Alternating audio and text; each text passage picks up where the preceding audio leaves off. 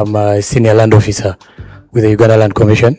I want to take this opportunity to welcome you to this national stakeholder workshop on the development of a comprehensive government land inventory. So we should be starting off in the next 10 minutes. We are waiting for our dear minister, who is stuck in Jam, but he should be here in the next 10 minutes. But as we wait to the official starting, allow me to take you through our program of the day. So we're a bit late, by about 40 minutes into our time. Arrivals have been going on, and we appreciate that quite a number of you are already here. We should be having our opening prayer as soon as the minister arrives. I will have self-introductions of all participants. I will have the objectives of this workshop presented to us by myself, Ronnie Bahungule. We'll have welcome remarks from the Secretary of Uganda Land Commission, Mr. Andrew. We'll then have remarks by the Permanent Secretary, Minister of Lands. I'll proceed to the remarks by the Chairperson of the Uganda Land Commission, Professor Pen Mugi.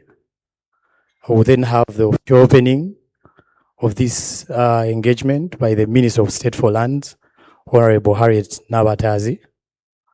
I will then have a group photo moment. I will break off for a healthy break. And then after that, which we'll use for about 30 minutes, after that we'll return to have our presentations. So we'll have two presentations for this session. The first one is on the presentation on the development of a comprehensive government land inventory. We'll have a lunch break. After that, we'll have plenary and discussions. We'll have our second presentation on the processes of titling government land. After that, we shall also have a plenary and discussion session. We'll have the closing remarks from the Minister of State for Lands. We'll have our evening tea departure. Amid this presence, allow me recognize the presence of our own Secretary of the Uganda Land Commission, Mr. Andrew Nyumba. My clapping committee, you should be here. Allow me recognize the presence of our chairperson of the Uganda Land Commission, Professor Mogi. Professor, you're very welcome. Allow me recognize the presence of the member of the Uganda Land Commission. May I have all of them stand at once to wave at my congregation, please? Thank you very much. Ladies and gentlemen, these are the members of the commission, and more of them will be joining us later on. Still, allow me to recognize the presence of our Undersecretary. He has stepped out, Mr. Daniel Mugulusi. He should be here later on. I'll be taking roll call of all the institutions that we invited to see how many of them have been able to turn up. But before I do that, allow me recognize the presence of Brigadier General Mwanguzi from Operation Wealth Creation. Brigadier, you're most welcome. Allow me to recognize the presence of us. AIGP Apollo James, the Director, Logistics and Engineering, Uganda Police Forces. Director, you're very welcome. Allow me to recognize the presence of Dr. Mugunga Emmanuel, the other secretary. He has stepped out. He should be with us later on. And in this moment, I could go for a roll call just to confirm how many of the agencies that the MDAs that we invited are here. Do we have a presence of a team from Ministry of Lands, Housing and Urban Development, wherever you are? Thank you very much. I'm doing roll call. Thank you. We should be having the presence of a team from the Ministry of Agriculture, Animal Industry and Fisheries. Do we have a team yet? They should be on their way coming. We should be having a presence from a team from Ministry of Health. Anyone from Ministry of Health? Not yet. We should be having and expecting a team from Ministry of Education and Sports. Anyone from the Ministry of Education and Sports? Okay. Ministry of Water and Environment, anyone?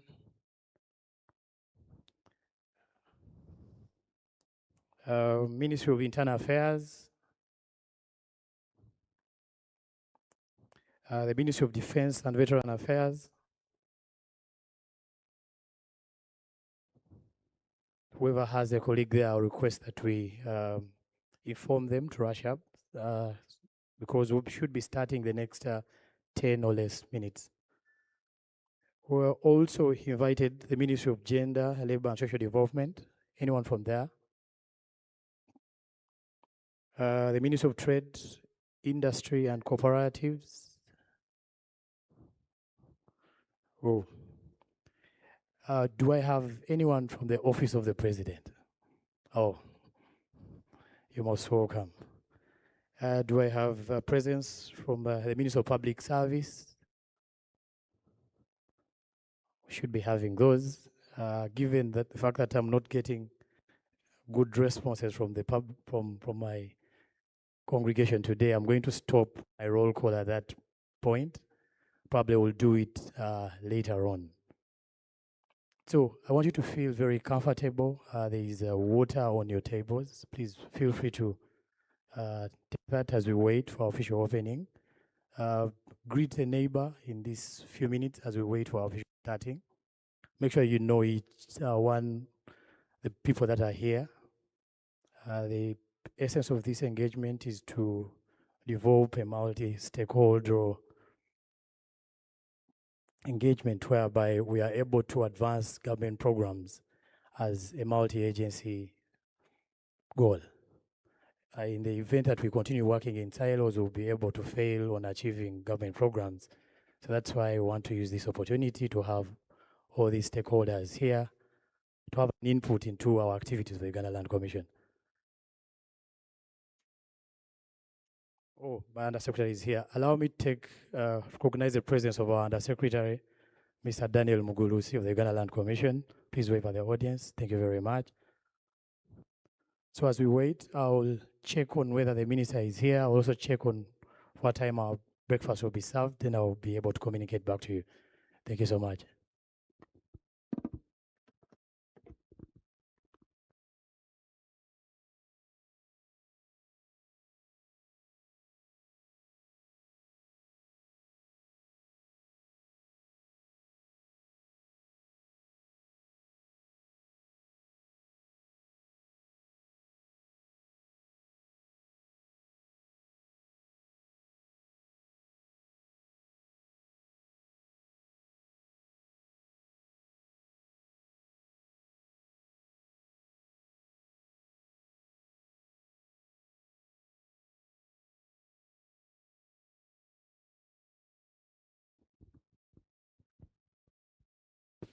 Ladies and gentlemen, with guidance from the chairperson of the Uganda Land Commission, I'm going to still continue with doing roll call for three major key institutions. I would like to know whether we have the presence of Uganda Wildlife Authority. Anyone from the Uganda Wildlife Authority? Not yet. I expect that we should be having a team from there. Do we have a presence of a team from the National Forestry Authority? Anyone from NFA? Not yet, but we should be expecting a team from NFA. Do we have anyone from the National Environmental Management Authority? Oh, yeah. Thank you very much for honoring our invitation.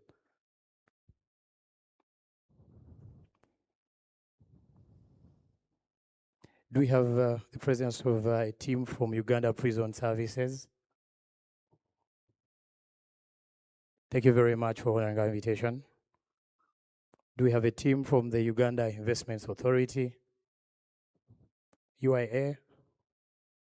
Not yet, but we should be expecting a team from UIA. Do we have a team from the Uganda Virus Research Institute? Yes, thank you so much for honoring our invitation. Do we have a team from the Uganda Electricity Transmission Company Limited? Anyone? Not yet. We should be expecting a team from there. Do we have a team from the National Water and Sewerage Corporation? Not yet.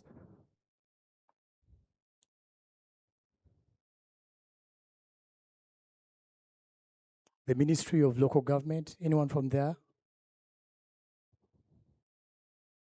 We expect a team from the Ministry of Local Government because immediately after this national stakeholder engagement, we'll be launching our regional stakeholder engagement. That is next week. We'll have one in Ankole, which is in Barara, and one in the Chigezi region. We'll also have one in the Uganda region. So we expect participation from the Ministry of Local Government because it's them that will help us to coordinate the stakeholders for our next regional engagements.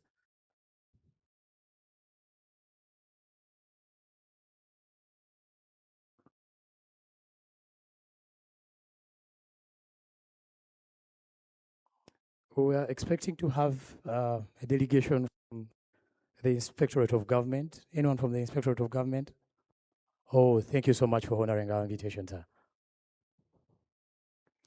Uganda Railway Corporation, any representation? Not yet. We should be expecting a delegation from there as well.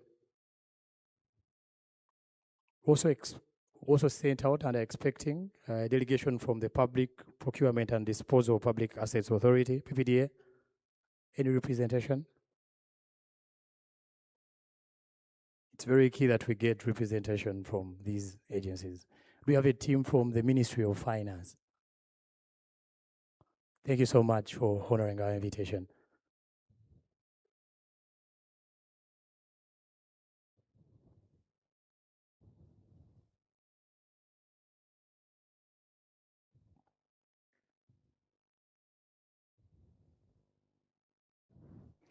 We also invited the Uganda Free Zones and Export Promotions Authority. Anyone from there? All right, thank you so much for honoring our invitation. The Civil Aviation Authority, anyone? Thank you so much for honoring our invitation. And if you noticed at the entrance, there is a team of our experts that have done a model for that have marked all government land for the Entebbe municipality. So we request that in your free time, also as we wait for the minister to arrive and we start, you could maybe pass by the tables that are out there, see what the teams are doing. If any of your entities have land in Entebbe, see whether your entity land has been included on our map. So we need your engagement, even if it's not now, can do it later on during the breaks. Give us feedback on whether the land that you've used in Entebbe municipality has been captured. Give us any feedback on whether the right size has been captured as well. You're able to look at our geo application that the team is also going to be launching as well on the just right outside. Be able to give us any feedback that you wish to that can be helpful in the constructive development of a comprehensive government land inventory. So I'll stop at that for now and check on where the minister has arrived, and we should be able to start in the next few minutes. Thank you.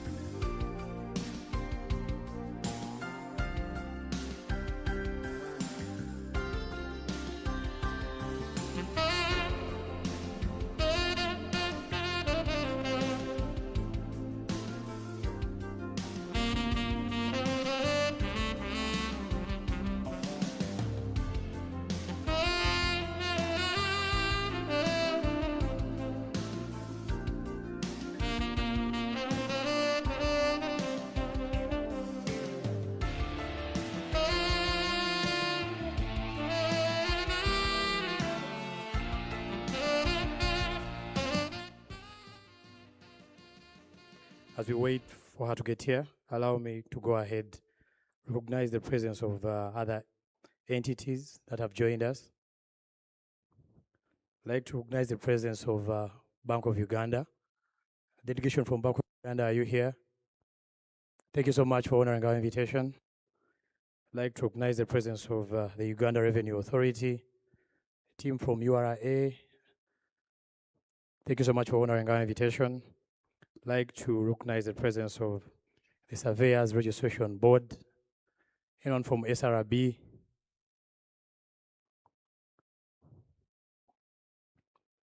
Allow me as well to recognize the presence of the Electoral Commission, anyone from EC. Thank you so much for honoring our invitation. Allow me to recognize the presence of a delegation from the Parliament of Uganda, anyone from the Parliament of Uganda. Thank you so much, sir, for honoring our invitation. Allow me to recognize the presence of the Uganda Property Holdings Limited, a team from Uganda Property Holdings Limited. Yes, thank you so much for honoring our invitation. Allow me to recognize the presence of a delegation from NPA, the National Planning Authority. Anyone from NPA, thank you so much, sir, for honoring our invitation. Allow me to recognize the presence of the team from the office of the Prime Minister. Anyone from OPM? OPM should be out. Thank you so much for honoring our invitation, wherever you are. Allow me to recognize the presence of a team from Chambogo University. Chambogo University, thank you so much, sir, for honoring our invitation. Let me as well recognize the presence of a team from Makerere University. Anyone from Makerere University? Thank you so much, gentlemen, for honoring our invitation. Allow me to recognize the presence of a team from National Housing. Anyone from National Housing? Thank you so much for honoring our invitation. Allow me to recognize the presence of a team from the Interreligious Council. Interreligious Council, thank you so much for honoring our invitation. Allow me to recognize the presence of a team from the Church of Uganda. Thank you so much for honoring our invitation. Allow me to recognize the presence of a team, delegation from the Uganda Muslim Supreme Council. Thank you so much for honoring our invitation. Allow me to recognize the presence of a team from the Kampala District Land Board. KDLB, thank you so much for honoring our invitation. Allow me to recognize the presence of a team from KCCA. KCCA. Should be someone here from KCCA. Allow me to recognize the presence of a team from the ministry responsible for Kampala City Affairs. Mr. Awuzu, thank you so much for honoring our invitation.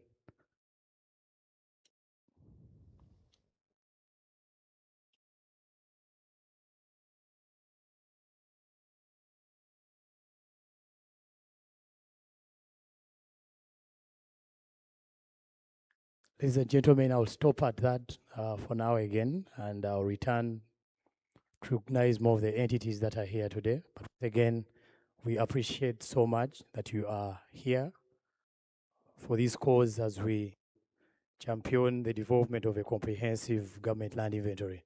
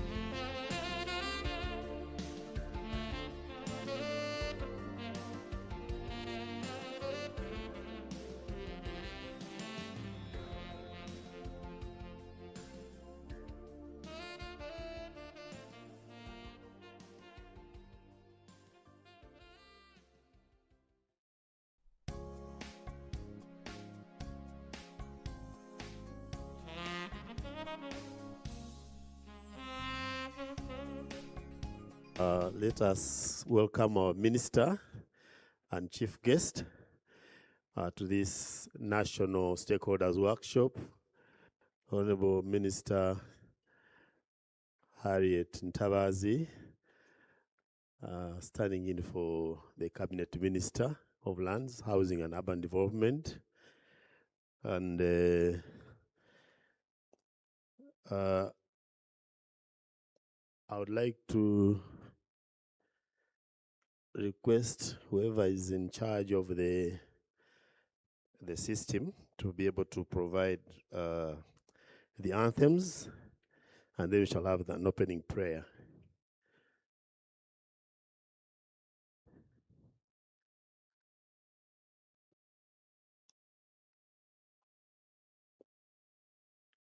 Or in case he's not ready, we can sing the national anthem. Oh, yoga, darling. Seems you have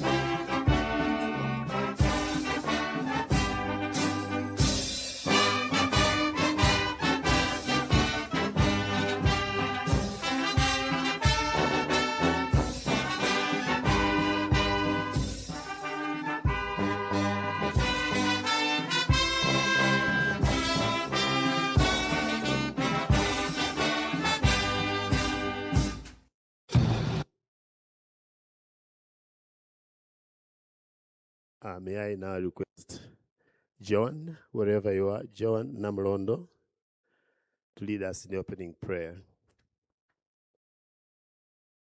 John. Now let's humble ourselves and pray.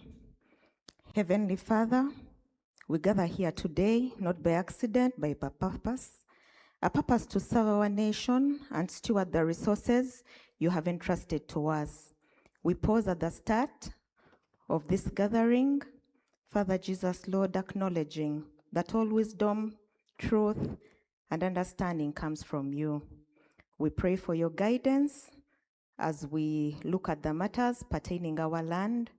We pray, Father Jesus, for unity, because we are here in as diverse institutions, regions. Help us to understand each other, Father, Lord God. And mighty King, we know that land is a sensitive thing, but we pray, mighty King, Lord, that you shall help us work through this thing with integrity and transparency. Father, Lord God, let us remember, mighty King, that every parcel of land represents families, communities, and Father Jesus, help us to create a system that serves justice, protects the vulnerable, and promotes sustainable development for generations to come. We pray for each and everyone who is here. We pray for the facilitators. We pray for everyone who is involved in this stakeholders workshop, that Father, Lord God, you'll help us understand each other. And mighty King, Father, Lord, we pray that at the end of the day, Jesus, your name will be glorified, praised, and magnified. I've prayed all this in the name of Jesus Christ, our Lord. Amen. Let us take our seats.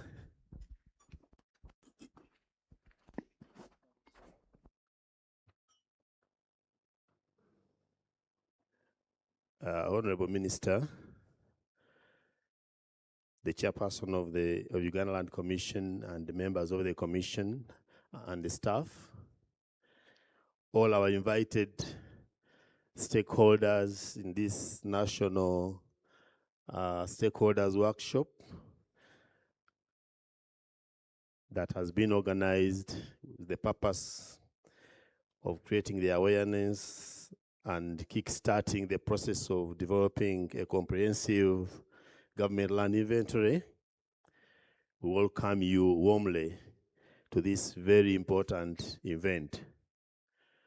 We would like to apologize as organizers for the delay that we have not been able to start on time, but I presume that we shall be able to make up for the lost time and be able to handle and do all that we are supposed to do in this one-day activity.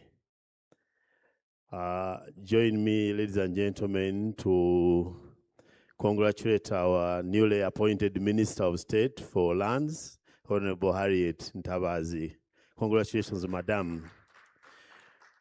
We congratulate you and thank His Excellency the President for appointing you to this very sensitive, very important, very pivotal discipline of Ministry of Lands. I think the greatest resource that we have as a nation.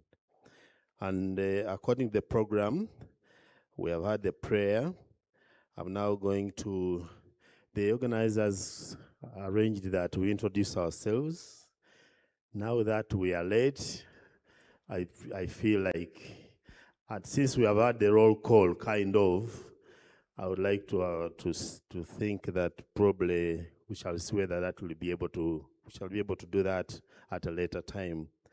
And now I'm going to skip the self-introductions, but as earlier indicated, the minister is here as chief guest. The chairperson of the commission has already been introduced, Professor Nyeko Penimogi. Let me introduce him once again. Professor, he's the chairman of the commission. On this desk, we have the commission members, Honorable Rose Tumusime, Ndugu Dennis Nduhura, Honorable Helen Christina Poru, Ndugu Haji Asman Chaf, and Ndugu Bujara Augustine Ruchika, and Mkasenge Tom, John Fisher. And we, on the other table, we have top management of the commission, the Secretary Andrew Nyumba, the Under Secretary Daniel Mugulusi, the Principal Land Officer and the others are busy, as you can see them. So we welcome all of you in your various capacities. Thank you for honoring the invitation. May I now take the singular honor and privilege to invite Ronnie to take us through the objectives of this workshop. Ronnie, come and take us through the objectives of this National Stakeholders Workshop taking place today here at Mist Hill Hotel. Ronnie.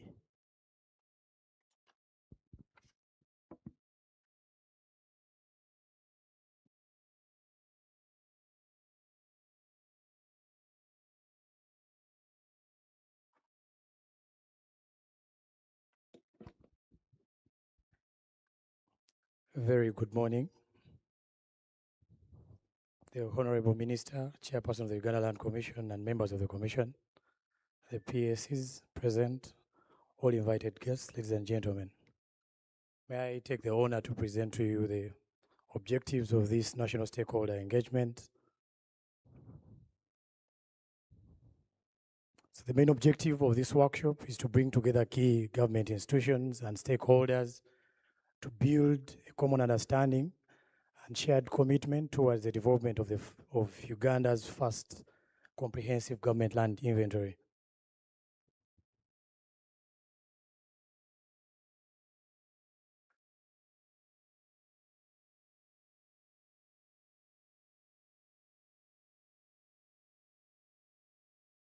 Is this working?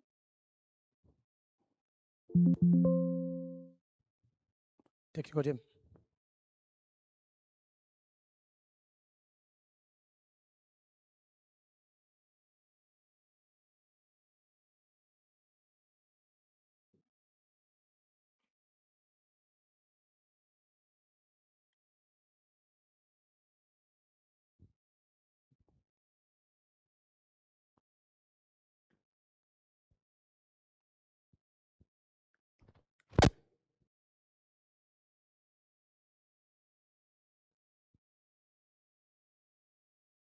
Our technical team, ready?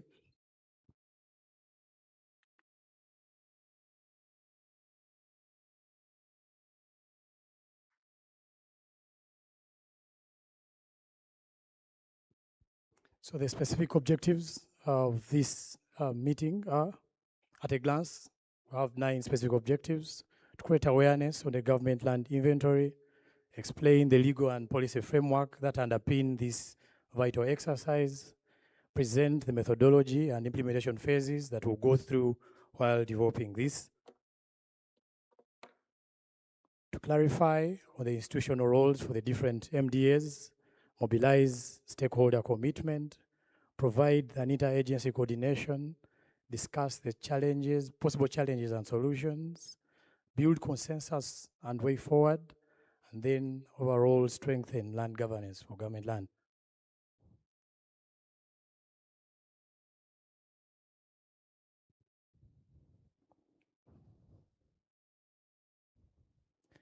So on creation of awareness, we want to create a clear understanding of what the inventory is, what is being developed, and what is the role of it in protecting public or government land.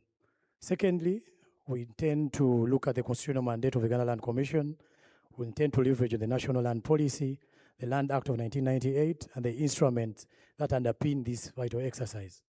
We intend to present a methodology where we intend to look at, to present to our stakeholders the technical approach, the implementation phases, data requirements and verification, surveying and digital systems that will be part of this exercise. We intend to clarify on the institutional roles by clearly defining the responsibilities of the Uganda Land Commission, the Ministry of Lands, Housing and Urban Development, the MDAs that we've invited to this stakeholder engagement, the local governments, but also the survey and mapping teams and security agencies. We intend to clearly tell everyone what your role is going to be. We intend to mobilize commitment to secure institutions, nominate focal persons, submit records, and support the field verification exercises. We intend to promote coordination to enable collaboration and sharing of land records and cadastral data and any other relevant information that institutions could be having. In doing this, we intend to go ahead to discuss the foreseeable challenges and what solutions we propose. We intend to build consensus so that we are able to agree on immediate actions as stakeholders, the timelines, the communication channels, and support that is required for the national rollout. Objective number 9 will be strengthening land governance. We believe that at the end of this all, having a comprehensive land inventory will be able to protect government land from encroachments, improve planning and delivery of public infrastructure, support government land titling registration, enhance collection of NTR, reduce on land disputes, legitimate and compensation costs, improve on transparency, accountability, and evidence decisions in regards to government land. So those are the total 9 core objectives of this engagement. But overall, today's workshop marks the beginning of a collaborative national process that intend to, and its success will solely depend on the active participation of every ministry, department, and agency, also the local governments. And we look forward to your constructive discussions and valuable recommendations that will help us deliver this core mandate. Together, we lay the foundation for a modern, secure, and transparent land management systems for government land in Uganda. I beg to submit.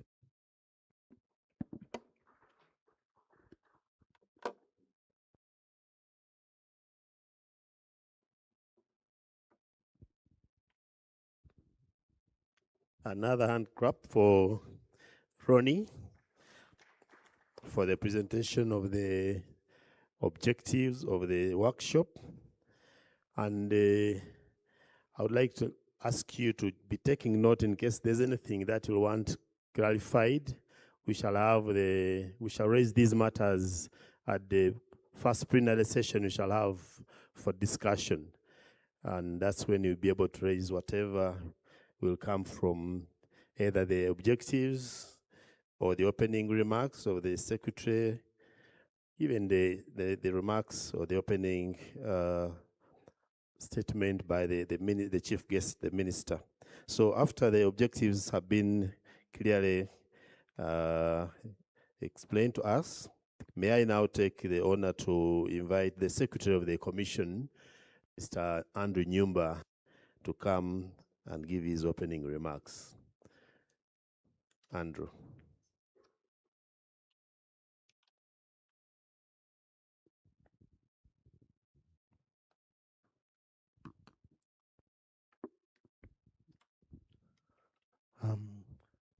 Honorable Minister of Lands, Housing and Urban Development, the Chairperson of the Uganda Land Commission, members of the Uganda Land Commission, the Permanent Secretary, Minister of Lands, Housing and Urban Development, representatives of the ministries, departments and agencies, representatives of local governments, our development partners, leaders of cultural and traditional institutions, the religious leaders, civil society organizations, members of the media, distinguished participants, ladies and gentlemen, good morning. It is my honor and privilege to welcome you all to this National Stakeholders Workshop on Government Land Management and the development of a comprehensive government land inventory.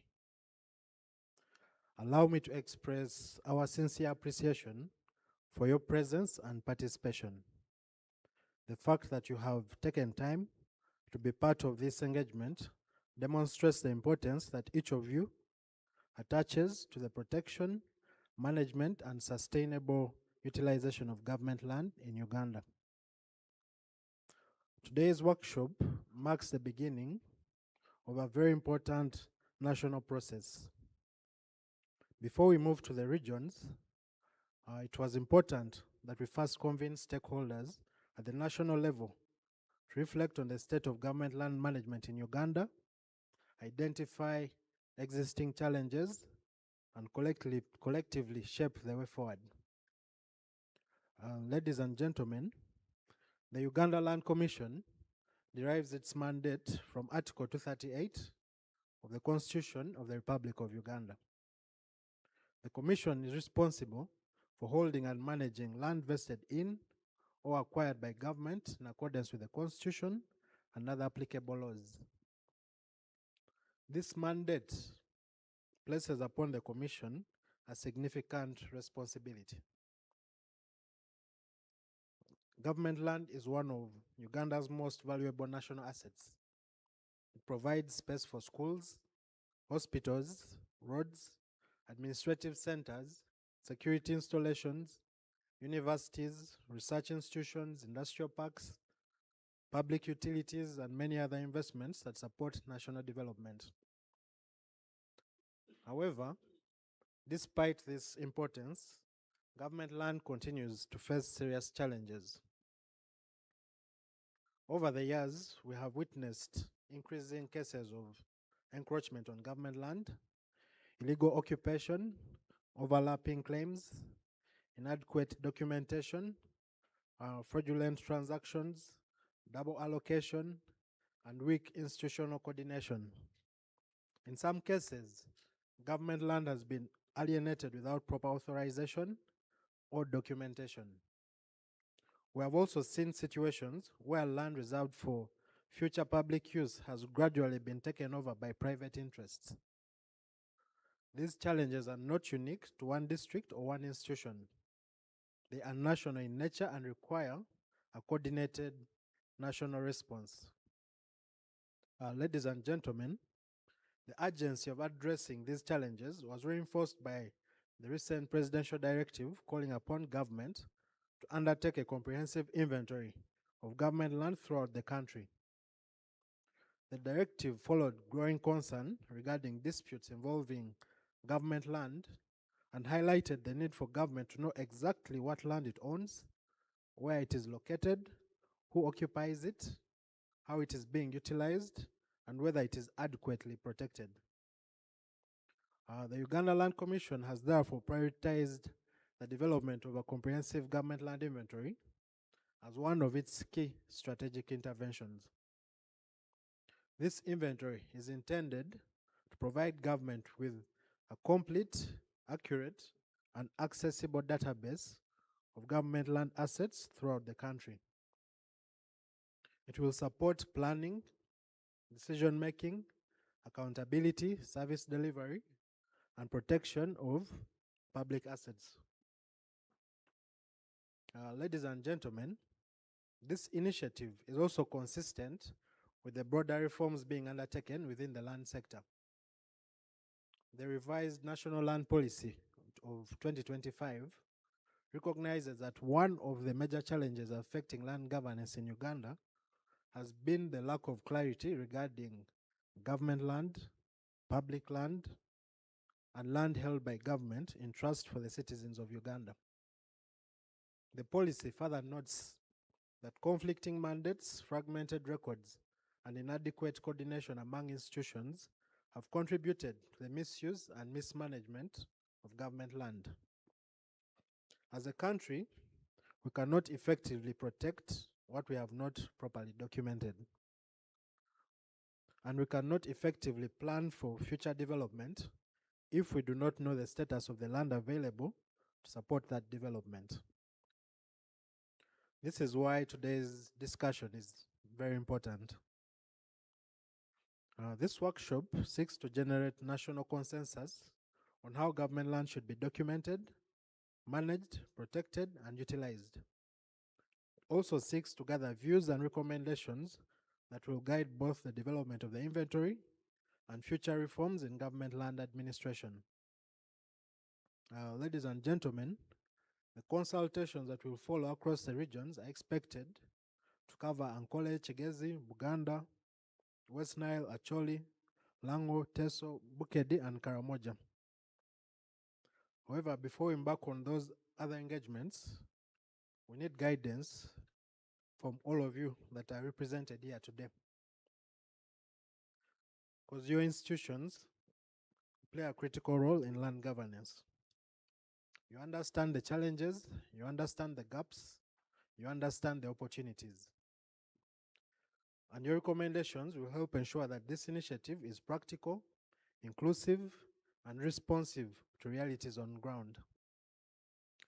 We are particularly interested in understanding how government land records are currently managed, the challenges institutions face in accessing and updating those records, how coordination can be improved, and what measures are required to strengthen protection of government land. Ladies and gentlemen, as we deliberate today, I encourage us to approach these discussions with openness and a shared sense of responsibility. Government land belongs to the people of Uganda, and the responsibility to protect it does not rest solely with the Uganda Land Commission. It requires collaboration amongst MDAs, local governments, cultural institutions, religious institutions, development partners, professional bodies, and citizens. Only through our collective effort can we build a reliable inventory, strengthen accountability, reduce conflicts, and ensure that government land serves the present and future generations. I wish to thank the Ministry of Lands, Housing and Urban Development for the continued support. I also thank the Ministry of Finance, Planning and Economic Development for supporting this initiative. And I also thank everyone that has put this workshop together and all the ministries, departments, and agencies represented here, for you will definitely continue to support the reforms in the land sector. I welcome you once again and look forward to fruitful discussions and valuable recommendations. I thank you for your attention, for God and my country.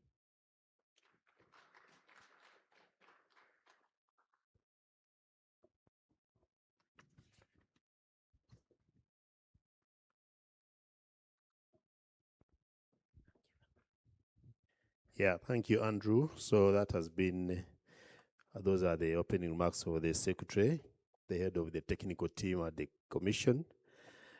And as I said, in case there's anything that you'd like to react upon, just note it somewhere. And for those of you who may probably not know where the Commission now is, we left the Downton Road or opposite the Parliament where we used to operate. We are now at Nakawa Business Park, Block B, the 4th floor, Uganda Land Commission, Nakawa Business Park. So may I now invite the Permanent Secretary, Minister of Lands, Housing and Urban Development, or any other person that was designated to handle to come and make your submission. Let us welcome the Permanent Secretary.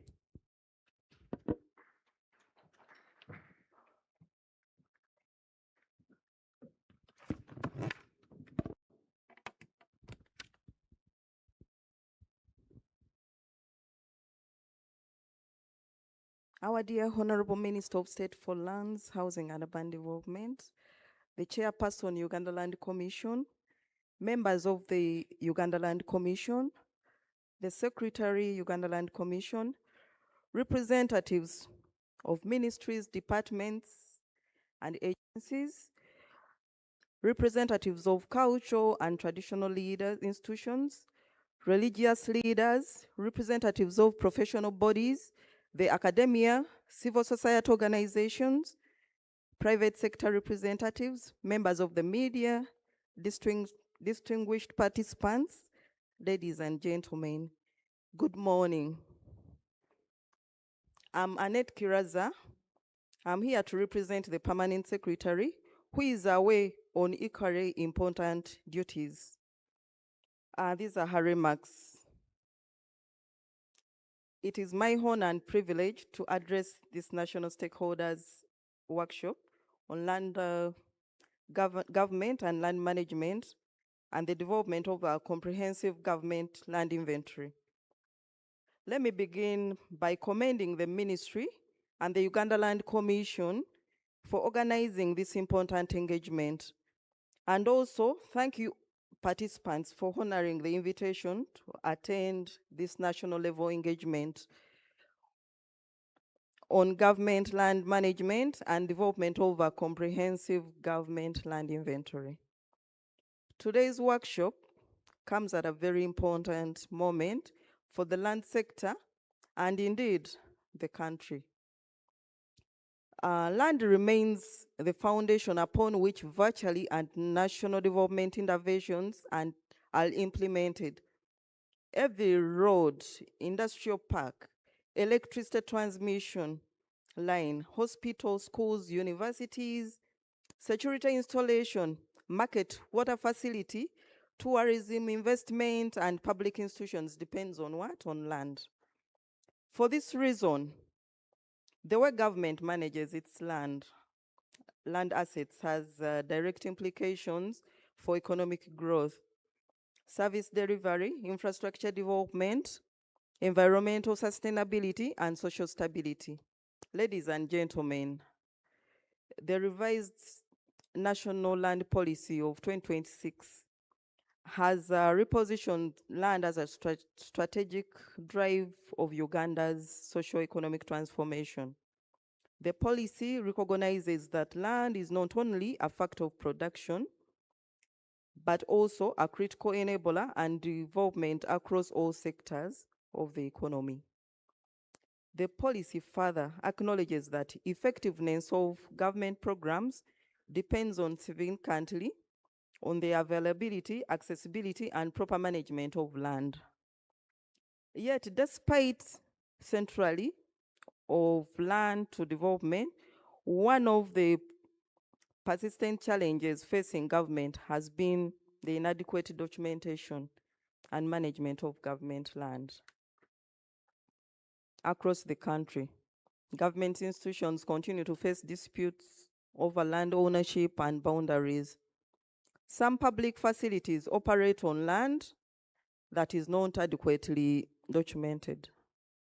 In other instances, government land has been encroached upon illegally, occupied fraudulently, transferred or subjected to competing claims.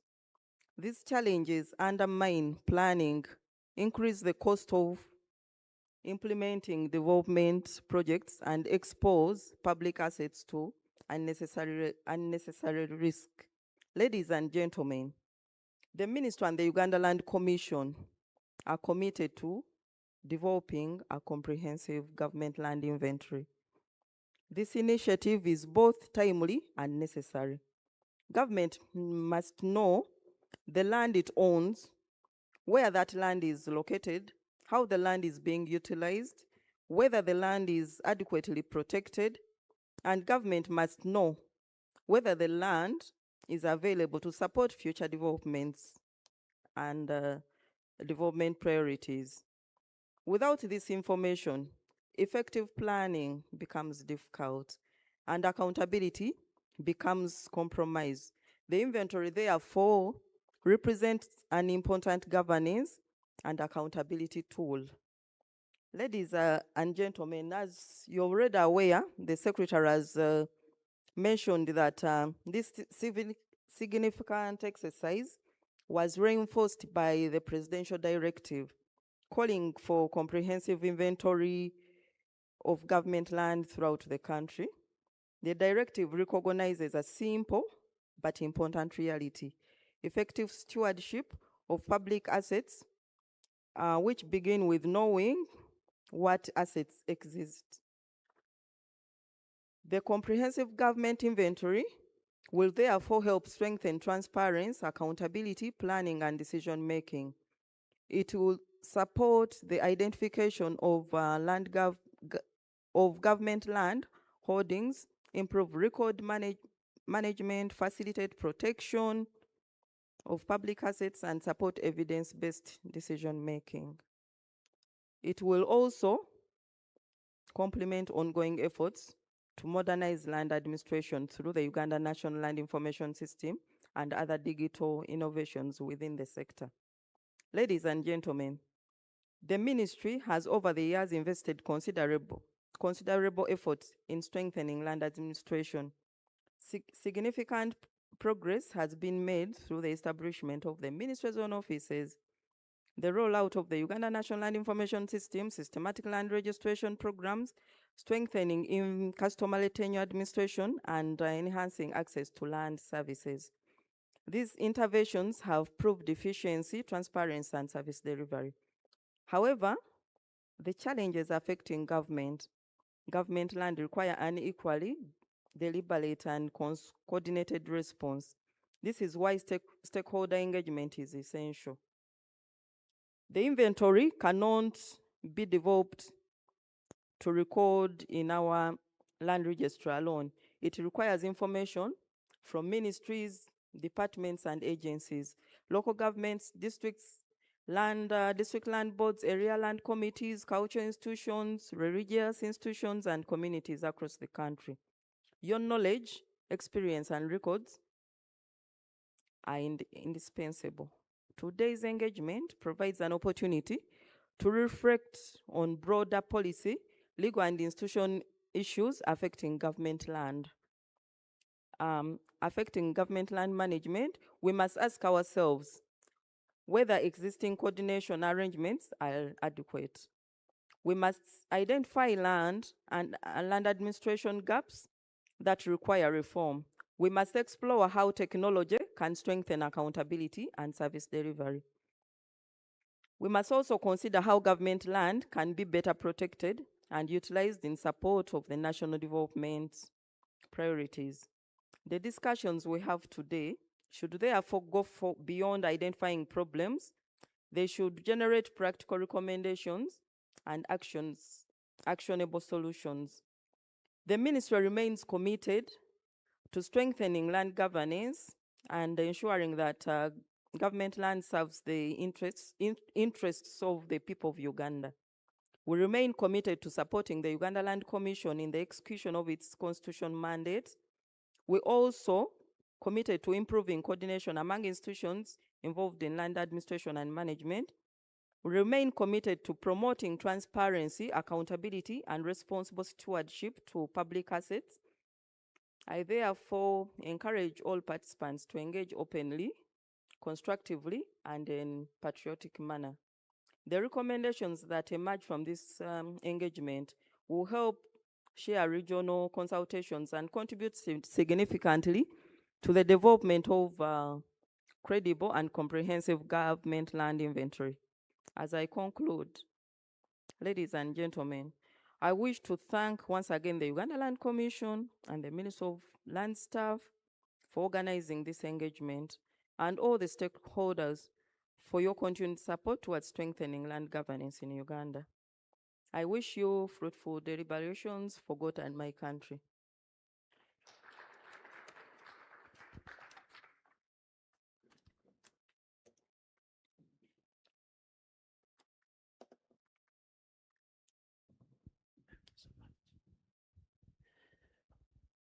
Thank you so much. Standing in for the PS, Minister of Lands. Ladies and gentlemen, I now am going to invite the chairperson of the commission. And after making his submission, I kindly request you, Chair, Professor, to invite, he'll be the one to invite the Honorable Minister to address the participants. Chairman, you're welcome.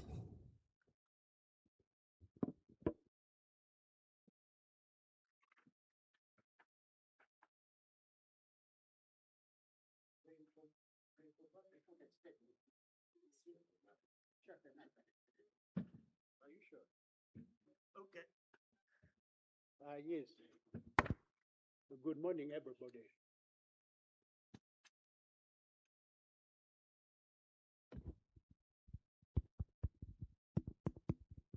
Yeah, Honorable Minister of State for Land, Honorable Tabazi Harriet, I personally want to welcome you to this very important workshop.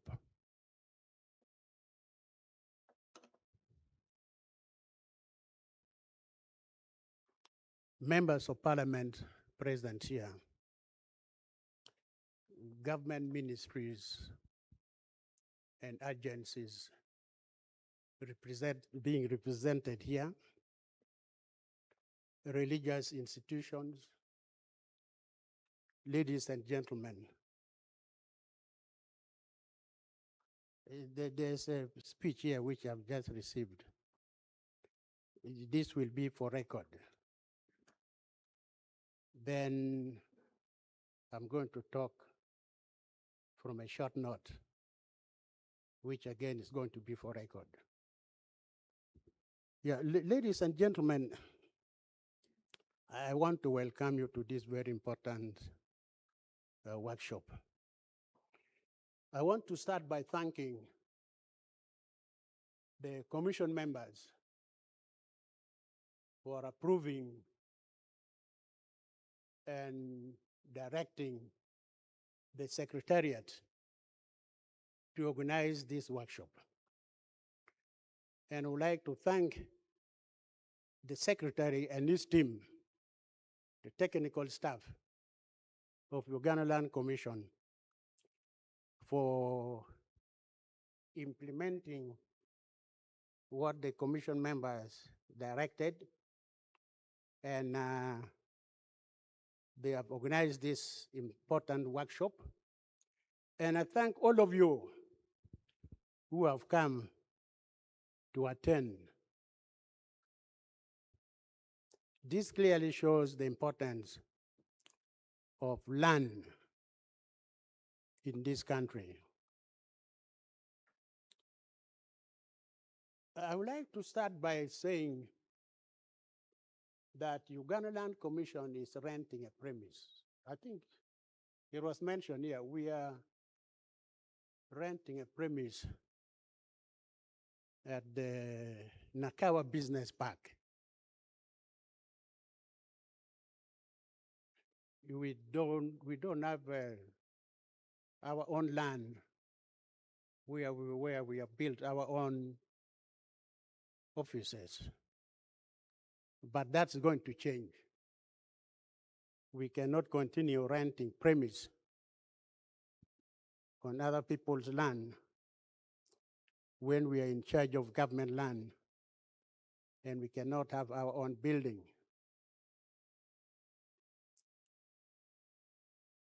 The purpose of this meeting has already been explained. The government inventory land inventory should be very easy to compile. Much of the government land already belongs to government ministries and government agencies like the hospitals, like the schools, like the army, like the prisons, agriculture. But the biggest landowner in this country, the biggest landowners are Uganda Wildlife Authority. Are they here? Is there anybody representing Uganda Wildlife Authority? And they're the biggest government landowners, probably followed by National Forest Authority. Are they here? Somebody from National Forest Authority, let me find out, were they invited or they were not invited? Enough, let's leave that. But this kind of a meeting, these are the people who should really be here. Then the National Environment Management Authority. These are the agencies holding very big land. The Ministry of Agriculture, prisons, as I've already said, and a number of other government agencies. So we are going to contact them to give us the data on the land which belongs to them. And that should be able to form for us the data bank for the land inventory in this country, because they are virtually the ones holding big lands of government. Whether those lands are titled or not, that's going to be another area where we in Uganda Land Commission are going to be interested. I would like to thank the Uganda police. They have contacted us and we have done a lot of titling of their land which are scattered in the countryside. Uganda prisons also have contacted us and we have done a lot of titling for their land, including the army. These are the agencies that have taken the trouble to come to us, and we have assisted them to get the titles of some of their lands. We would like to appeal to other agencies, the educational agencies, institutions, government hospitals, health centers, police posts. Get titles for whatever piece of land you have. That's when we shall be able to have a comprehensive inventory for government land.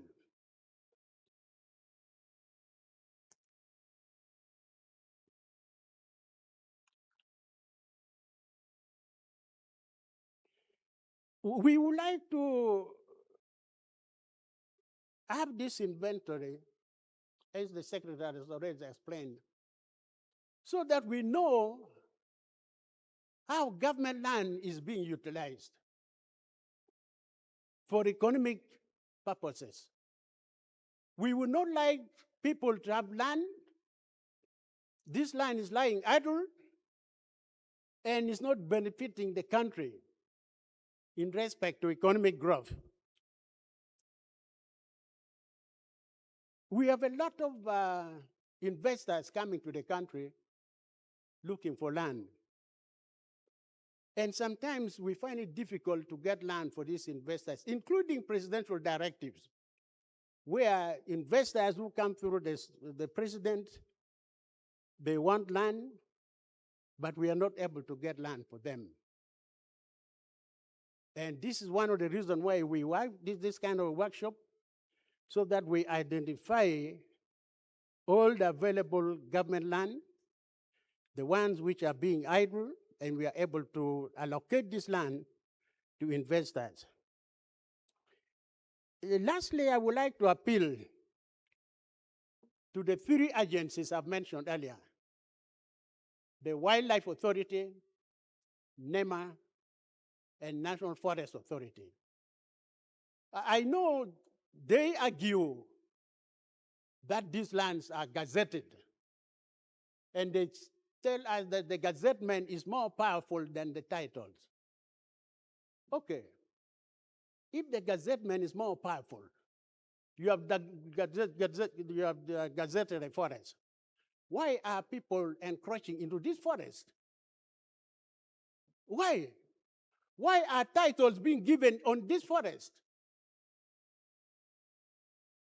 These are simple questions you should ask, you think about it.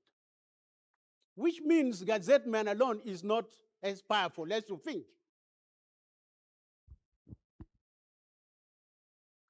So, to make gazettement even more powerful is that we should have titles for this land which are gazetted, so that if the district land board or Uganda Land Commission or anybody who is authorized to process titles, you come up with a swamp somewhere in West Nile and you want the deed plan will fall on a land title which is a swamp. But because the swamps don't have titles, these applications are approved and somebody has a title on a swamp, on a forest.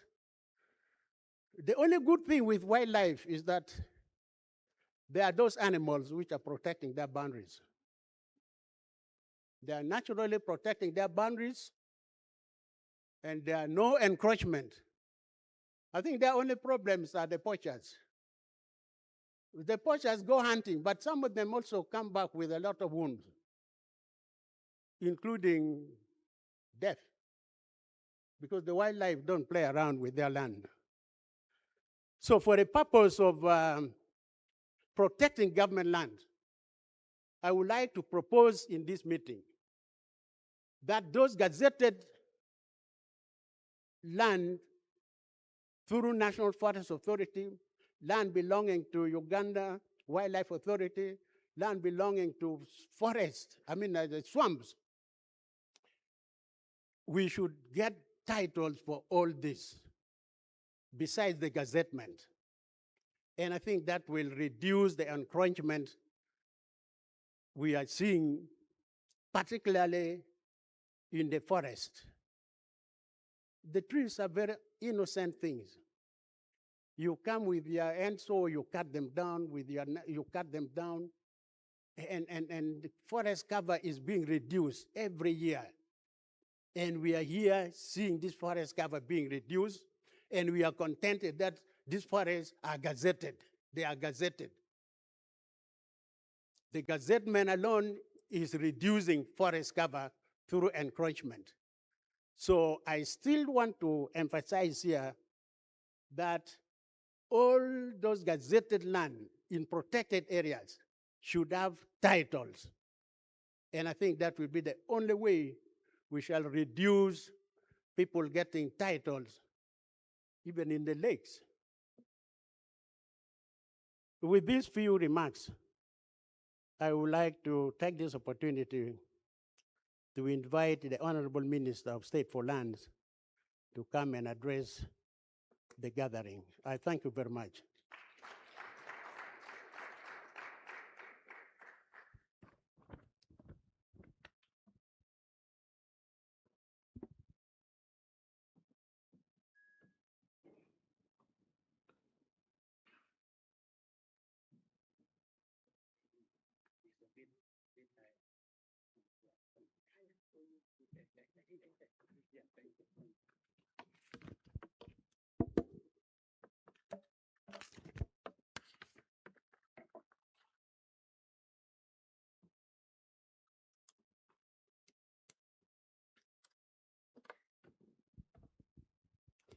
Thank you very much,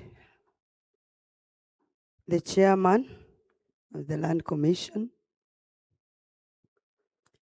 my fellow members of parliament who are here. I'm sorry I cannot trace for you, but at least if you could help me and I see where you are seated. The members of parliament, I know they will be coming because today we have a house is beginning today. The members of the commission who are here, and among them I've seen my former minister and friend, a visionary woman, very strong woman. Thank you so much. The permanent secretary, Minister of Lands, Housing and Urban Development, and our teams, the technical teams from the Ministry of Lands who are here, our secretary of the board, and your team that you work with, the representatives of other agencies who are here. If there is a representative of another minister who is here, the cultural and traditional leaders all who are invited, religious leaders who are here, the academia, the representatives of professional bodies present, our civil society organizations present here, the private sector, who are the owners of the economy, represented here, the members of the media, and distinguished participants present. Ladies and gentlemen, a very good morning. Yes, you need to be very energized because the activity that we are doing today is one historical event or activity that has been missing for some time. So we need to be energized and strong enough to touch base. It gives me a great pleasure today, more especially as a new minister for Lands, Housing and Urban Development in charge of land, for joining all the stakeholders countrywide in this very important workshop on government land management and development of our comprehensive government inventory that we are going to launch today. Let me begin by thanking the Uganda Land Commission, which together with the Minister of Lands, Housing and Urban Development has convened this very important meeting where we are going to discuss issues relating to management of our land and registration of our land, thus coming up with an inventory. And government, as you know, the government land is a national asset. It doesn't grow big, it doesn't grow in size, but the population is growing. Land in Uganda is owned by the people. Unlike other countries where land is all governed by government. But the little land we have as government has gotten a lot of interest from other people. I don't know why. Government needs to stand up firmly to protect its own land. Government belongs to, land that belongs to government is very, very essential in a manner that it promotes interests which are public and supports national development and safeguards the interests of the future generation. And across the country, government hosts very important institutions, like other members have talked about, including schools, the government hospitals, conservation areas, the military, and other very important research centers of our land, the universities, industrial parks, which host a lot of infrastructure, which is for our own socio-economical transformation. And in this, therefore, government needs to be having a record which indicates all the boundaries that we have with the citizens. Without government land, government cannot deliver any service in terms of building infrastructure. The schools we are talking about, the programs of government of road construction we are talking about, the industrializations, the industrial parks we are talking about.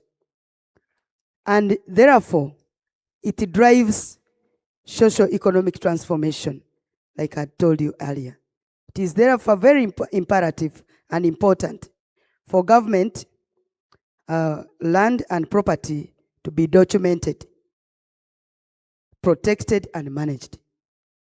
So this is almost a compulsory thing we are supposed to do as government before we talk about the private land. However, over years, government has continued facing challenges. The first challenge I would say is that because we have not registered this land. By statistics you had, out of all the total land that we have in the country, which belongs to government, only 23% is titled. Only. Leaving the rest of the other land just like that. So we have a problem. It's a very big problem. We need to talk about it, and we need to have a solution by registering. The challenges that we are having, more especially, are relating to land, include encroachment. People have seen it as if it is a game now. Getting on government land and going free without anything touching you. They have encroached prisons. They have encroached police.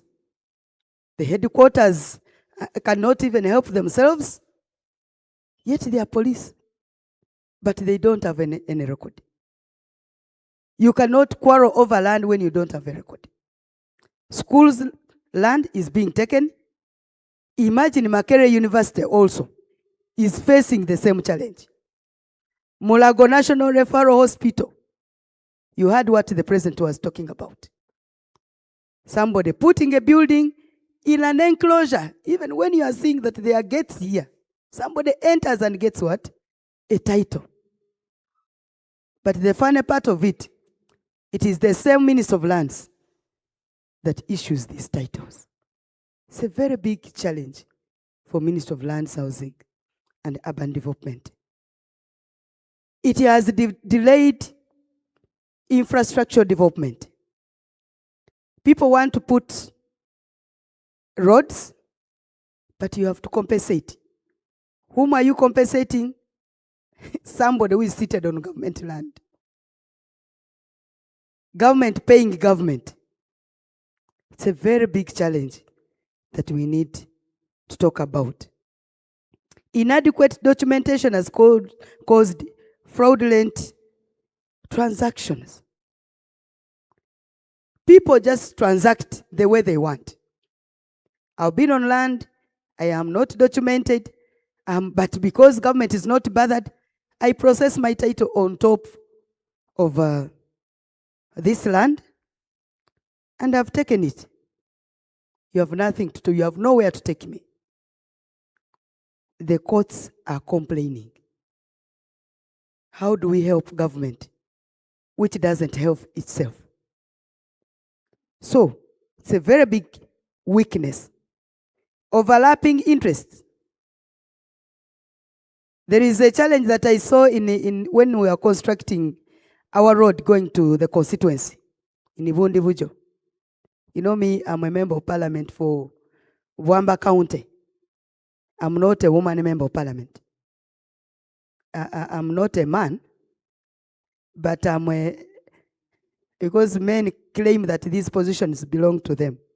But I was one of the people who removed a portion from them. I saw a road being constructed passing near the national park. And the national park was saying you should compensate me. Government with government. Fighting. So there is totally no coordination. There is lack of coordination among institutions of government which are into the same economic transformation that we are talking about. We've entered into litigation and lost money. So there is loss of money, loss of funding, loss of everything, and loss of public assets. Just because we have delayed to do one activity, which is registration of our land. And many of these challenges arise because we lack information about government land, and some of the information that we have is fragile, it is fragmented. You find some information of prisons land is with the Ministry of Internal Affairs. The other information of school land belongs to school, it is in the Ministry of Education. The information is somewhere else. So we don't have one inventory, one organized record, one organized library that we shall consult for our land. Leaving a gap, which is a very big gap, which is sometimes the record is inaccessible. You look for it, you cannot get it. And even when it is there, it is incomplete. There is some portion which is not captured. So there is a very big problem that we are solving in terms of getting this inventory in place. In some cases, government institutions are uncertain about the status of land under their control. Can you imagine? You are in a school, but you don't know where your land ends. You don't know where it begins.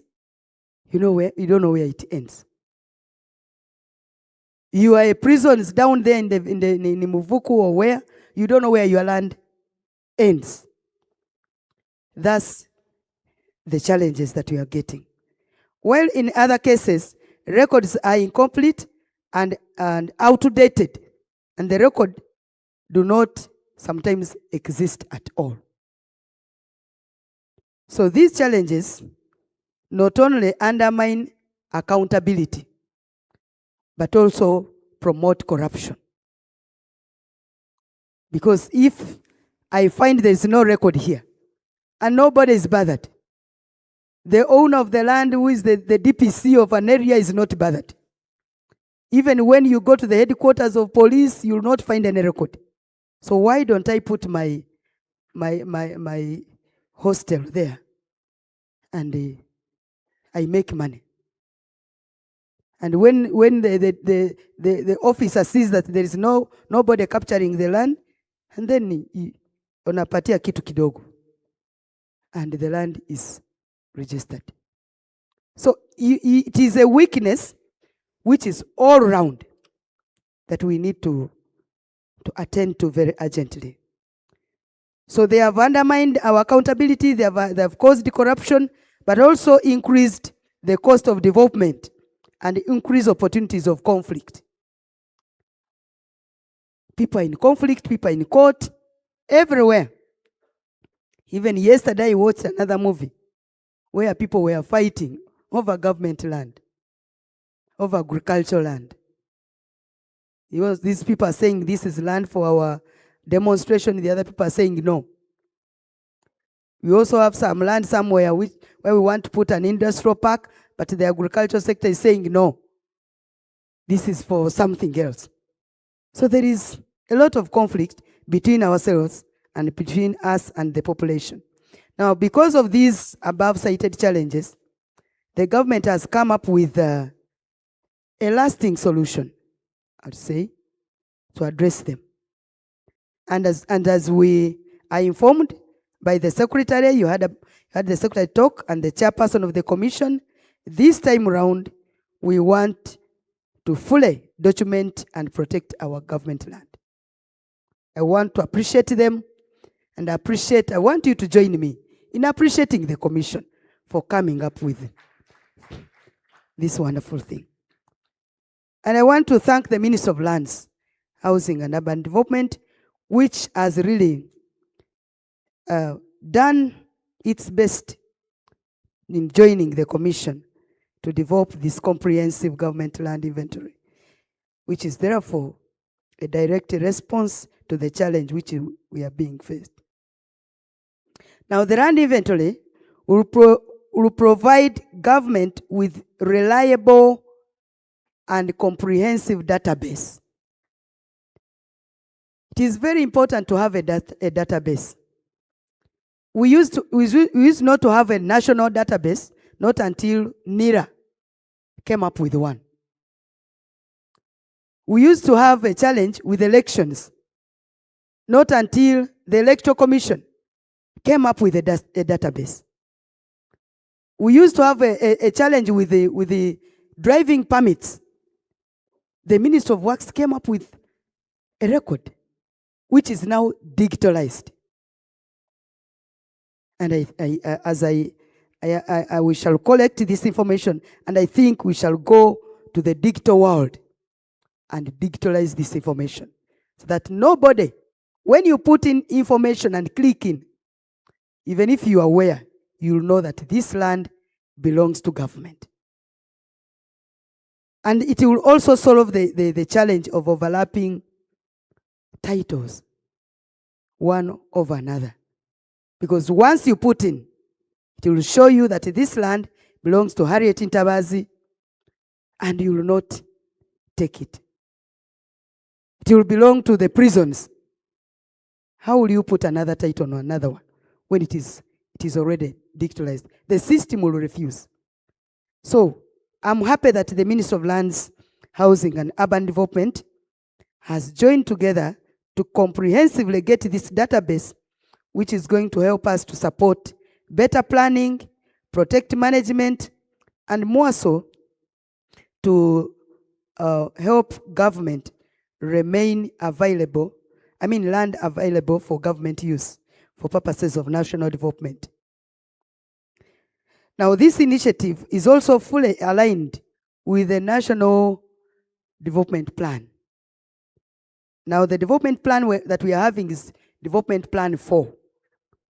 The NDP 3, which had the parish development model, has been graduated to Development Plan 4 and the Vision 2040 that we are targeting. And this one will also direct us to the revised national land policy, which we are looking at. Because the policy that we have now is having some little challenges.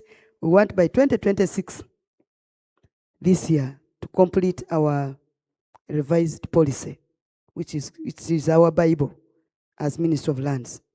Now, the revised draft land policy recognizes that land must be viewed not merely as a property, but as a strategic resource for national transformation.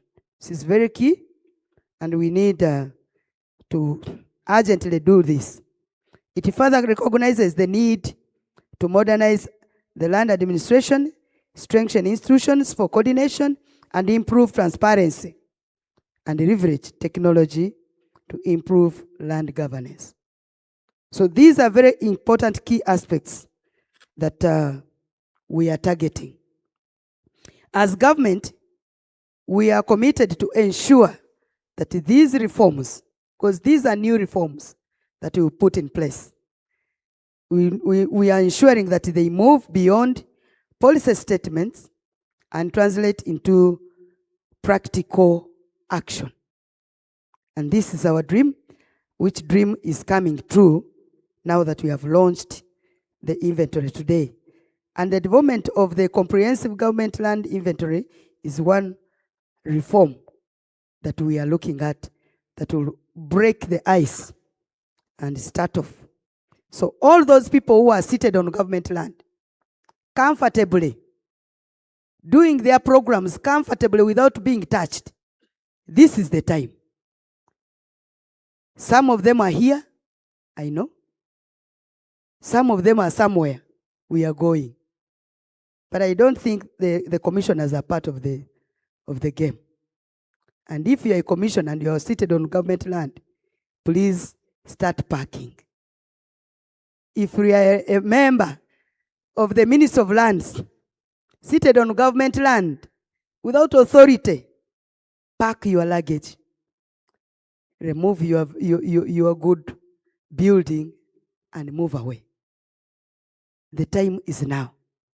And if you are in that category, belonging to a ministry, a whatever you are a big person, thank you very much, but go away. The time is now, because the development of this comprehensive calls for a coordination, collaboration amongst all the stakeholders. We need all of you on board, all Ugandans. The Land Commission, the ministry cannot undertake this exercise alone. We must work with you. This will require all active participation from all stakeholders, cooperation with everybody, members of parliament, other ministries, departments, and agencies who are here. We need to work together, because you know and you are aware who is seated on which land. All LOCs, if they're invited here. Religious leaders who are here. Because as we protect government land, we are also protecting institutional land. We are going to capture all the institutional land belonging to churches, belonging to mosques, belonging to all those organizations that partner with us. We shall capture that land.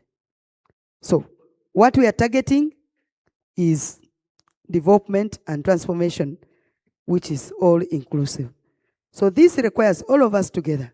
Today, as we engage, today's engagement is one of such a collaboration that we are looking. That's why you have been called from all corners to come and join in. Because we know you have a part that you are going to carry in this exercise.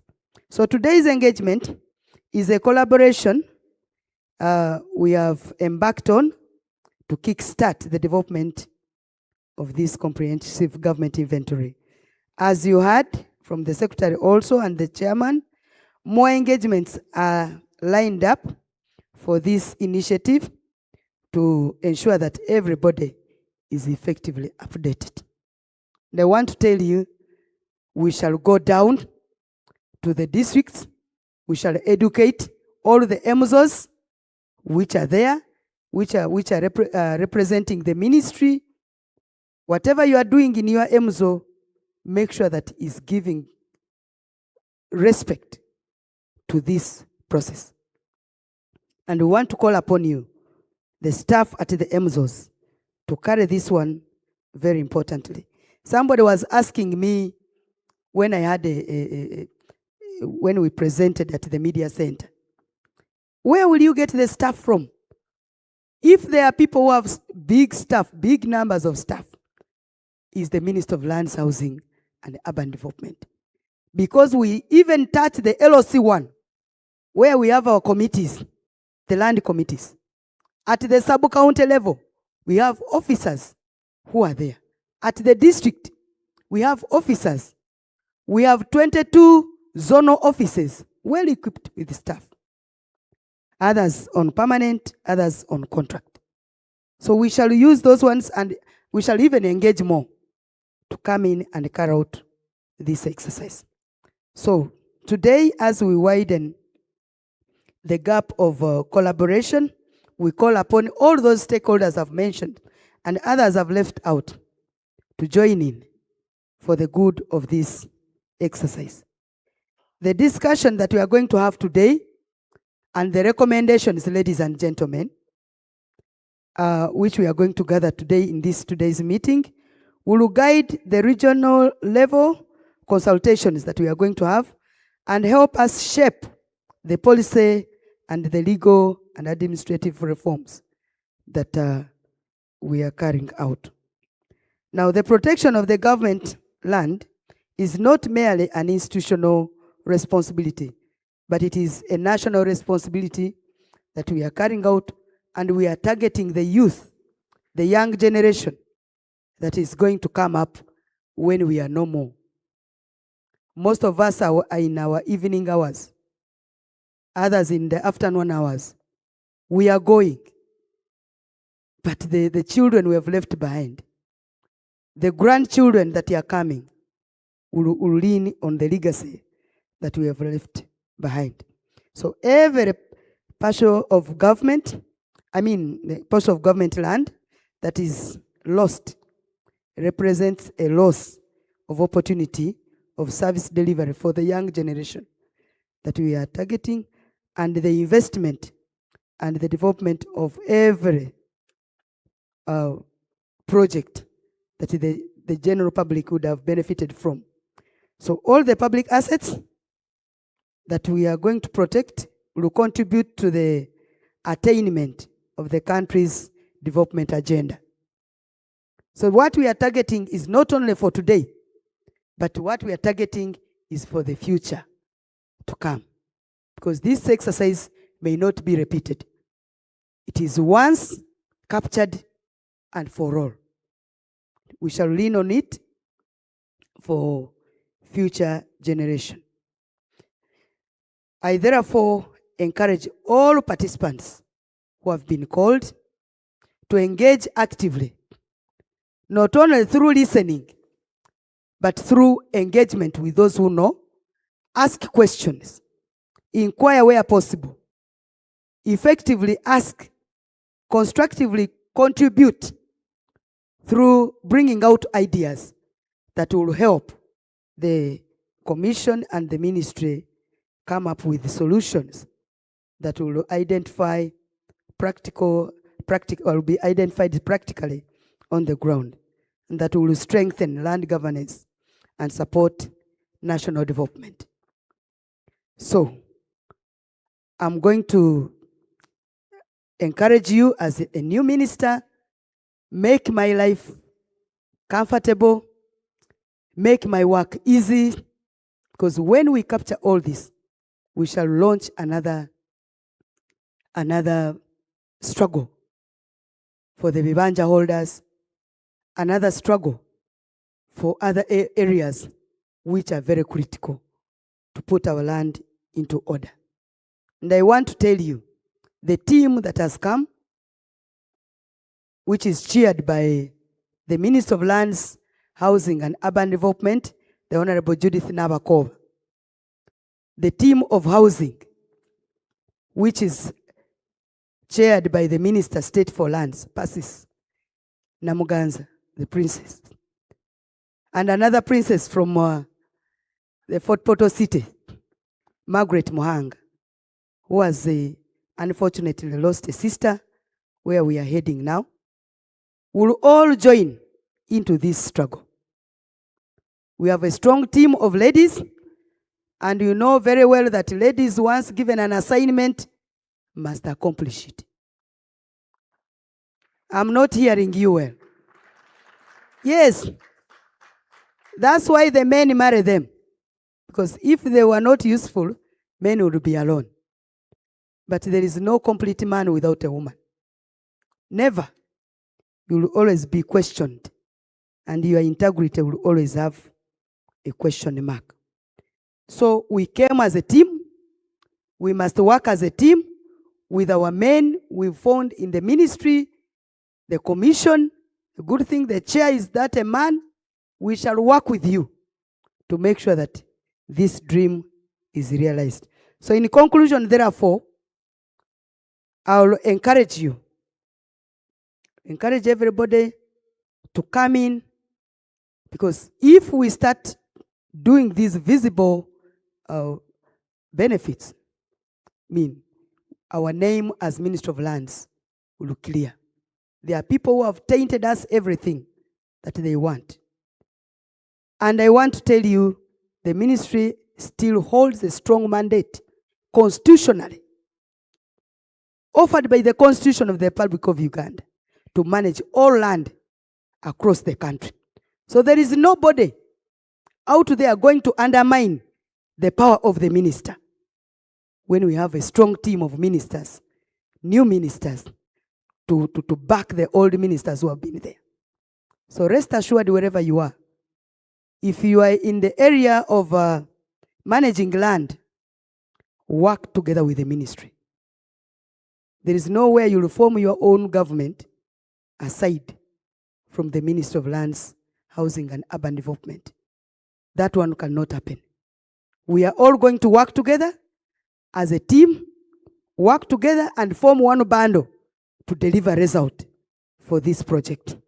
So as we conclude, I wish once again to thank the Ministry of Lands, Housing and Urban Development and the Uganda Land Commission for embarking on this important initiative to protect government land, and which has come up together to solve issues of accountability and corruption. To all the participants, I want to thank you very, very much. I want to thank you for attending this big number, because it wasn't easy. People have a lot of things to do, but you're here. That shows a sign of patriotism, that you are fighting for your own country to make sure our government land is protected. And our interest of protecting our government land is a joint effort, which is one of our priorities as government. More especially in this Kisanja, no more sleep. So if you are out there and you think you're a technical person still sleeping, they are saying there is no more sleep. The other one was Kisanja, no sleep, but this is no more. That means there was still a gap of you sleeping in your bed. Get out of the bed. Let's join hands. It is now my singular honor and privilege to officially open this workshop on behalf of government and on behalf of my Minister of Lands, Housing and Urban Development. And today, all of us should join the land management and development of a comprehensive inventory for God and my country.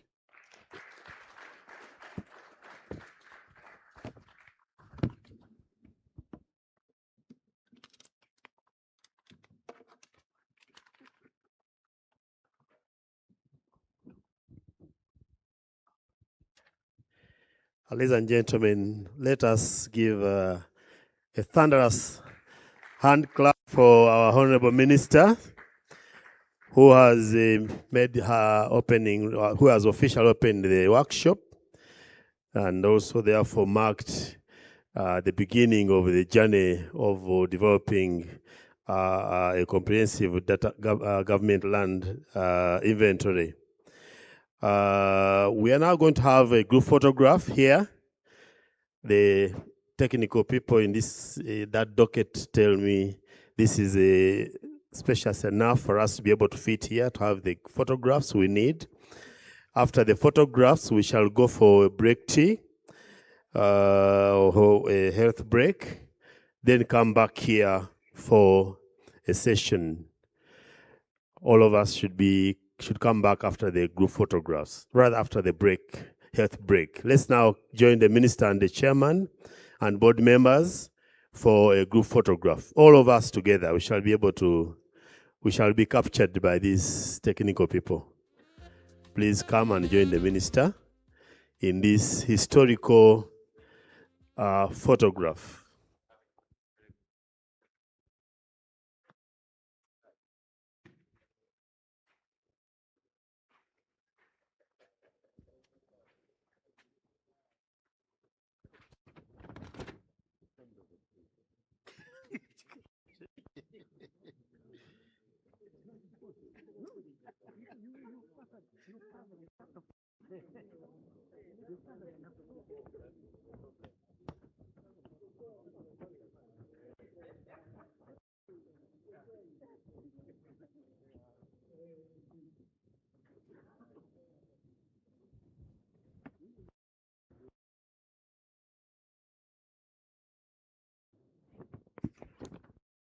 I can see some members have decided to stay behind. We shall all fit in. Please come. And those of you taking photographs, be able to guide us where you feel somebody cannot be captured. Give guys some guidance.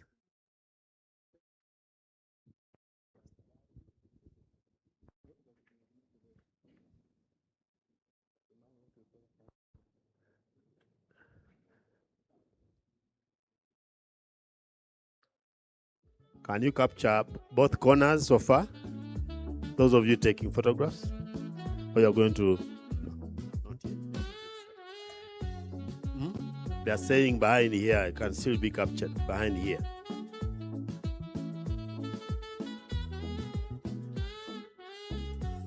Even some squatting in case it doesn't offend you.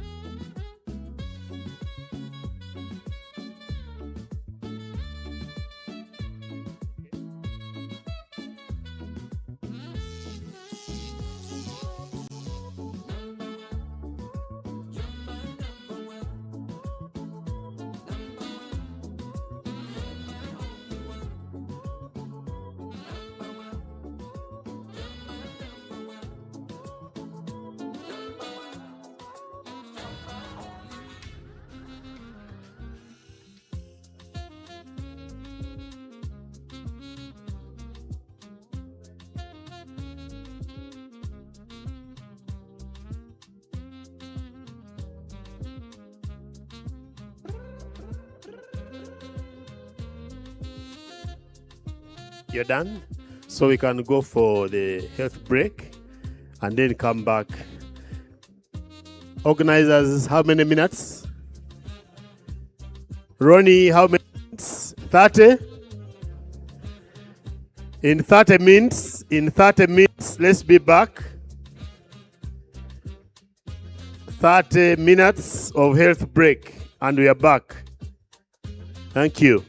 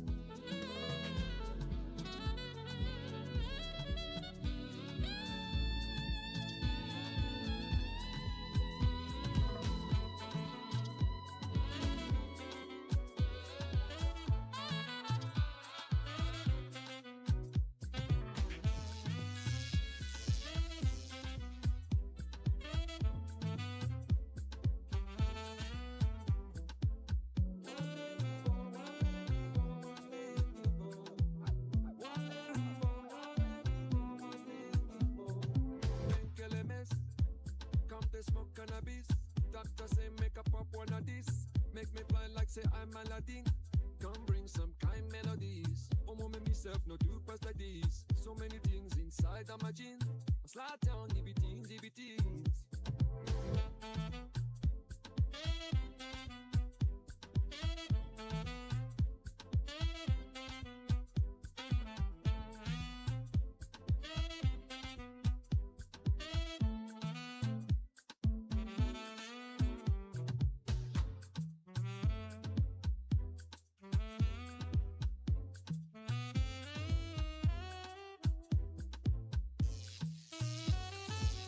DJ Ray, the catalyst.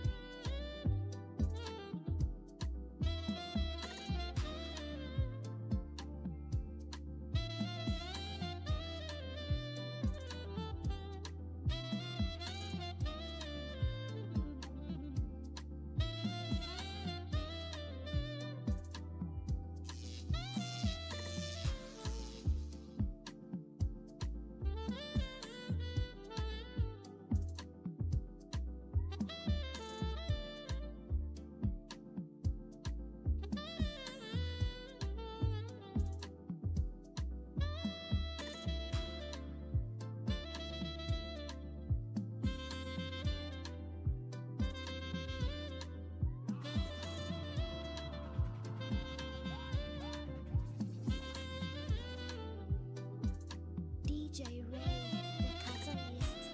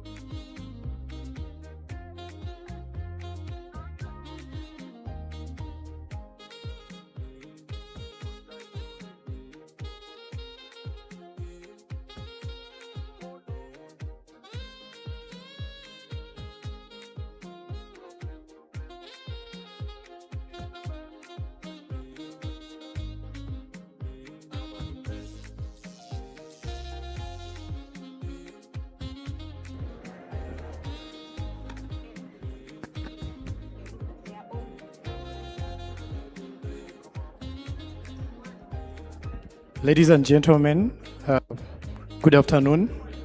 Those outside, please, may you return to your seats and we should be able to proceed with our session. Ladies and gentlemen, good afternoon. I request those outside to return so that we can proceed with our session.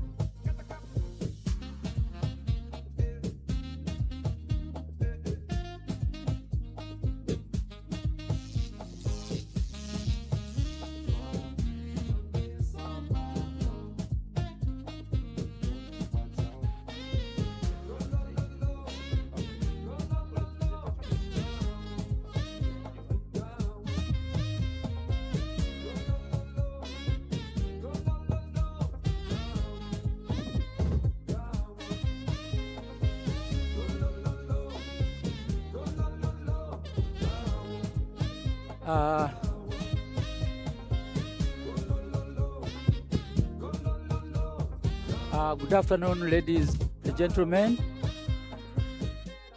May I invite all participants to take up your seats for the second session.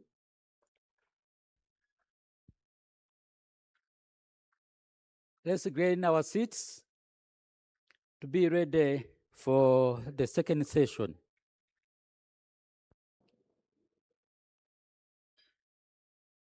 May we have our timekeeper to bring in all the participants so that we resume our session.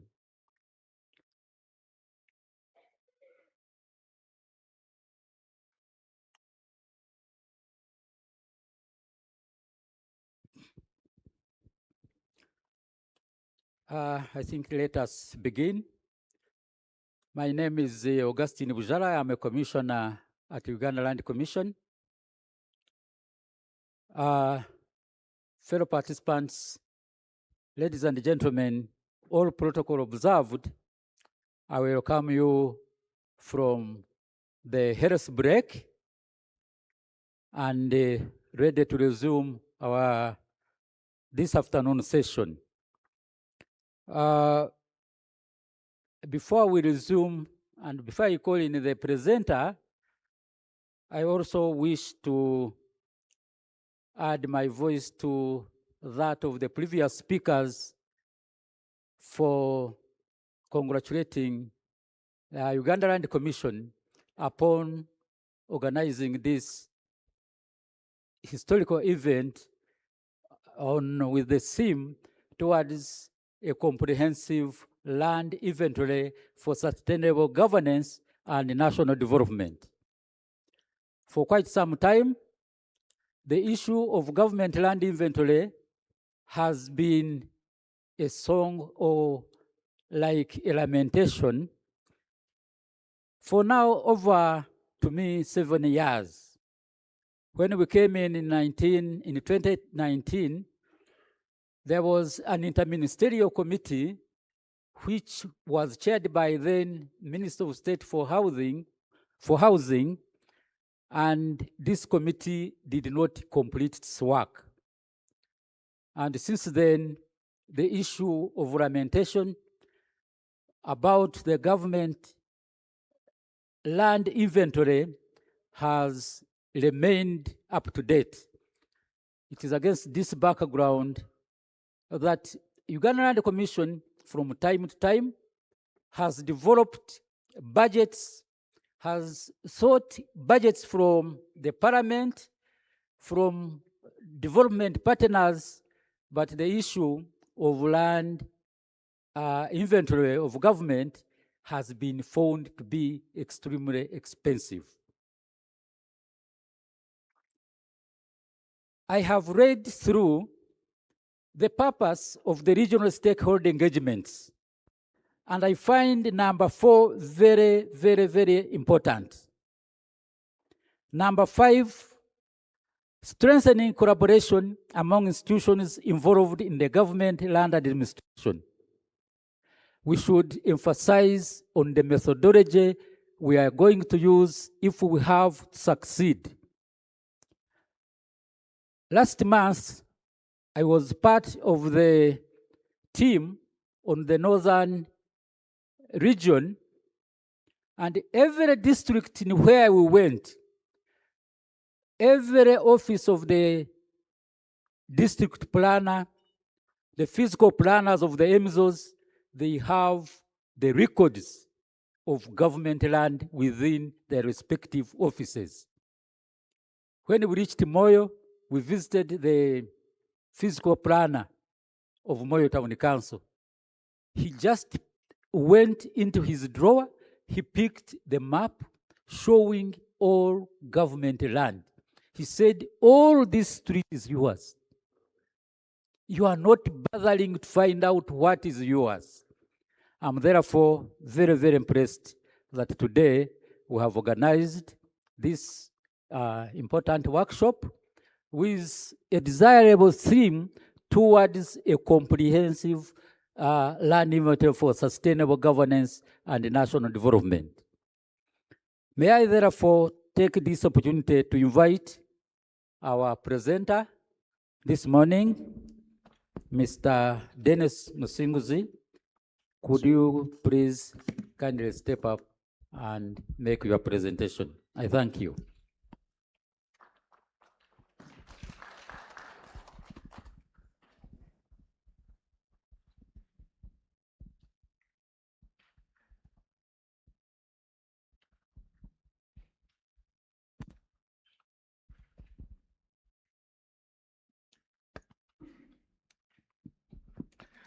Thank you very much, Commissioner, Session Chair, Commissioner Bujara, the Honorable Minister in absentia, the Chairperson of the Commission, the members of the Commission, the Secretary of the Commission, and all participants, protocol observed. My name is Dennis Musinguzi. I'm the Principal Land Officer, Uganda Land Commission, presenting to you today on the process towards developing a comprehensive government land inventory. We start with the mandate of the Commission. ULC is established under Article 238, and the mandate is under Article 239 of the Constitution to hold and manage land vested in or acquired by the government of Uganda. This is also provided for under Section 49 of the Land Act. The strategic objectives of the Commission, this NDP4, are service responsive management of government land, leveraging digital transformation, boosting sustainability and partnerships, and enhancing stakeholder engagement and public trust. As you may have heard, the stories, most land institutions, land management institutions did not have public trust, but the Commission takes it serious, and we hope by doing such programs transparently, we shall have the public trust enhanced. This is still the constitutional and legal mandate. The Constitution, I'd already talked about it, and Section 48 and 49 stipulate that the Commission can hold and manage land, procure titles, acquire interests in land, lease and deal in land, and cause surveys and maps, among other functions of the Commission. The Commission also manages the Land Fund under Section 41 of the Land Act.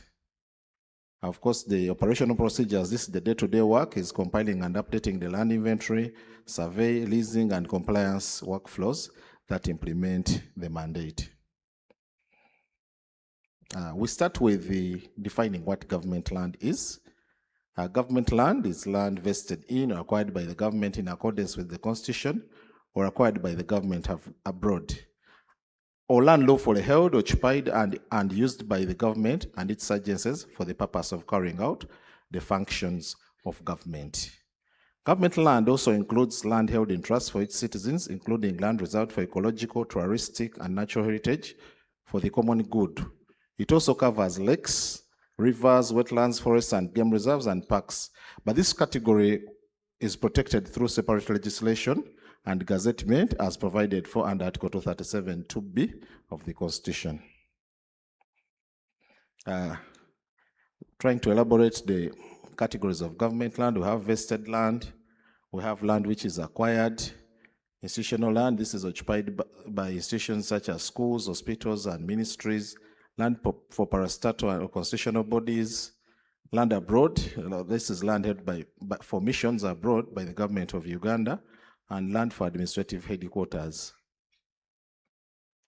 I already talked about the protected lands, but these include for ecological and tourism purposes, natural lakes, rivers, wetlands, reserves, and so on.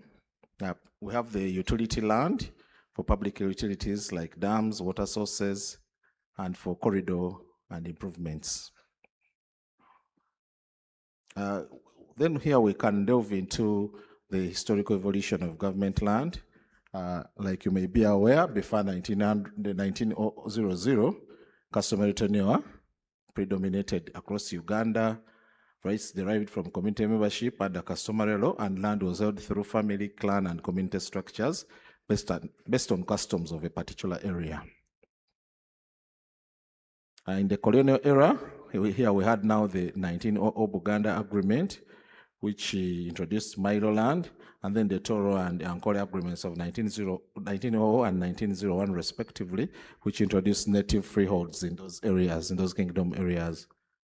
In Bunyoro, there was no agreement, but under 1900 agreement, part of Bunyoro was annexed, and some counties of Bunyoro annexed to Uganda. In 1903, we had the Crown Lands Ordinance, and here all customary occupants were treated as tenants at sufferance, and all Crown land that was not Milo native freehold throughout this period were under the management of the governor. Then at independence, Crown land became public land. When you look at the post-independence era, at independence, Crown land is public land. Then the 1975 Land Reform Decree comes in and makes all land government land held under ULC, and abolished all other tenures and converted the Milo and freeholds into leasehold. The 1995 Constitution again vests the land in citizens. Land belongs to the citizens, and recognized the 4 tenures, including the legal recognition of customary land. And this was backed up by 1998 Constitution, and this redefined the mandate of Uganda Land Commission to only hold and manage government land. So what is the role of Uganda Land Commission within the management of government land? Because land is managed on behalf of government and the citizens. When we look at acquisition, MDAs can do acquisition, the commission can also do direct purchase, or citizens can donate land to government. So the commission's role here is processing the requests for MDAs and titling land into the names of government. And the policy now is titling it in the names of Uganda Land Commission, but indicating the user ministry or user department. The commission keeps the inventory, custody of titles, and updates the inventory from time to time. Then in protection, this is basically, the MDAs are the users, so they should take lead in protecting the land which is under their use. Though we've heard from previous speakers how encroachment is a very big challenge, so MDAs should take lead, fence the land, mark the boundaries, and be present. Of course, for land used for development by individuals or private companies, Uganda Land Commission grants leases and on specific terms and conditions that are contained in the lease offers. And when the land is leased, government generates non-tax revenue through ground rent and premium, and the commission, together with other government agencies like municipalities, the police, ensures compliance with the lease terms. The commission also supports dispute resolution and contributes to dispute resolution mechanisms. Of course, the inventory is one function, but overall, in the overall management of government land. So why a comprehensive government land inventory now? I've talked about the constitutional mandate. Now, if you look at the policy requirement, the policy 2013, which is under review, section 3.7, statement 27, requires the government to audit, survey, title, and take stock and have an inventory of government and public land. Vision 2040 calls for systematic land demarcation nationwide, and the World Bank requirements for projects is that you prove ownership. So we need, if we are to get World Bank funded projects for government, we need to have proof of ownership of all government land, and this calls for titling. Yet only about 26% of government land is titled. Of course, like the Honorable Minister and the Chairperson mentioned, there is a presidential directive in a letter dated 20th April, directing the Commission to develop a comprehensive inventory so that government land can be safeguarded for now and future generations. And we have previous parliamentary resolutions on the need to have a comprehensive inventory of government land. Additionally, budget call circulars for financial years, for the past 3 financial years, require all MDAs to plan and budget for the surveying and titling of land under their custody. And there are also many previous cabinet directives on the government land inventory. So the commission looked at it and they prioritized this activity. Next. So what is the problem and the consequences of inaction? Like you've heard, we have scattered records.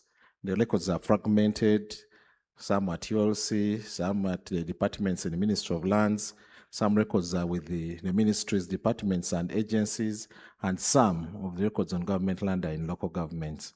I've already mentioned it, a significant percentage of government land remains untitled, more than 70% at that, and there are risks which include double allocation. We have seen where district land boards have allocated on an existing lease of Uganda Land Commission, or even where land boards have allocated in the existence of titles, freehold titles in the previous.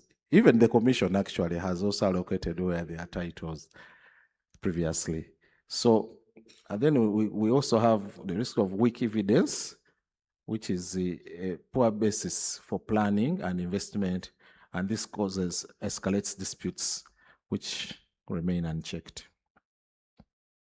So what is the purpose of the engagement today? We are looking at creation of awareness amongst stakeholders about the benefits of having a comprehensive government land inventory. We hereby look at mobilizing the holders of government land records. Since the MDAs are the users, we call upon them to submit those records so that we can have the records on government land centrally, and we be able to develop this inventory. And then we want to share the roles and responsibilities of stakeholders. This includes the responsibilities, the data standards, and workflow disclosures. If you're to share the information, who are you sharing it with, and what is the mode of sharing the information, and which type of information and the standards which are required for the development of this comprehensive government land inventory. Then we also intend to collect feedback on processes and the schedules. So we shall, at the end of the day, request to have feedback from you so that we are able to get guidance and develop consensus on the process. Now, what are the benefits of the comprehensive government land inventory? We are looking at securing public assets, especially protecting the land from encroachment, fraud, and loss, investment planning and land banking. Reliable geospatial land data strengthens infrastructure, service delivery, and development planning. Sometimes the Commission gets directives to allocate land, but because there is no comprehensive record, it becomes very difficult to allocate to identify the land for allocation to the investors. Revenue and accountability, if we have stock of what the government holds, then it will enable better risk management and thereby increasing non-tax revenue collection. We are looking at evidence-based decisions because this inventory data will be integrated with the Uganda National Land Information System, which gives MDAs one source of truth for compliance and faster dispute resolution. More benefits, reduce disputes and compensation costs, protection of sensitive ecosystems, real-time access to records, because if we have one comprehensive database, it is as simple as a click and you get to know the record of government land. And then strengthening governance, land governance and administration. So the core stakeholders, we are looking at the technical, legal, the field and communication with Uganda Land Commission and the Ministry of Lands, Housing and Urban Development, steering and coordinating the activity. The core actors are ULC, Ministry of Lands, the MDAs, local governments, surveyors, valuers, the lessees of government, security agencies like police, and of course the media. I've already mentioned that the data will be integrated into the LIS. So what are the roles? The Minister of Lands sets national land policies and standards, oversees the surveying, titling, physical planning, and maintenance of the Uganda National Land Information System. In overseeing surveying, it provides geodetic control, cadastral surveys, and base mapping for the parcel-based inventory. Uganda Land Commission, with the mandate of holding and managing government land, and leads the parcel identification, titling, and the development and updating of a comprehensive inventory of all government land. The ministries, departments, and agencies, you are expected to declare, verify, and hand over records of land their institutions occupy and use across the sectors. Also, I already talked about protection of the land.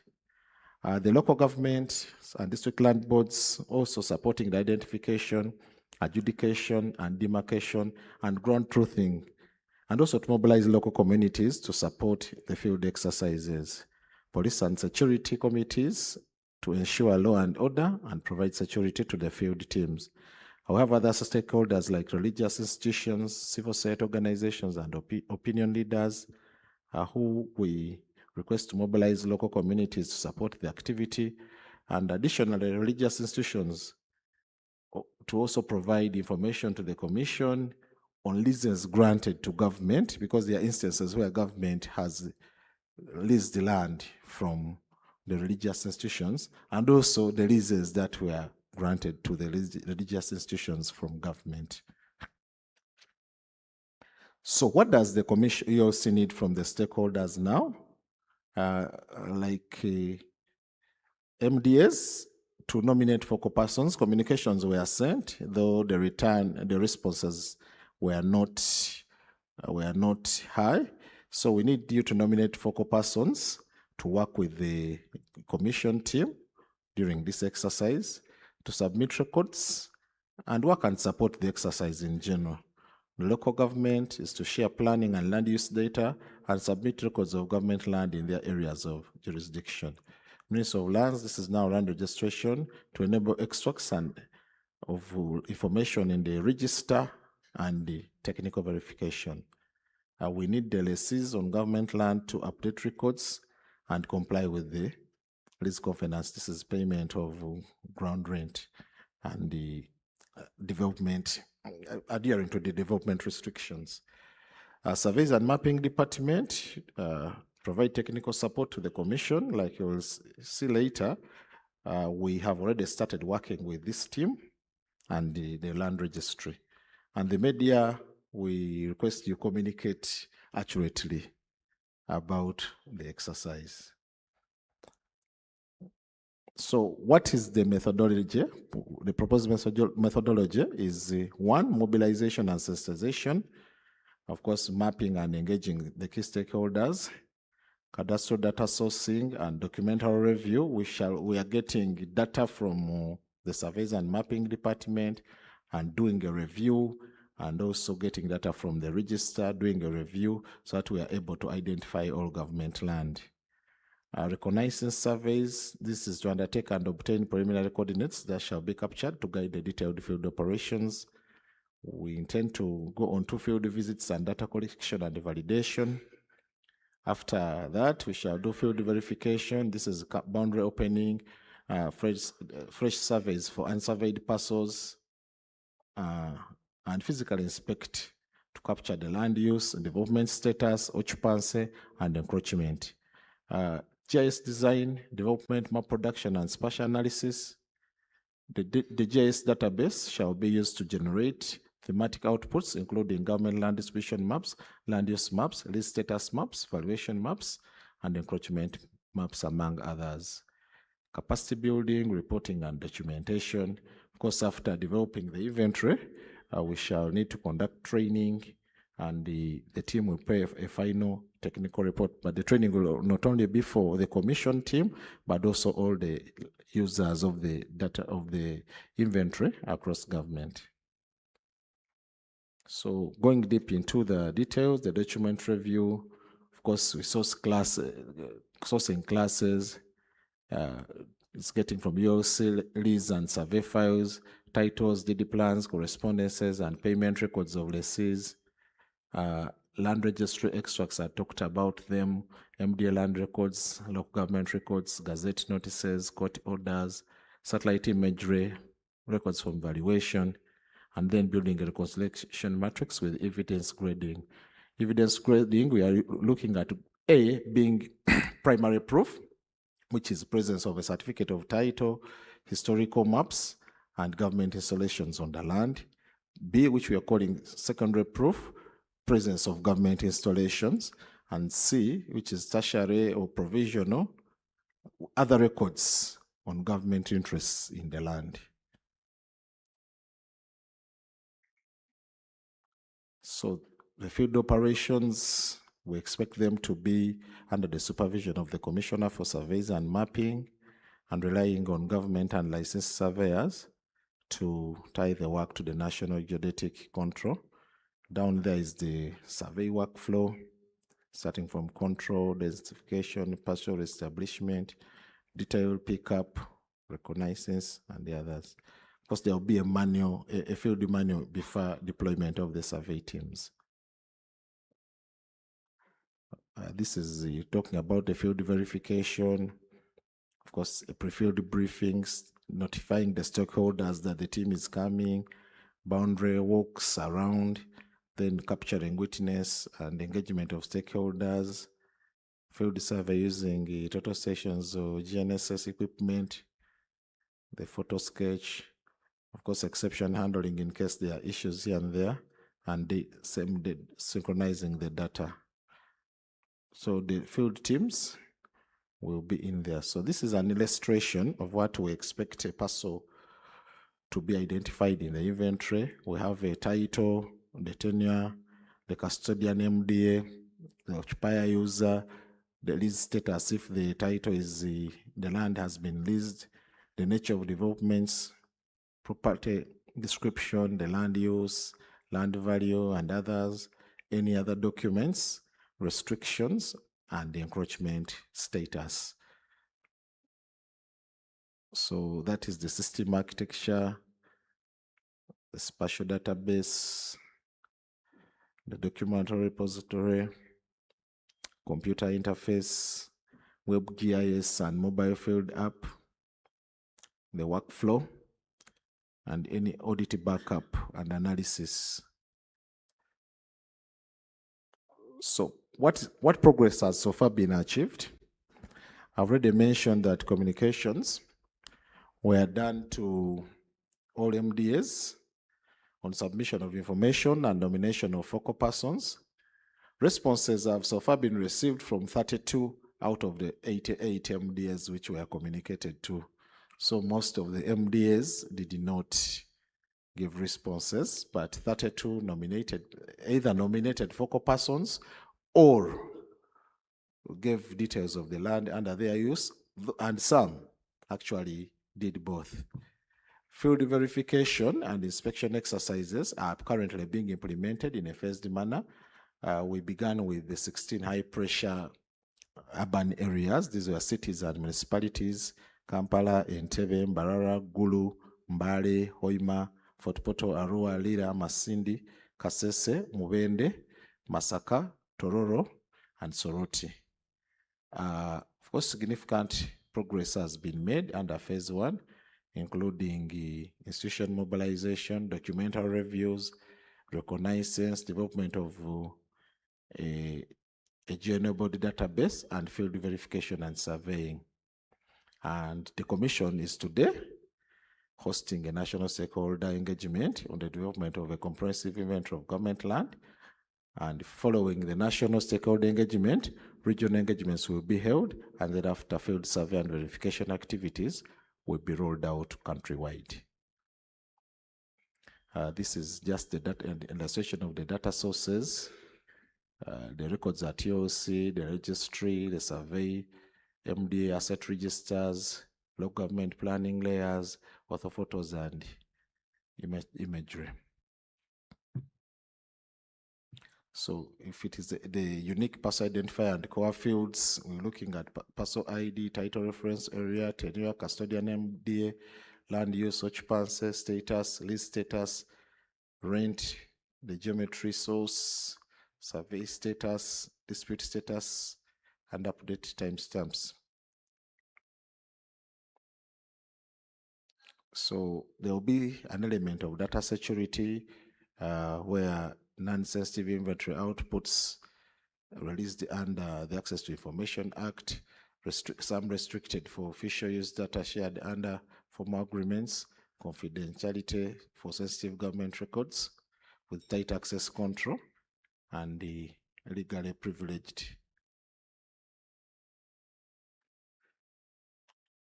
So there are some issues which are anticipated, like disputes arising from encroachment. I think the people you believe that the people who have encroached on government land will not easily want to leave.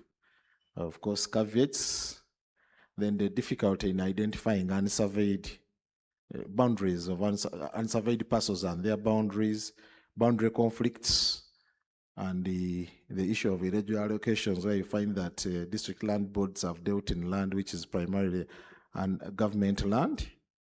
Delayed submission of lists of government land by various MDAs. This we have already experienced.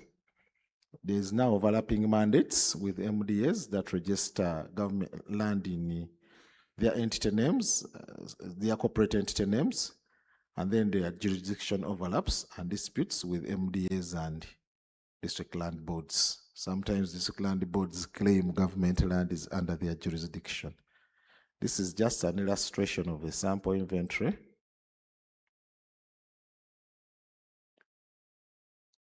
Still an illustration of the parcel records. I think you're too fast, eh?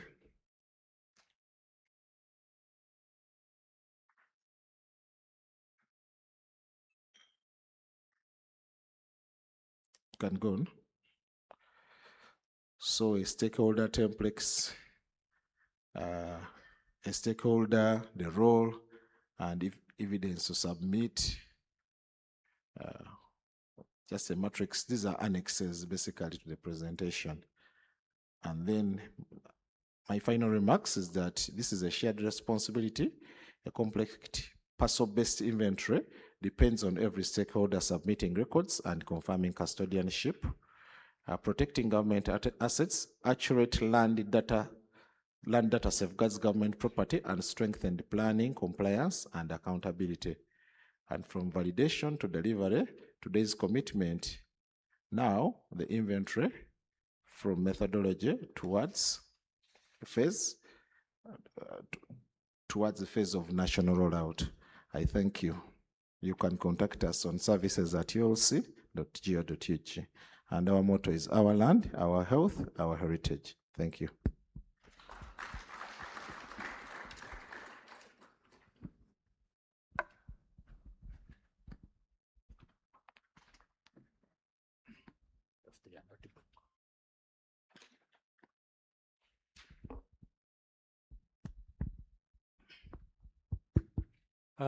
Thank you very much, Dennis, for your elaborate and well-thought presentation.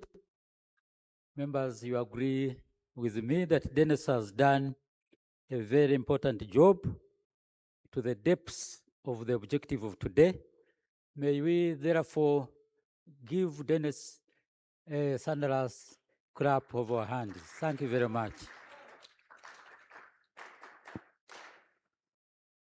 Dennis has taken us through his presentation all the way, historical background. He has taken us through both pre and post-independence era.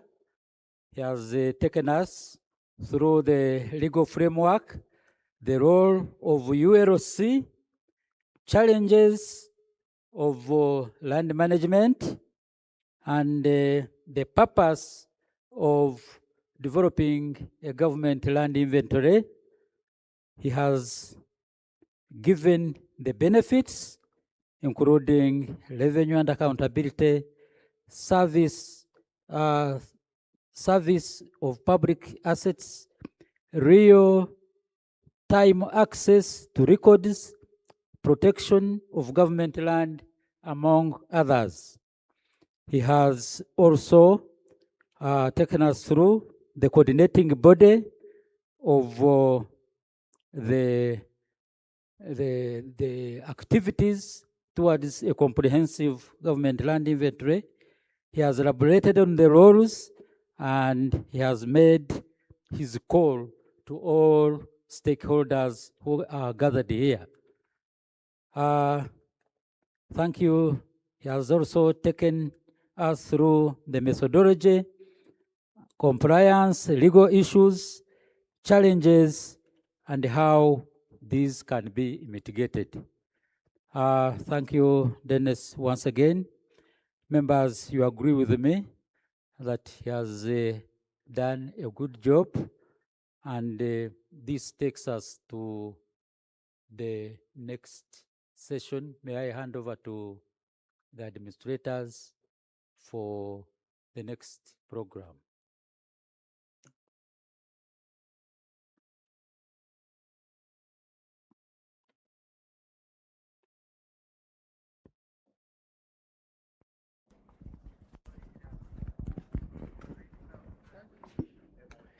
Thank you very much, Session Chair. Ladies and gentlemen, may you join hands to clap for Commission Member Wajara for the wonderful session. So on our program for the day, we should be going for lunch. Where will you use 1 hour? So I'll request you give me minutes to check with the management to see whether our lunch is ready, then I'll report. Thank you.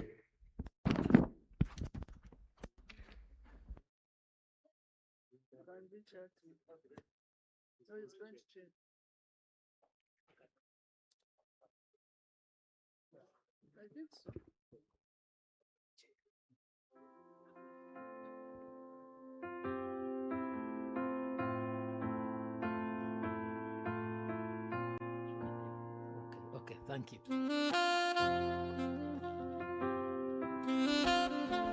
Uh,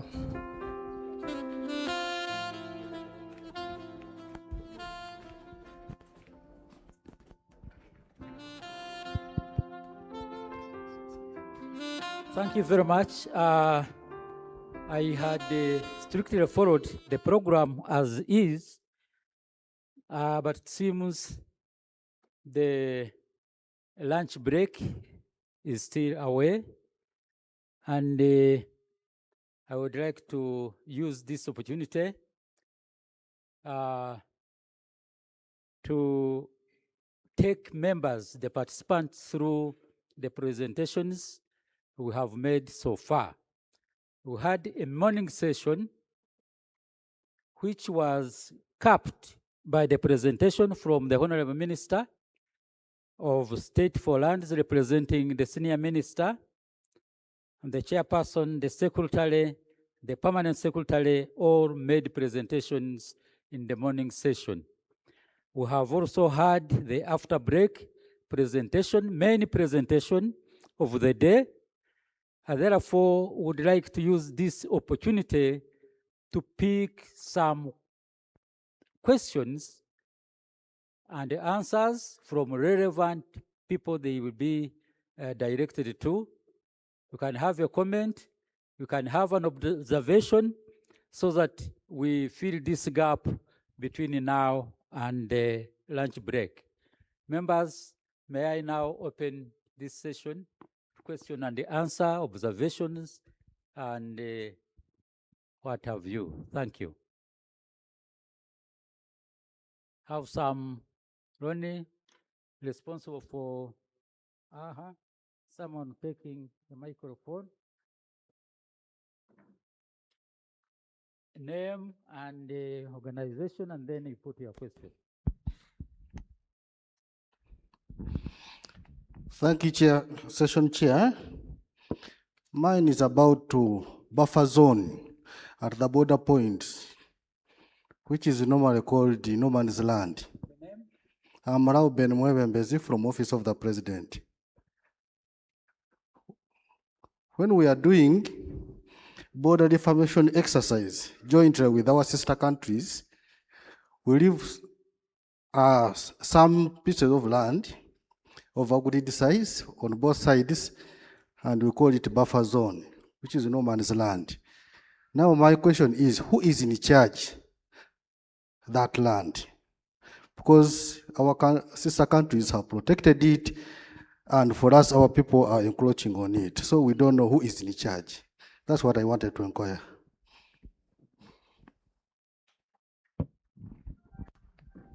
Thank you, Robin. We have the second one. Thank you, Session Chair. My name is Milton Michael Waiswa. I work for Ministry of Water and Environment. And that same ministry is the host of meteorology. We have a number of gazetted lands across the country where we establish weather stations. But over time, I'm surprised to receive letters from the Land Commission presenting a private entity and seeking for a no objection if the private entity can take over the land. Well, as I know, Uganda Land Commission protects government land for government services. But again, the same entity presents a private entity that has got interested in our lands and seeks for a no objection. I need a clarification on that.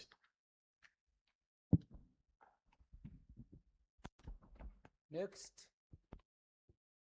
we can have a set of 5 and then we get answers.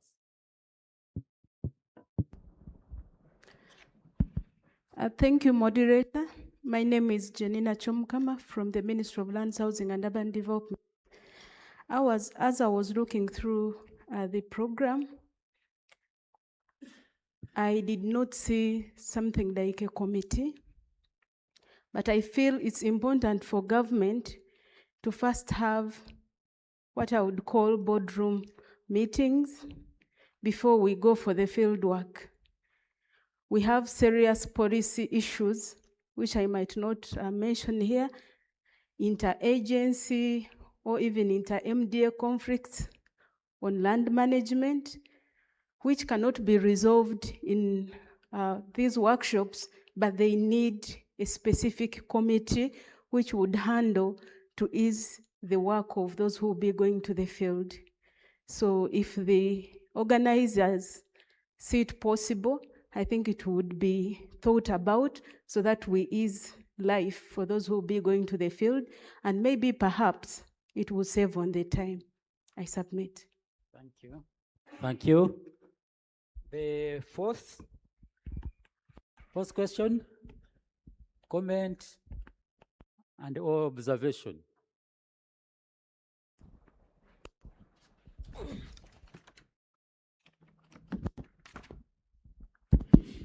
Thank you, sir. Good afternoon, members, once again. I'm Brigadier General Mwanguzi from Operation Wealth Creation.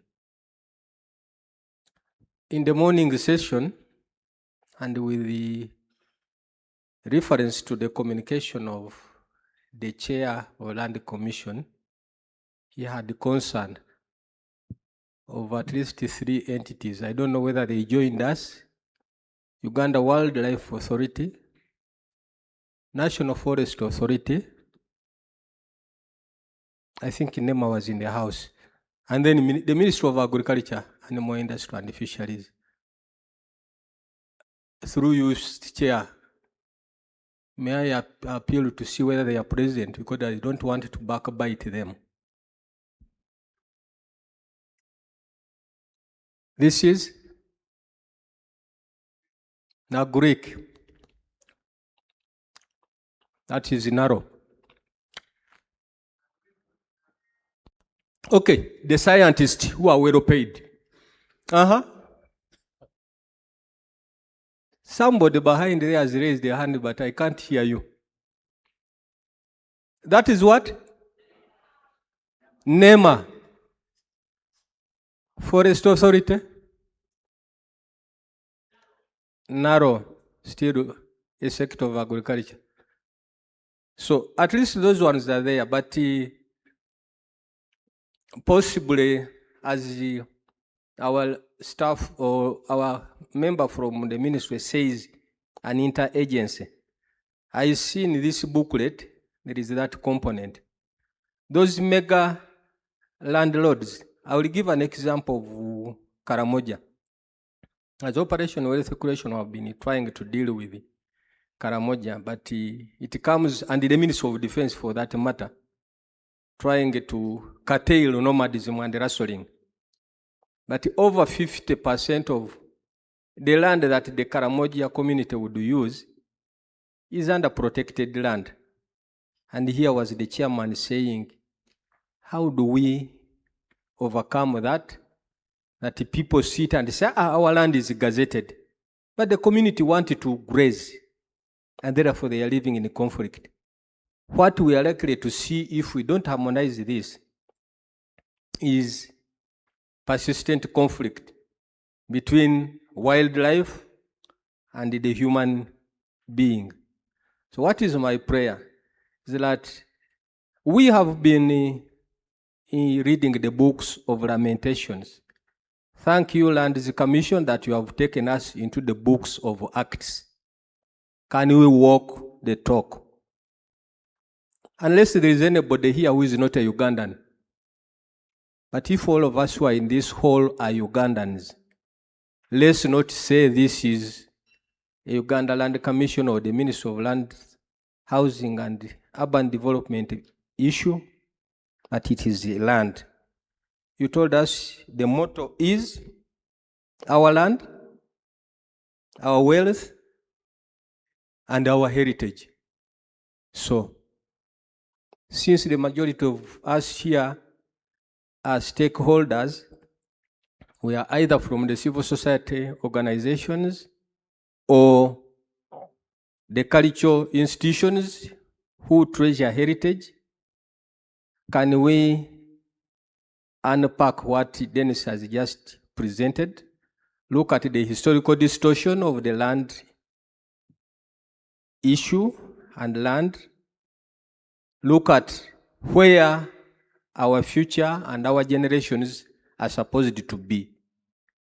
We must be now looking at ourselves that at Operation Wealth Creation, the cry of the chief coordinator was deconflicting land.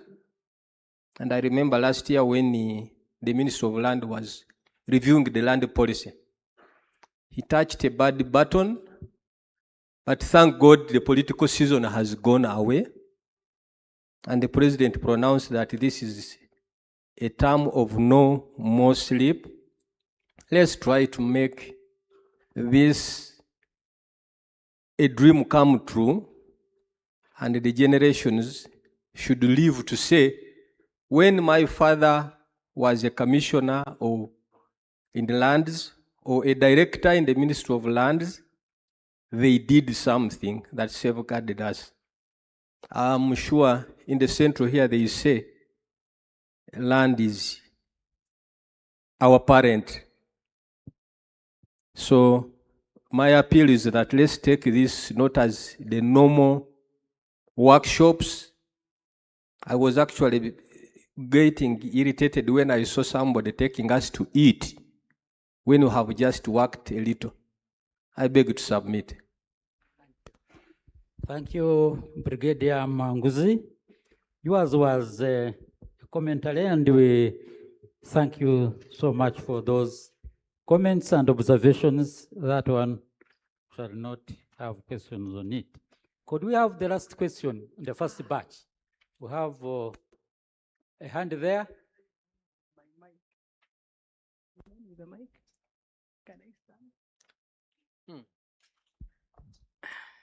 Thank you, sir. Because the mic was already here, I felt I should use this chance. I'm sorry about that. Standing on the protocol above, my name is Choncho Monis. I'm from Ministry of Defense. And when we received the invitation from Uganda Land Commission, we are very happy because Ministry of Defense has had a lot of issues with their land. And we felt looking at government, a comprehensive government land inventory, we feel we are closer to the answers that we've always battled. And I stand here to get some clarification from Uganda Land Commission. I had all the presentations from the secretary, chairperson, and now the principal. And as the principal was concluding, he talked about the likely issues that may arise, though I did not hear or read or see how he intended to mitigate them, because they are known. Those jurisdictional issues between ULC and district land boards, all he mentioned about issues, he didn't come with how to mitigate them, and they are going to be an issue, actually a very big issue. However, as Modiva, would like to know, because this stakeholder meeting I felt was calling us so that you look at the challenges we could be having, and as we move forward, how we are likely to move. In our relationship, in our journey with Uganda Land Commission, we are battling a number of cases. Today, I think as Modiva, we could be having over 68 court cases that we are battling, and we are battling them as on behalf of Uganda Land Commission, but yet it should be Uganda Land Commission helping us. And as we step forward to survey, record, make this land inventory, how is Uganda Land Commission able, or how are they going to help these MDAs that at the moment are battling with court cases?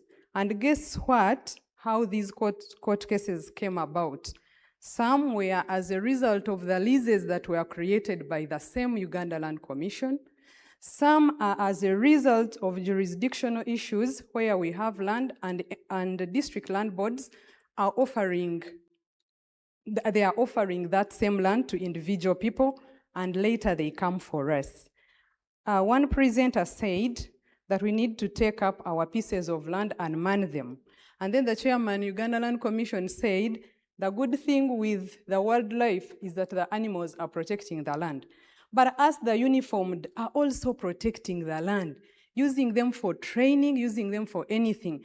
But that has not stopped district land boards from giving leases and freeholds on the same piece of land. We are wondering why and who. We know that these district land boards are directly under local government, but also feel they are directly under Ministry of Lands.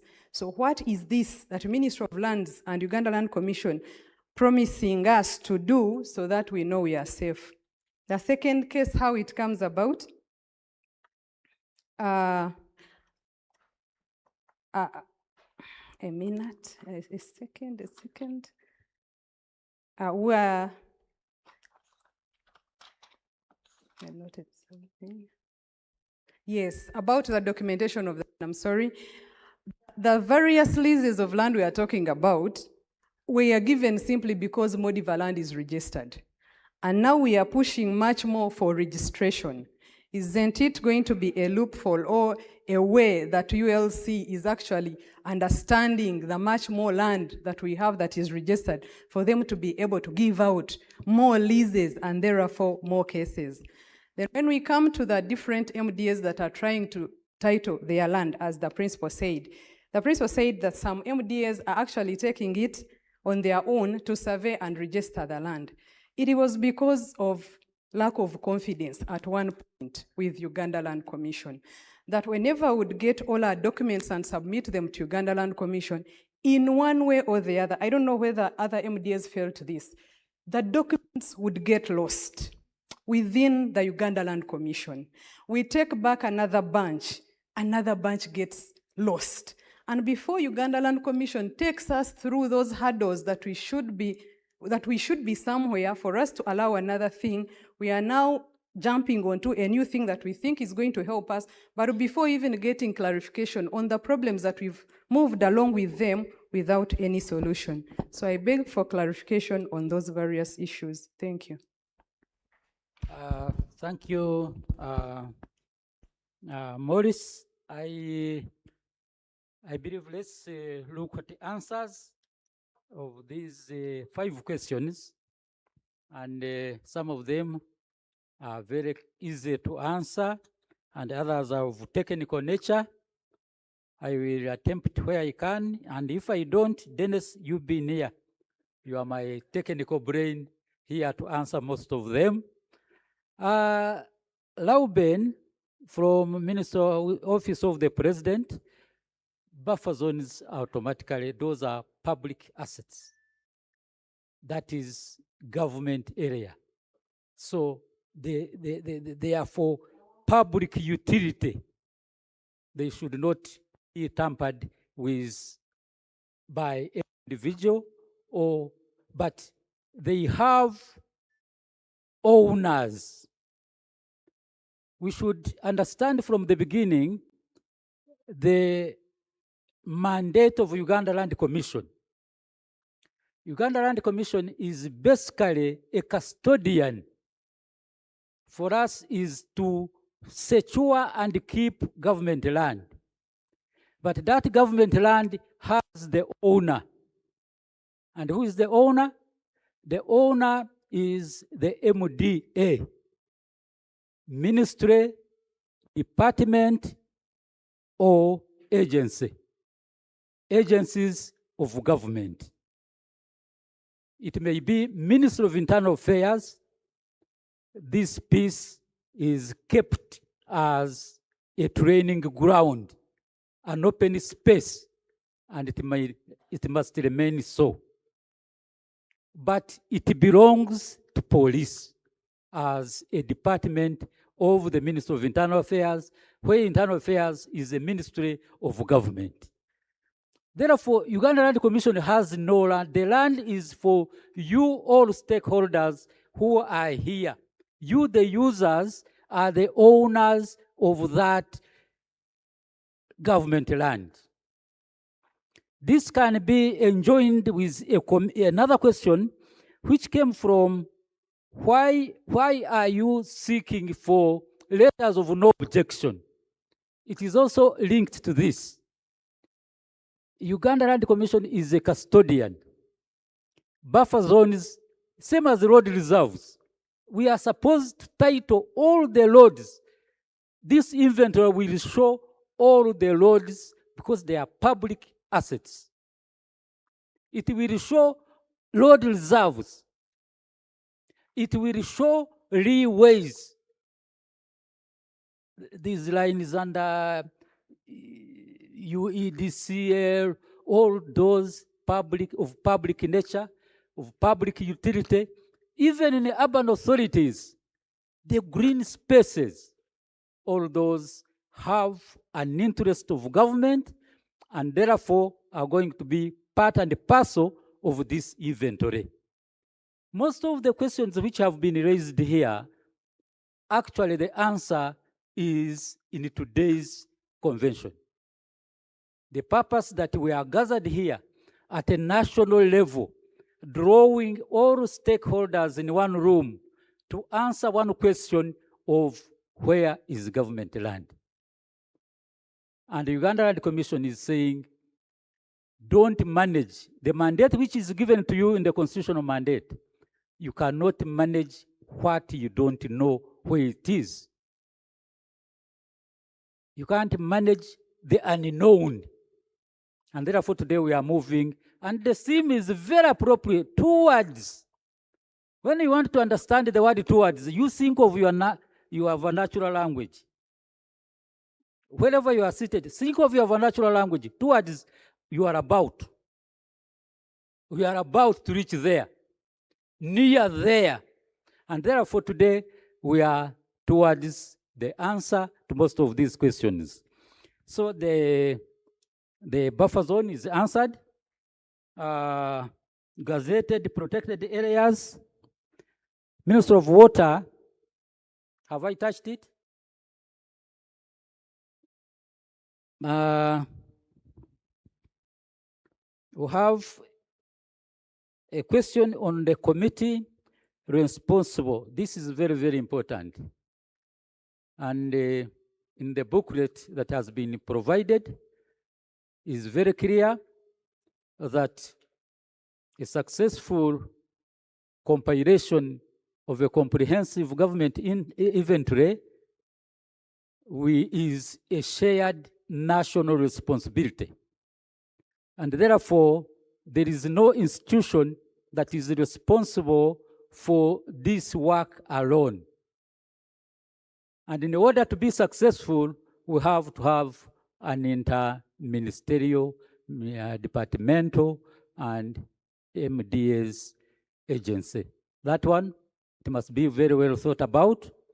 And we are very happy that this gathering was graced by Honorable Minister of State for Lands and the Minister for Lands, the representatives of the Minister, the PS, and the chairperson, Uganda Land Commission, to have in place an inter-agent which can spearhead this function is very, very, very of paramount.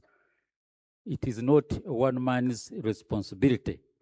As I said, the one of Brigadier Mahanguzi was a commentary, and that one of Morris, this is the challenges you are receiving are the reason why we are here. managing, you may have the cases that means there is dispute.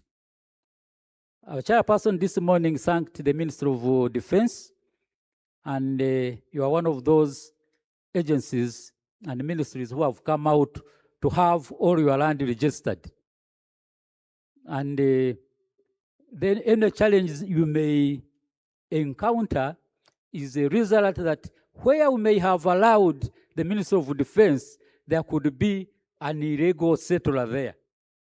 And you know, Ugandans have been given a lot of, the individual will question where Minister of Defense is coming from. And he will put up a case, he will rush to court, and the matter will be heard for men. Even a road, this morning we heard about where a road is being constructed through a national park, and the park authorities are saying, don't bring this road here, and it is a government road. Don't bring a road without compensation. Where government should now compensate UWA. Can you imagine? So these are the challenges why we are here, and I believe at the end of the day, most of them shall be resolved. Dennis's paper was very elaborative. You have many stakeholders. The Office of Attorney General, is it represented here? Do we have the representative of Attorney General? This should be one of the key drivers of this function, because the legal framework of what we are doing now is very important. A comprehensive government land inventory must be properly segregated. Someone asked, why do we ask for letters of no objection when this is government land? There may be government land which is not fully utilized. You have read through that the land is the most productive sector which propels the economic development. For example, if you have land managed and protected by UWA, and there is an investor who would like to establish, for example, a tourist resort within the forest, you have had them in national parks. There are some resorts, and these may be belonging to individual developers, investors. That investor will come to Uganda Land Commission. Uganda Commission will say, yes, Mwea Lodge is located in the Queen Elizabeth National Park, but we cannot touch this. We cannot take a decision on this unless all the government authorities involved in this protected area are concerned. So we consult them. It is an approach which is intended to resolve most of the issues that have been brought from Minister of Defense. This is how I can touch. If one question has not been elaborately answered, technical, you can now appear and have a clear clarification.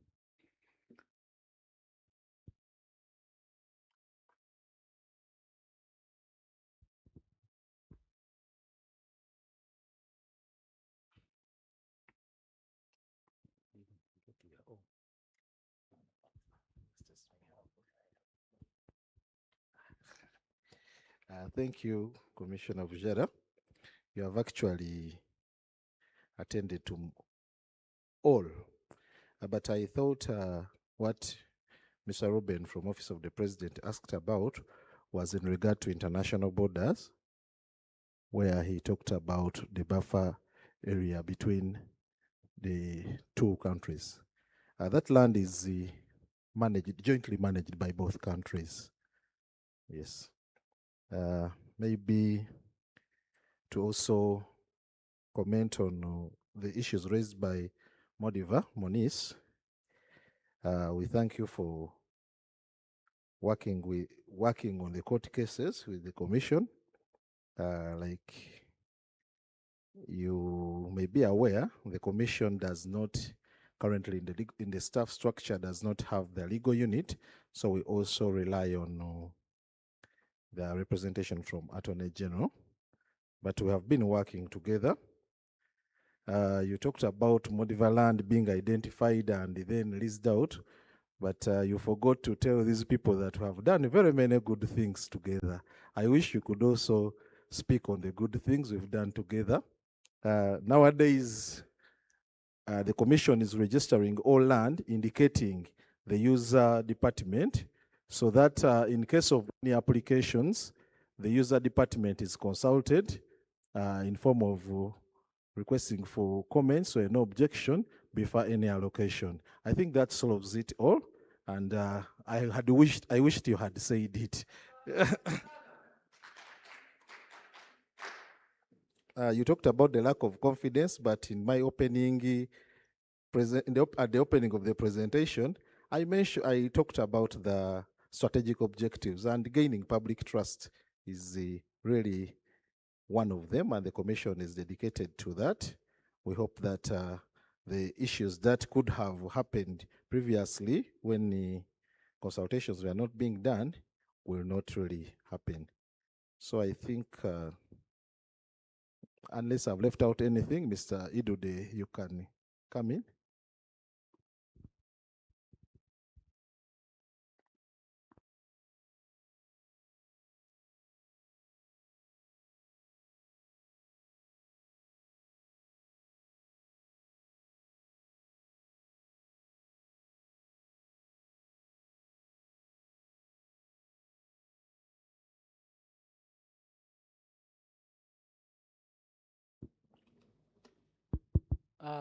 Since there is no administrative announcement so far, that means the lunch break is still away. May I again take this opportunity to have the second set of questions. We have the nearest arm here to the chair. We take that advantage. Thank you. Thank you, Chair of the session, and thank you, ULC, for this noble task. Engineer Kijuka Kenneth is my name, and I'm the Chief Executive Officer at the National Housing and Corporation. My interest is in the scope, because we are talking of comprehensive land inventory, and this being a mega government program involving all the ministries, departments, and agencies. I know Dennis presented flip through the methodology and the data they are likely to pick. Maybe you'll share with us your presentation to see whether some of these questions are provided for. For us from the real estate sector, it is land and the immovable property on the land. And by and large, immovable property will refer to buildings, because roads can easily move. If usage is animals, you can easily shift them. A forest can be relocated. But by and large, buildings, and it's buildings that actually give birth to conflicts. The moment land is available and is virgin, is plain, many people are not bothered who owns it. But the moment a building pops up, you begin to see interests. No wonder even in the wetlands, what we see being demolished are the buildings. Had these buildings not been there, you could easily move the people or move the animals if it was farming. So my interest is on the scope. As we pick government land, while we assign usage, are we going to also capture the usage of the land? In other words, if this is plot 1, it is State House, we also now can capture the infrastructure on that land so that we inform the national development that this land One, as land in itself is available, but then it's already occupied. It is not available for reallocation for development. Then there is land type 2, which is, yes, available and can be put to another use. In this respect, you have helped us in the real estate sector, but also pick the public infrastructure, administrative offices, buildings, which ultimately will also now be part of the inventory. The second one is on the titling and the tenure. In the real estate space, we are able to create more land vertically. We know the ground is restricted, the square kilometers are known, but every time we put a tower, we put apartments vertically, we create more titles called condominium titles. And most of the public buildings to date are going vertical. Some of them are under shared ownership. So I would like to know whether this inventory will further capture titles like condominium titles, so that then we are not only talking about the ground, but we are also talking about the additional titles that are created vertically. Thank you, Chair. Thank you. Thank you, Engineer Kenneth.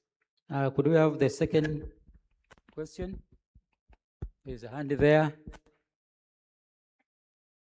Microphone. She has feared the distance. Let's have the nearer one. Yeah, thank you so much, Chair, for this session. My name is Ahmed Kagoye. I work with the Parliament of Uganda, and I'm the focal person for the Parliamentary Commission. Mine is an observation. At least I've been processing the titles for the Parliamentary Commission, 3 of them, but the 4th one has been really a challenge. And the challenge comes from the user department. I don't know really how this workshop can make, for example, like the user department, at least make our life easier when we are processing these titles. Sometimes you write letters, they don't respond to them. You make calls, they don't respond to them. They keep quiet. You get on the border, you go there, you don't see the person. Really, it becomes a very big challenge. And especially when you are processing a title where the president cleared it 4 years ago, that is 2022, but up to 2026, you are still struggling to process that same title. How can this meeting, this workshop, assist MDAs to overcome these challenges, processing a title for 4 years? I've processed 3, but the 4th one, I'm stuck. So I really want this workshop. I don't know whether maybe if the Auditor General raises queries against those MDAs who are really not cooperating, I don't know whether maybe it can be able really to make us move and do our work. I thank you so much. Thank you. Ahmed, can we have the 3rd question? There is a hand there.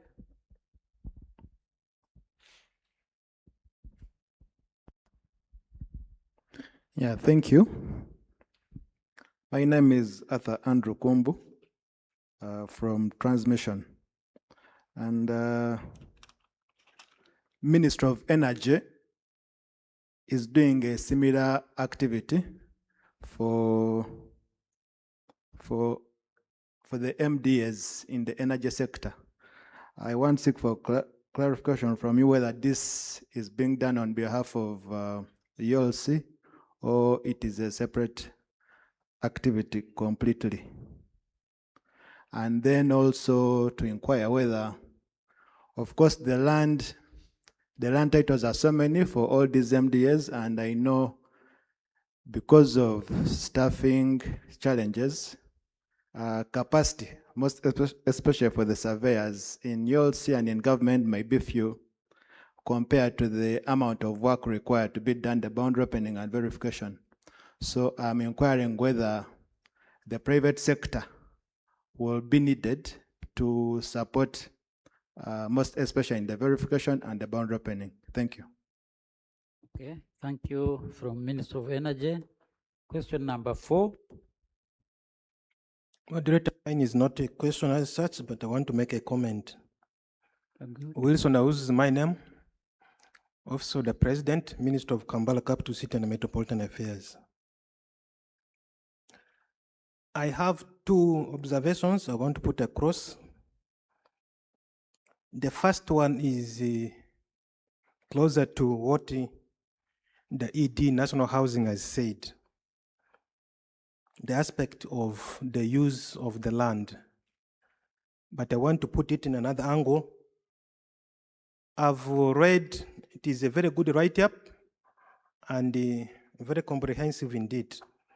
But what is missing here is the aspect of planning, which I want to request ULC to amplify and bring up. We have land, but the biggest challenge we're saying here, urbanization and so forth, is just because we're using our land poorly.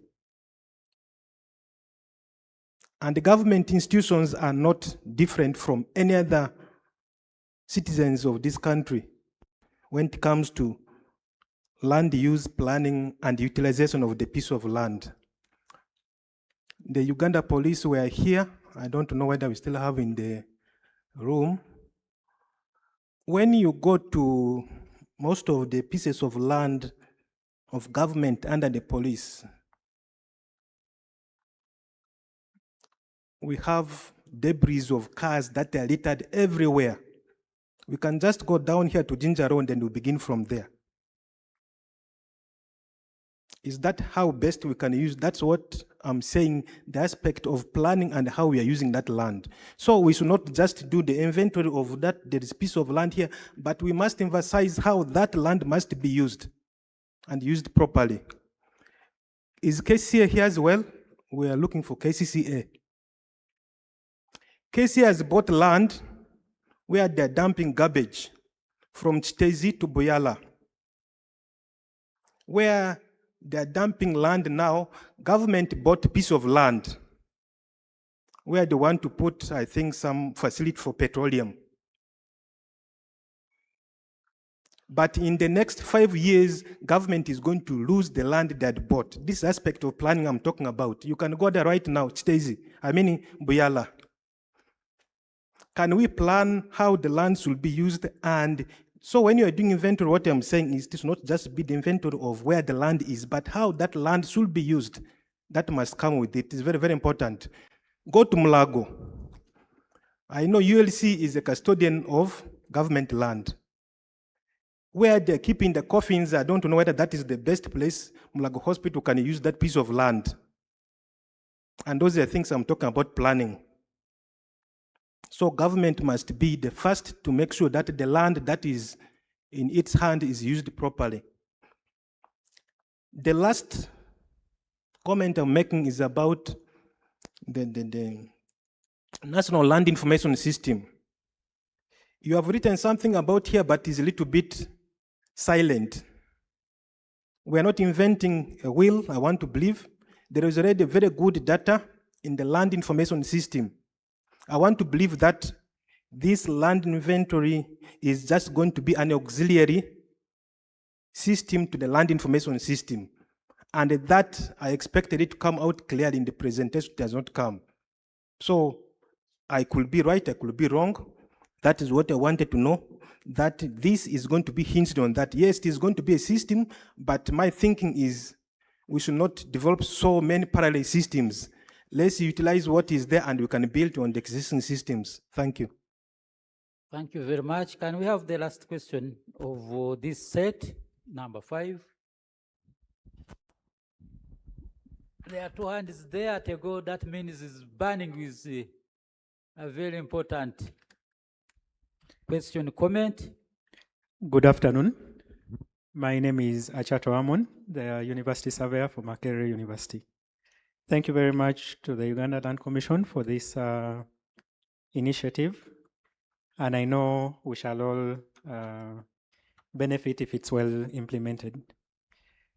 My question is, we have government land that is settled on by squatters and encroached on by neighboring landowners. And I'm wondering whether upon this exercise, after identifying that this land is maybe squatted, this land has been encroached on, will, for example, the land fund be used to either compensate the squatters so that they can leave those parcels? Then a number of people have spoken about interagency conflicts. We are not unique. We have a number of government agencies that we are in conflict with, and I'm wondering how this land will be recorded, which agency will eventually be given this land, and how the conflict will be resolved. I know it was hinted upon that they'll first do the mapping and then the conflicts will be handled later. But maybe a hint on how it will be handled could help. Then I'm also wondering, the commissioner said that ULC is merely a caretaker, okay? But we also know that they have severally located land before. And I'm wondering how you can allocate what you don't own, but also during the allocation, if there is any allocation, will the MDA using the land have a say, and what will be the procedure for these allocations? If it could come out clearly, it would help us to boost our confidence. Thank you. Thank you, Mr. Chuck from Makerere University. Dennis, you prepare to come nearer because the first question from an engineer, from a scientist, requires you to be here. The scope of why we are here is very, very important. You come and start with that question. Dennis, are you still with us?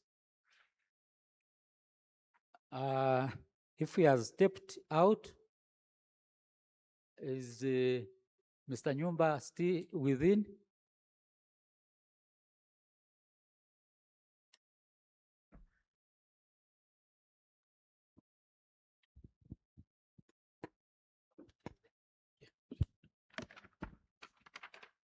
Thank you very much, Session Chair, for how far you brought us.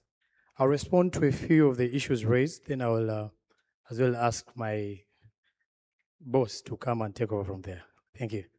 To start with the last gentleman on the issue of how do you allocate what you do not own.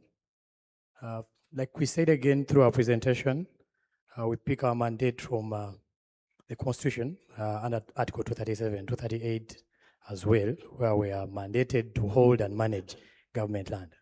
So we stem from there, but we also made it very clear that we do not work in isolation of other MDAs. That's why we have this engagement today. That's why we want to be part of you, as want to be with you when we start this comprehensive land inventory and going forward. So on this issue, my session chair already hinted on that. You will see in the event that they've received an application to lease out land, they do not do it with exemption of you. Normally, he hinted of what we call a letter of no objection. So in the event that we receive an application for any individual who wants to lease land that is formally belonging to Ministry of Agriculture, during our processes is what we call writing to the MDA that is responsible.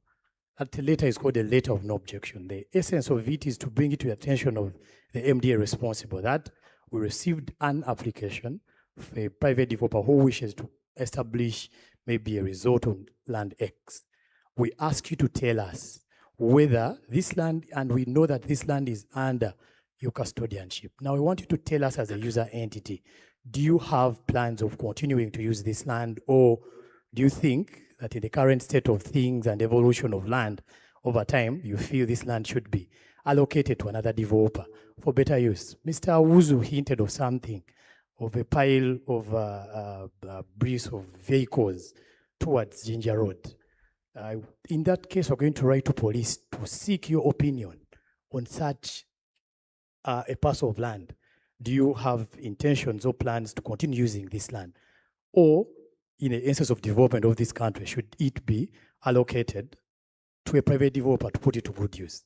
And it's in your right and mandate as an entity to clearly communicate to the Uganda Land Commission that the entity, the MDA responsible, maybe police or Minister of Agriculture, still has interest in this land and intend to do a BCD. And in that case, the application to lease out this land will follow that case. Hope I've added a voice to what the session chair said earlier. The cases of interagency conflicts, two agencies of government having conflict over ownership of a given parcel, how do we intend to address these? My boss hinted on the anticipated challenges, but a colleague as well asked on how do we intend to mitigate these. We said, if maybe you can go to those anticipated challenges. The issue is, let's first identify government land. Let's first know where government land is. And after we've done that, then we can go into adjudication, we can go into litigation, we can go into the other discussions of which MDA has mandate over this land and that. But if we do not know what we own, then we cannot manage it. We cannot do any decision on it.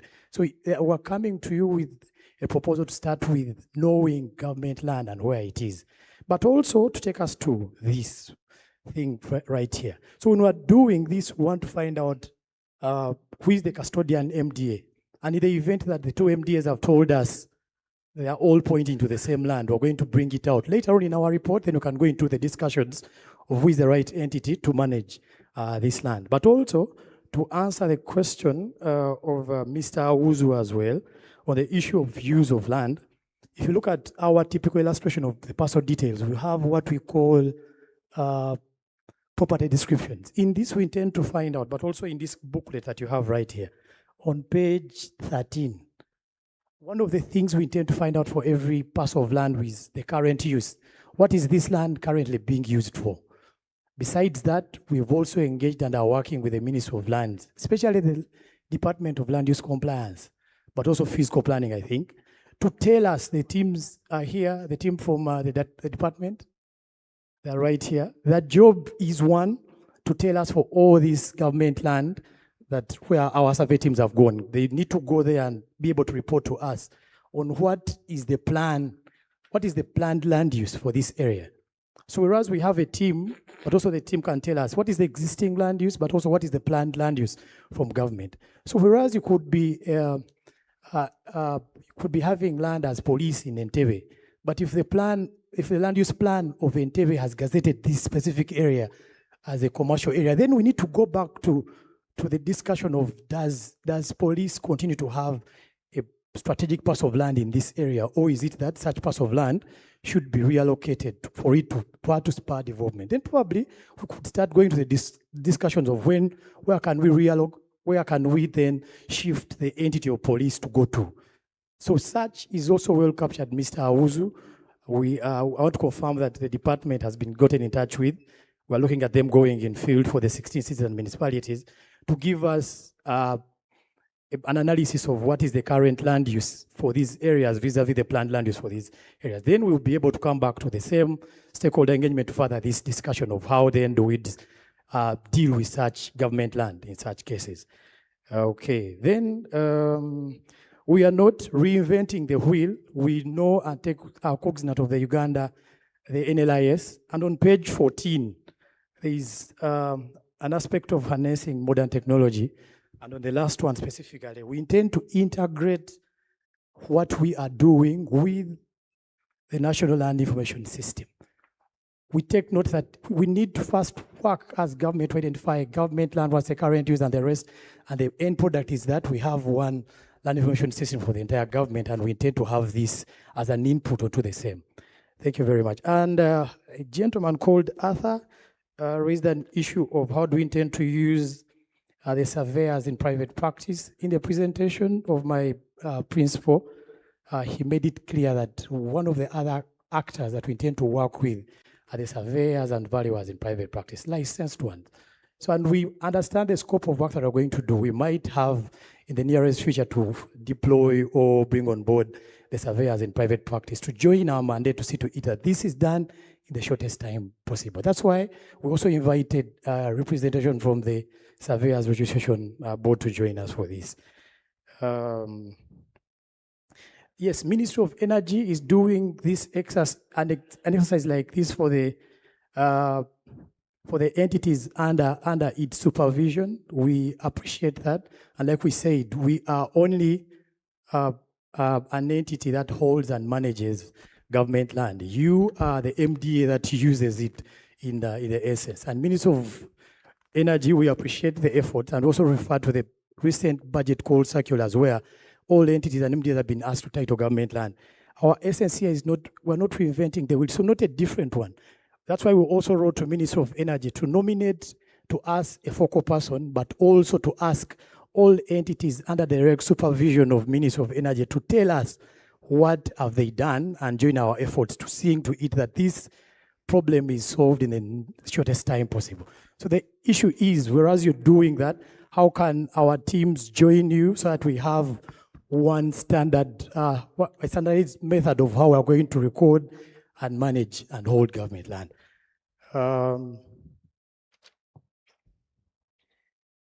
The issue of parliament, I'll request that my boss speaks onto that. On the issue relating to scope, that was raised by the gentleman from National Housing Corporation. Still on page 13, of this booklet, we intend not only, it is very clear there, when we're dealing with the land parcel, we're not looking at the land itself, we're looking at the land and the investment on the land. We're looking at the land and the landed asset onto the land. So if you look at that as well, whereas it looks at who is the custodian, who is the occupier, what's the lease status, there's an aspect there of developments on the land, and description, how high are they going, and in respect to the issue that we raised relating to condominium titles on government land, it's part of the things that when our teams go out there, they need to capture all the interests that are on land. There's a land title, it is for Uganda Land Commission, but onto it, there are several condominium titles that are given to the other entities. We intend to have all those captured into this. Later on, we should be able to share our detailed scope of work with you so that you better understand and be able to give us feedback on what you think we should add. I beg to stop there and ask my principal to join me.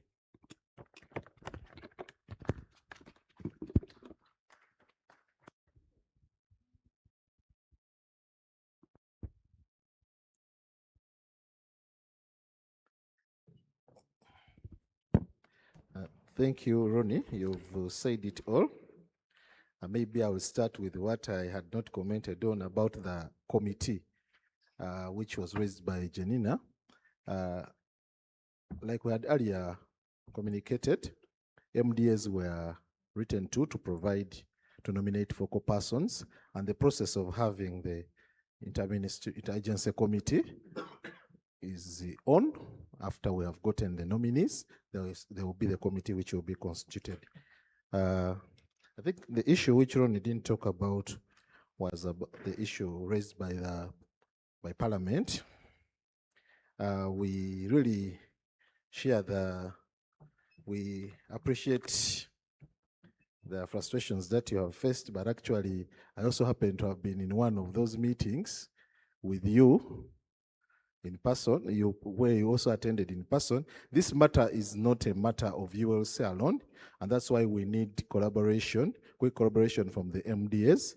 This piece of land was registered in the names of Uganda Consolidated Properties Limited, and there had to be a subdivision, it had to be registered into the names of Uganda Development Corporation.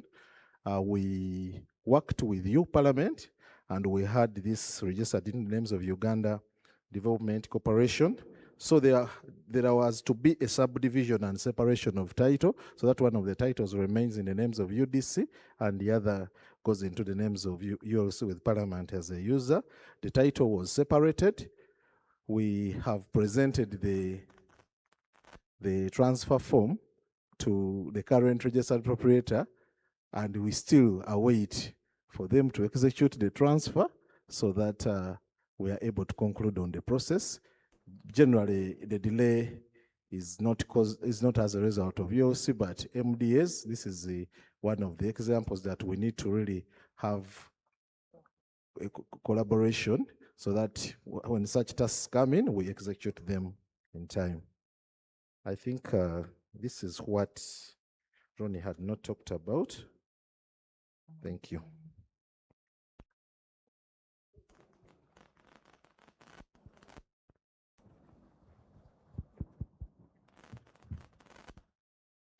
Thank you.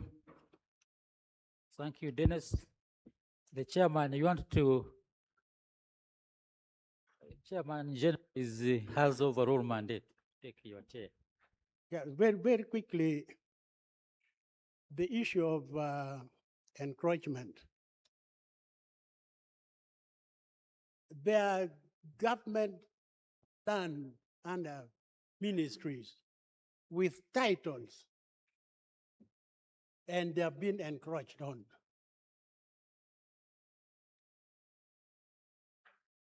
So, whom do you blame in this case?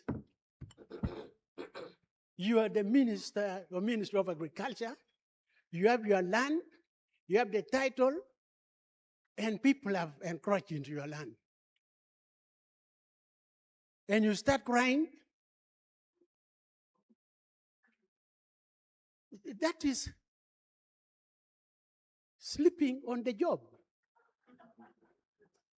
Yes, I mean, if you did not need that land, that big land, why don't you, tell us so that we remove part of the land and give it to other investors?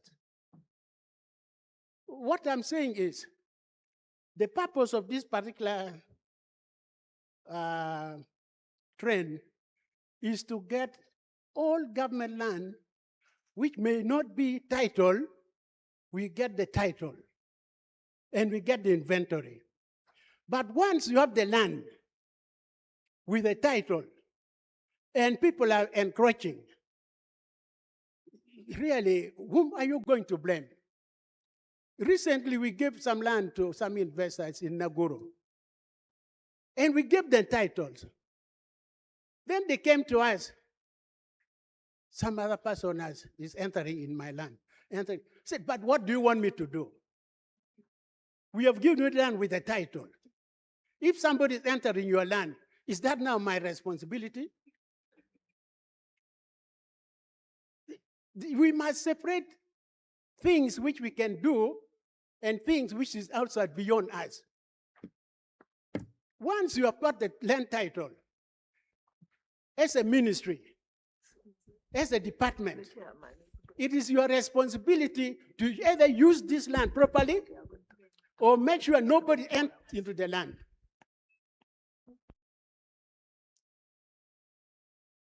Wetlands here in Kampala, just within Kampala, people start bringing a little bit of maram, they pour. Later on, they bring buildings. When they were bringing this maram, where were you people, some of in charge of the wetlands? And you wait until people have built houses, then you come to destroy them. Some of these things, actually, it is we. We are sometimes responsible for some of these things ourselves. I wanted to make this very clear. They come to blame us of encroachment. You look at the compensation. Did this land compensation we do? Somebody comes, oh, my land has been taken up by squatters, I want to be compensated. You got the title. What was the purpose of the land? You have not used the land. People have encroached. Squatters have gone into your land.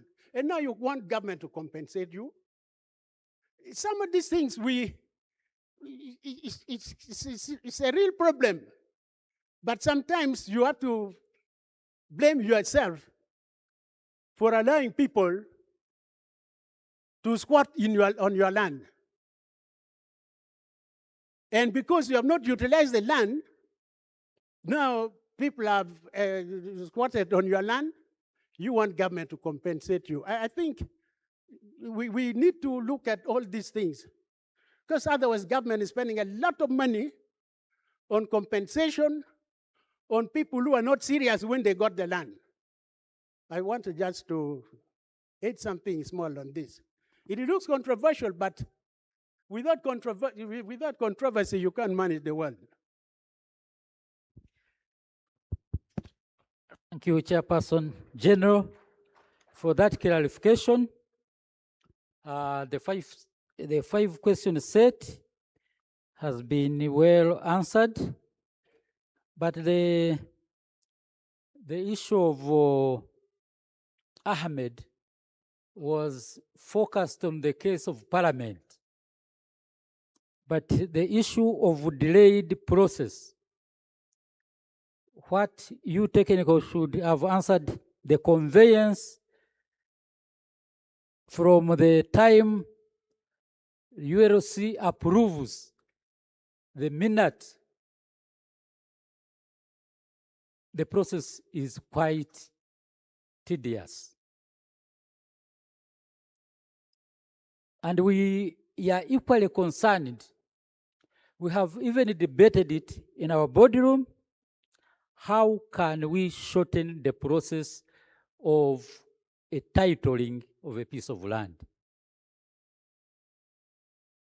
Let's assume an investor has applied to Uganda Land Commission.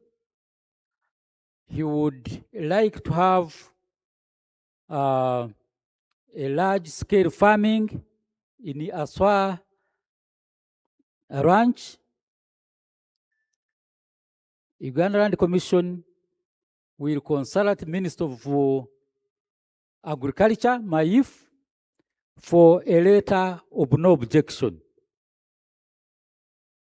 After the letter of no objection, it comes back, Uganda Land Commission sits and gives a minute of approval for leasing of that piece of land. From that one letter will inform you of the decision, but another one will say you move to now the Commission of Mapping and Surveys to get the instruction to survey your land. When that is done, you come back, then you get another letter to now the chief government valuer for valuation of that piece of land. From the chief government valuer, you come back, then you are given another letter to go and get lease documents.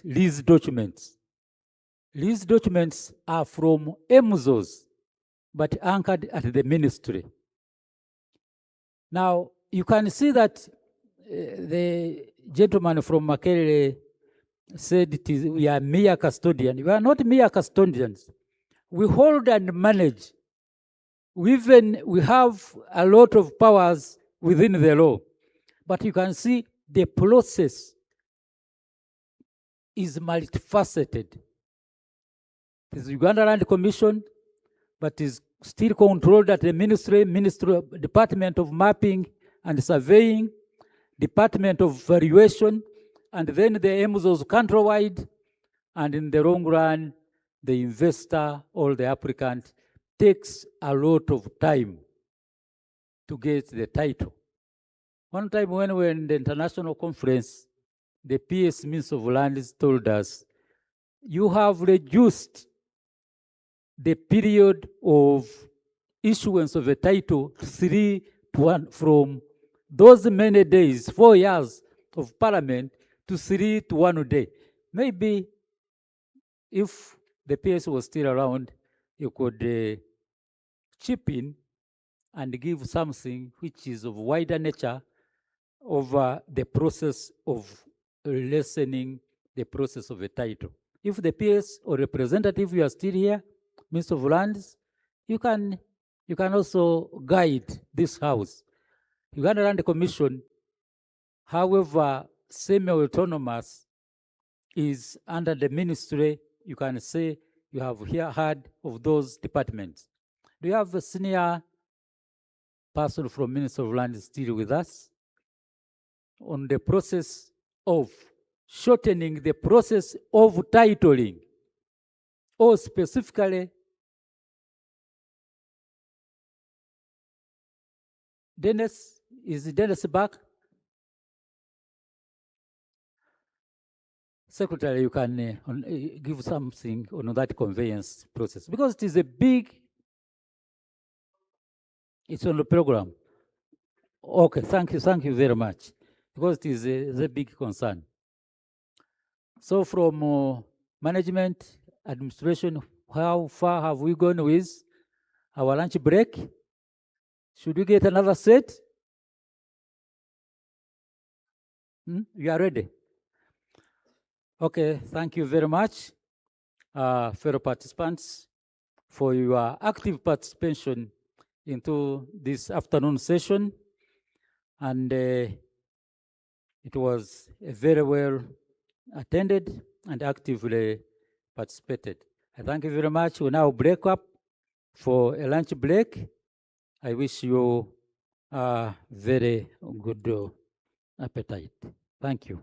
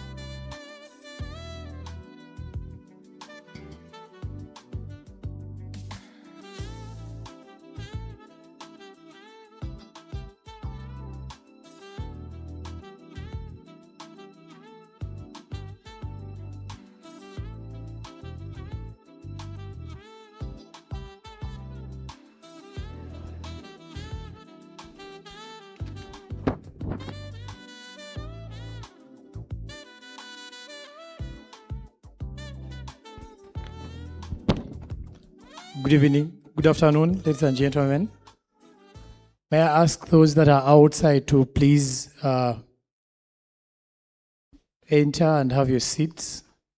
We are left with a few items on our program for today. And in the next 5 minutes, we should be having the next presentation and the other programs and the other items that are left on our program. So I'm going to request again, those that are outside to please take your seats such that we get to proceed with our afternoon session. Thank you.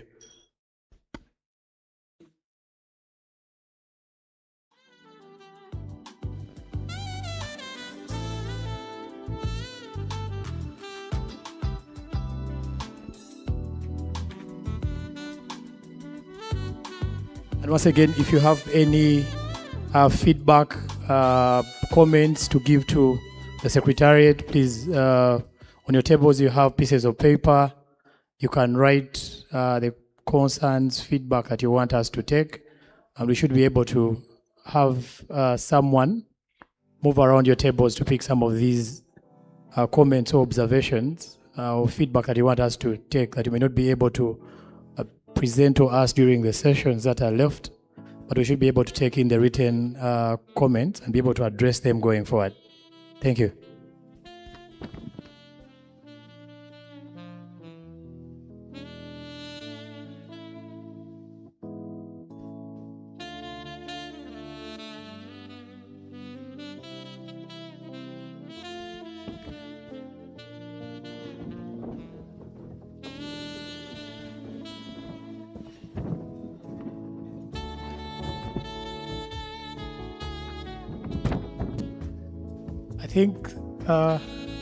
I think since we have a good number of the members here, I'm going to hand over to the session chair.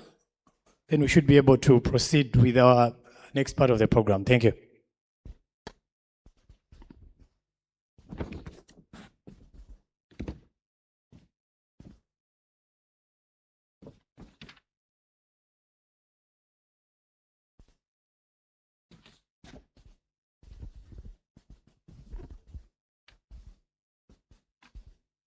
Good afternoon, participants. Chairperson of Uganda Land Commission, Commission members, Ministry of Lands and Urban Development officials, stakeholders, ladies and gentlemen. I do welcome you from lunch for our afternoon session. My name is Amongin Aporu Christine, a commissioner, Uganda Land Commission. I would like to thank you for the morning session and the interaction that we held during the plenary. Definitely, it will help us as ULC to chart a way forward for this National Stakeholders Workshop on development of a comprehensive government land inventory. And I would like to congratulate all of you for your attention and for keeping in the hall. This afternoon, we are not going to take a very long time because it is only one presentation. And we are going to have the presenter that is going to be giving her presentation for about 10-15 minutes, and then we shall be able to get to plenary. Members, the strategic message you need to take from the booklet which is in your bags is that the comprehensive government land inventory is about acquiring more government land. It is about securing, documenting the land that already belongs to the people of Uganda. So in the presentation, when the officer is going to talk about titling, you will get the in-depth of what it involves to be in that process. So looking at our program,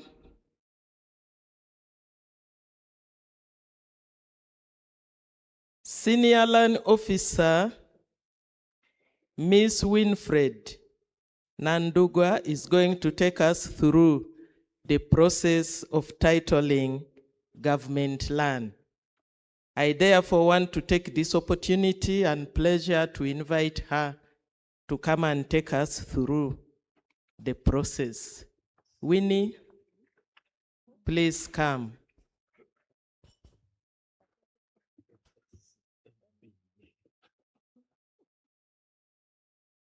Winnie, I'm giving you 15 minutes and then we shall react. Thank you. The afternoon is for women. Why don't you clap?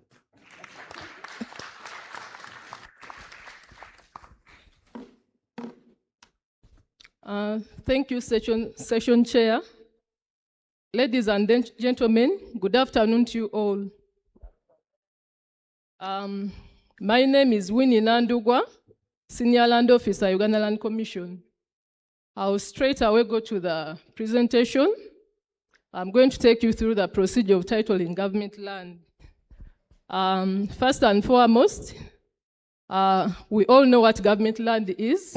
That is land that is vested or acquired by the government as mandated by the Constitution, or land that is used by the government. For example, land which is owned by the various MDAs in Uganda. So, what is the purpose or objective for titling government land? Titling government land secures public ownership, and it also prevents illegal encroachment and promotes sustainable, well-planned land use. First of all, titled government land helps secure government ownership through establishing legal ownership, and provides official proof of ownership through a land title. It also prevents illegal encroachment and land grabbing. Also, titled government land helps improve land administration, whereby it makes it easier for the government agencies to identify, manage, and monitor government land. It also helps in promoting sustainable land use through aligning the allocation of the government land with a national land policy and safeguarding the protected areas like the wetlands, forests, and game parks. Next.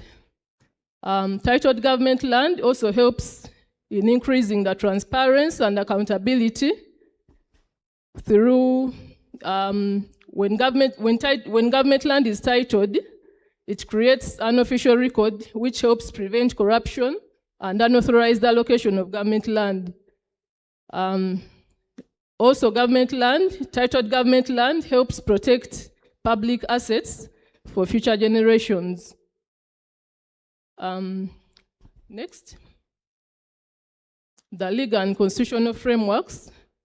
Government land titling is anchored in Uganda's constitution and a framework of land statutes and policy, which include the following. We all know that the Constitution, Article 239, empowers the Uganda Land Commission to hold and manage government land. Also, Article 26 of the Constitution guarantees prompt, fair, and adequate compensation. For example, in cases where government is acquiring land compulsorily under the eminent domain. The next is the Land Act. Section 49 of the Land Act defines government land as land which is vested and acquired by the government as mandated by the Constitution. Also, Section 53 of the Land Act mandates ULC to cause surveys of land under its jurisdiction.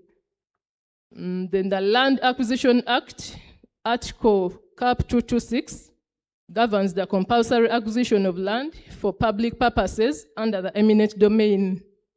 This is where government is legally mandated to acquire land from private owners for public use, for like constructing roads, resettlement, schools, hospitals, etc.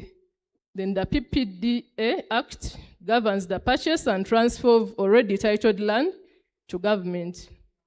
The Stamp Duty Act, Cap 2339, Section 3, Subsection 2, exempts transfers made in favor of government from stamp duty. Whenever we are transferring titles from private entities to government, government is exempted from payment of stamp duty. Then the National Land Policy guides equitable access, protection of government land, and sustainable land management. We also have the Land Regulations 2004, which operationalize provisions of the Land Act. We have the Common Survey and Mapping Standards. You find that while titling government land, it has to be surveyed.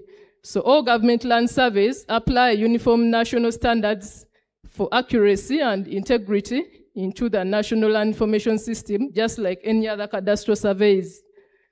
One of the common surveys standard is the approved datum. All government land surveys are recorded in the approved datum of ITRF 2005, and where receivers cannot apply this, the WG84 is the approved datum. The projection and zones, the Universal Transverse Marketer, UTM, is the national projection for mapping in Uganda. Uganda falls in the zones of 35 and 36, that is the northern and the southern, the north and south of the equator. We also have the units and coordinates. The units for measurement is meters. The coordinate system is the grid format, which captures the northings and the eastings.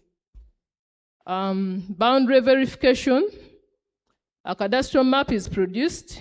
The Physical Planning Committee verifies boundaries and checks for overlaps with private or customary land. That is before titling. Stakeholder engagement. Surveys require consultation with communities, neighbors, and stakeholders as part of the technical validation. The guidelines for titling government land provide 7 pathways through which government land can be titled. And this is according to how the land is held or acquired. The first one is titling untitled government land, which is vested in Uganda Land Commission under the Constitution. Secondary is titling of land acquired by Uganda Land Commission, for example, the land which we acquire under the Land Fund Program, where government compensates absentee landlords. The third is titling of customary land acquired by government. Fourth, acquiring and transferring already titled land. For example, government can acquire land that is already titled with a freehold title, leasehold, or milo. There's also titling of land acquired under the eminent domain. Sixth is subdivision of milo land to process a government title. 7, processing of a title for government on kingdom or institutional land. For example, the churches, Islamic Foundation, etc. Pathway 1, that is the titling untitled government land, which is vested in Uganda Land Commission under the Constitution. The process begins with the identification, whereby the identification and the accounting office of the MDA identifies and verifies the boundaries of the untitled government land, which is under use by the MDA. This is done through desk reviews of the deed plans, maps, lease registers, and the titles that are available. Second, the application to ULC. The accounting office of the user MDA applies to Uganda Land Commission to cause a survey supported by a land verification report. The survey and demarcation, here ULC issues a minute under section 53, which empowers the commission to cause surveys of government land. The secretary instructs the commissioner surveys and mapping, or the EMUZO or district surveyors to demarcate and produce a cadastral map. Then 4, the documentation is prepared, where the survey report must be attached, the cadastral map and supporting legal documents. Then 5th, the public notification. ULC issues a 14 days notice for public hearing so that neighbors can raise their objections to the titling of the government land. Next is the submission to the Ministry Zonal Office. The originals are lodged and stamped, photocopies are retained, documents are scanned, a site plan issued, and the land officer checks the compliance. This can be done by the officers at Uganda Land Commission or the representatives of the various MDA. Then step 7 is the survey instruction. The staff surveyor issues an instruction to survey, or the district staff surveyor signs the report, and the cartographer plots the land. Then 8th is registration. The senior land officer confirms compliance, and the senior register of titles approves and issues the title. The final stage is the issuance of the title. The title is issued in the names of Uganda Land Commission, together with the user MDA indicated in brackets. So those are the required documents and the fees under this pathway. Next is the land acquired by Uganda Land Commission. The commission can either acquire land that is already titled or untitled. For cases where a commission acquires titled land, the land is transferred into ULC's name, where we are exempted from paying payment of stamp duty. Then secondary is the untitled land.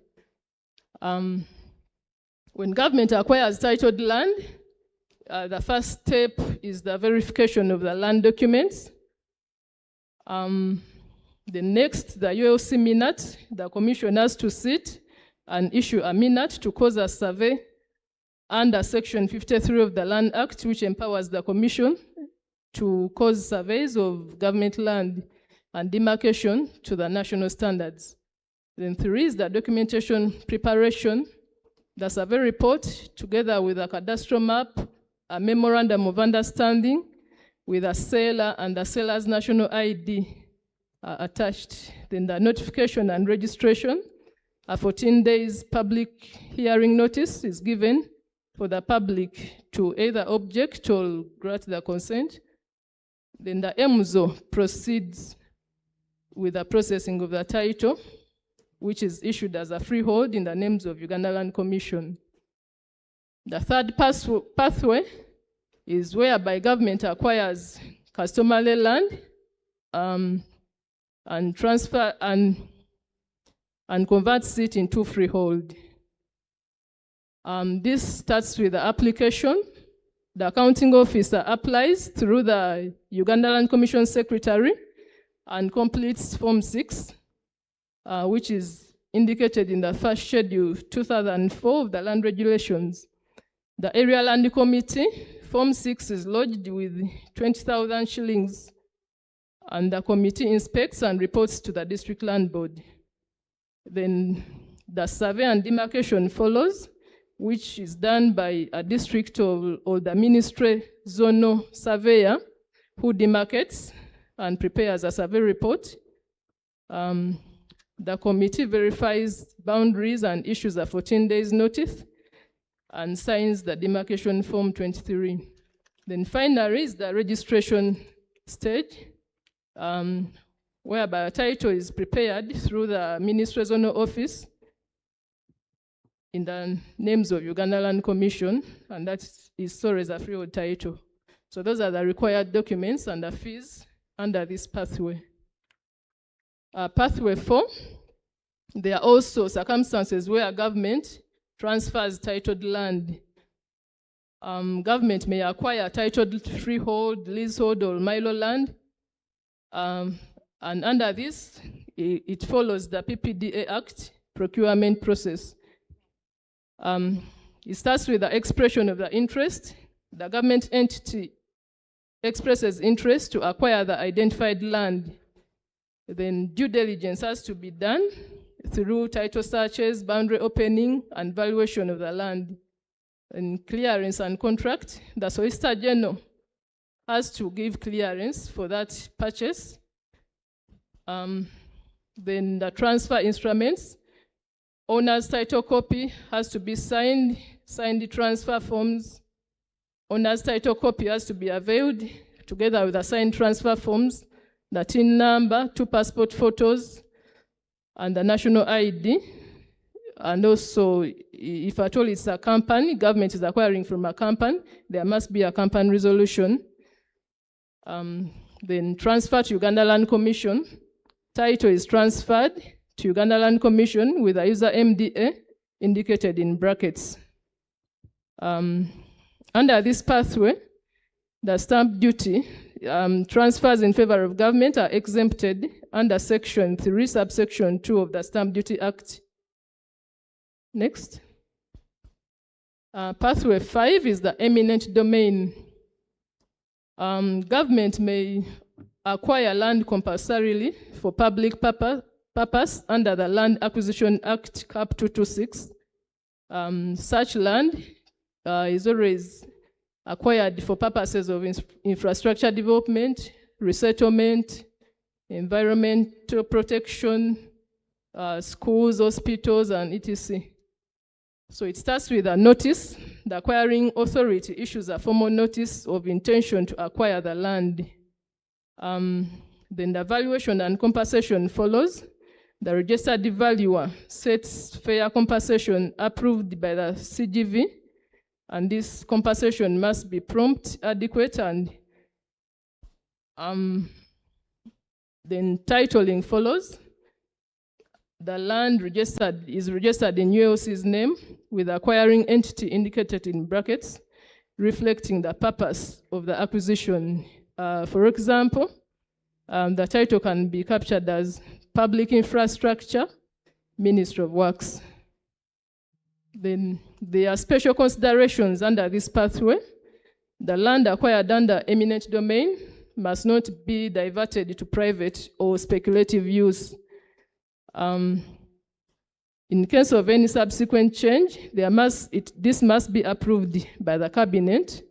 Then also, where government is acquiring land for resettlement and livelihood plans, there must be resettlement and livelihood plans where government is acquiring land in case there is displacement. Pathway 6 is the Milo land subdivision. Government can acquire land through subdividing a Milo land title. To carve a government parcel from a larger Milo title, the entity subdivides through the Ministry Zonal Office. This starts with obtaining the seller's documents. That is the duplicate certificate of title, a completed surveyor stamped mutation form, and 2 passport photos of the owner. Then the survey and deed plans follows. The registered surveyor prepares an area schedule and deed plans within the ITRF 2005 datum. Then submission to the EMZO. Originals and photocopies are lodged and stamped. Subdivision usually takes like 10 to 25 days, working days, and the end result, two separate titles. Then the collection, an MDA representative collects the duplicate certificate. The stamped photocopy must be returned to the Ministry Zonal Office on collection of the separate titles. Then the transfer and residue. The subdivided title is transferred to the government entity. The residue title is returned to the Milo seller with a record of return. Pathway 7, there are also instances where government acquires land from the kingdom or institutional land. Land held by kingdoms or institutions such as the Buganda Land Board is always acquired as a leasehold. So it starts with the application. The entity applies to the institution with a letter of introduction, the land sketch or location, and a search fee. The inspection and valuation. The institution inspects the land and the valuers assess the premium and annual ground rent. The next is the offer and the lease. A letter of offer sets the terms, premium, and ground rent. The lease is signed after payment. So this is prepared by either the kingdom, that's if government is titling land through the kingdom, or it can be prepared by churches, Church of Uganda, Catholic Church. They also offer leases to government. Then the survey and title. Surveyors prepare deed plans, authenticated at Entebbe. Then apply at the EMZO on Form 8 for leasehold certificate of title. So those are the indicated fees that apply under this pathway. There are cross-cutting principles and safeguards throughout the 7 pathways. There's compliance. The titling must satisfy the national legal and policy framework and safeguard protected areas like the wetlands and community land. Then the issuance and custody. Titles are issued in the names of Uganda Land Commission together with the user MDA, indicated in brackets. Then the monitoring and enforcement, periodic inspections and audits with legal action to reclaim encroached land.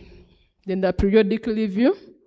Titles are updated for changes in use, policy or boundaries, disputes resolved by mediation, arbitration, or court.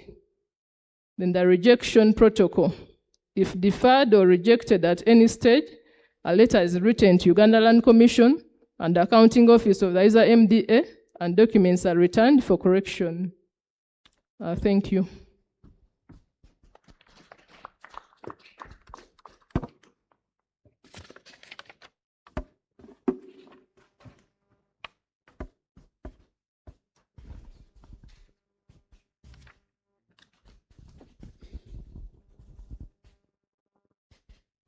May I request that we put our hands together to thank the senior land officer.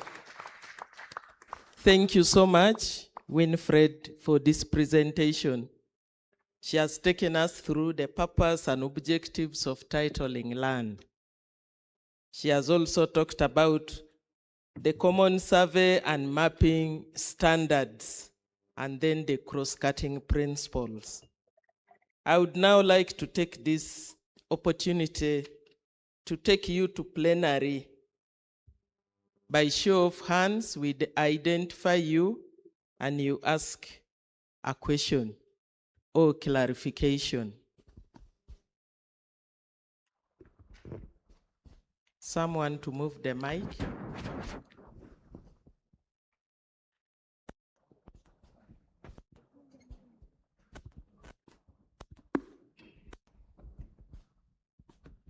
My eyes are open through the hall. Any show of hand for a question?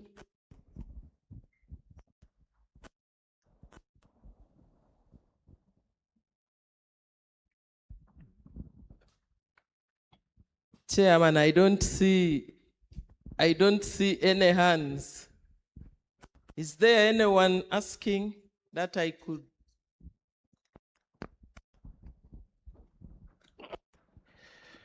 Yes. Thank you, Session Chair. Thank you, Presenter.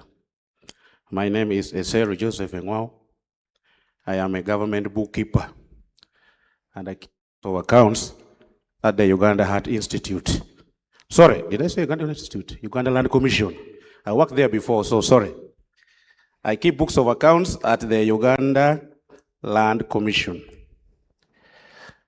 As an accountant, I expected to see people from Treasury here because land inventory is very important in our financial reporting. I have worked in now so far 4 entities, but I have not seen where I have reported the value of land in our financial statement. I beg to be corrected if there is anybody here or any entity here that has valued land and in their books of accounts, it is reflected. If there's an accountant here, I want to be corrected. Now, I had a challenge when I was working in Jinja Hospital. There was a huge chunk of land in Jinja Hospital in a very prime area. But when I was doing my books of accounts, I kept on recognizing tables, chairs, the vehicles we buy. And yet there was a huge chunk of land. And I became inquisitive that why? One reason I was given is that valuation of land is very expensive. You know, valuers are scientists and they're very expensive people. So there's no single entity right now. If they're there, then I stand to be corrected. So I don't know who should help these entities to value land, because this is a big asset. Land can cost even 5 to 10 billion. But now when you're busy recognizing assets worth only 200 million, your books of accounts will always in the, what you call the net worth, will be negative. So in this forum, for example, when the precarious speaker was talking about the purpose of titling, I would have loved from accounting perspective, because we have one of the biggest challenge is the government financial reporting. Statements cannot fully represent the government's wealth because many land assets are neither identified nor recognized in our accounting records. So therefore, a comprehensive government land inventory should therefore not only identify parcels of land, but also capture the accounting information necessary for recognition, measurement, valuation, and disclosure in the financial statement. I beg to submit. Thank you very much, Mr. Seru. You've raised a very pertinent matter that regards land and accounting. May I ask the principal land officer to help me with that question? What should we do? Where do we go about land and accountability in institutions where we are not directly talking about land?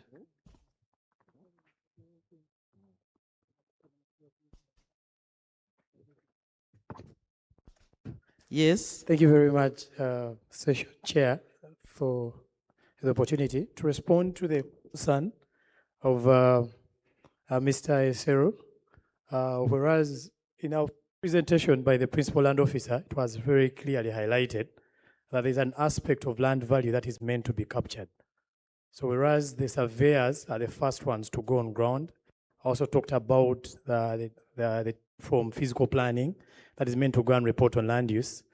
The expectation is that the team from CG office, Dr. Benon was here. There's an aspect that is meant to be a key input in this, and that is value of all government land, wherever it is. But also, I will ask Dr. Benon to address the issue. In respect to what Mr. Esero has said, because Dr. Benon has more information than I have regarding the new guidelines on asset management and how valuation will be coming in. Thank you. Dr. Benon. Thank you, Session Chair. I was ambushed, but nonetheless, I'm going to respond to the request. Yes, government is rolling out a new asset inventory. Minister of Lands, Housing and Urban Development is working together with the Accountant General to come up with that guideline, which is going to be rolled out. But bottom line is that all assets, entities, accounting officers are supposed to report on all assets, including land. And every financial year, we are trying our best to capture this information and also report.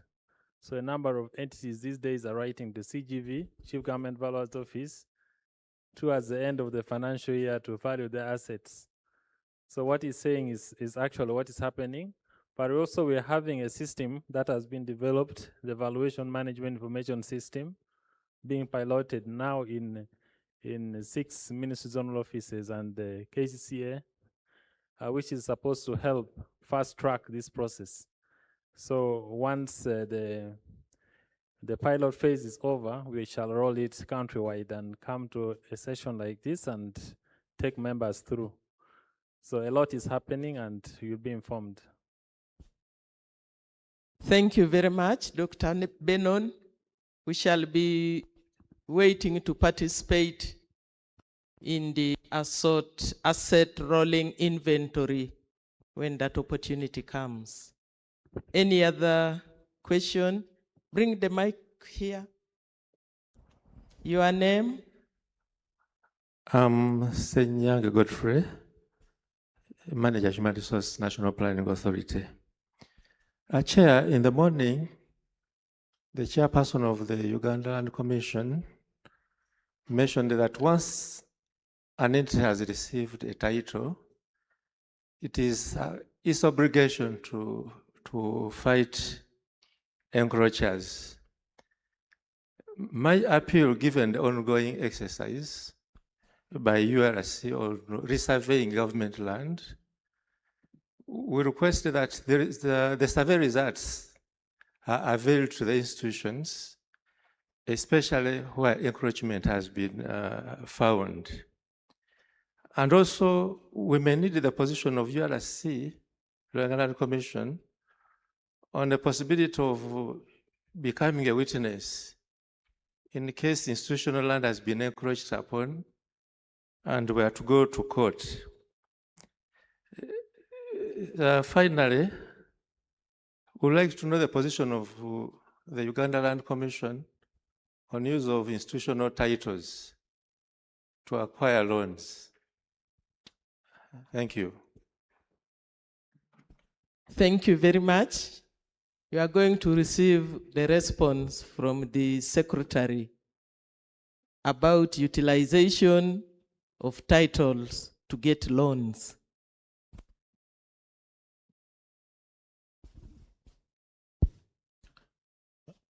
Thank you, Session Chair. For the loans, some MDAs, for example, have leases from the Commission. And where there are leases, definitely they seek a no objection or a consent from the Commission to mortgage or to mortgage the property. And usually the board has no problem with granting that approval. What I haven't seen is a situation where we're using the freehold title, for example, of the Commission, maybe of Ministry of Defense to obtain a loan. I've not come across such a scenario, but in case it ever comes up, definitely would have maybe to seek advice from the Attorney General, and then we can be able to see what to do when that situation arises.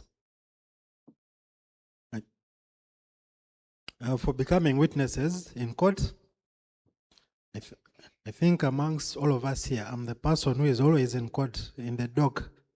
So we are ready and prepared, provided it serves government interest. We are ready to be in court as witnesses, because this is all government effort.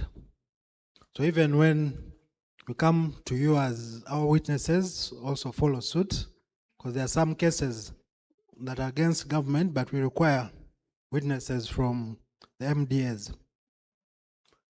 Actually, I have a current case where we needed national housing, and they've been cooperative, so we shall also cooperate. I thank you. Thank you. Any other question?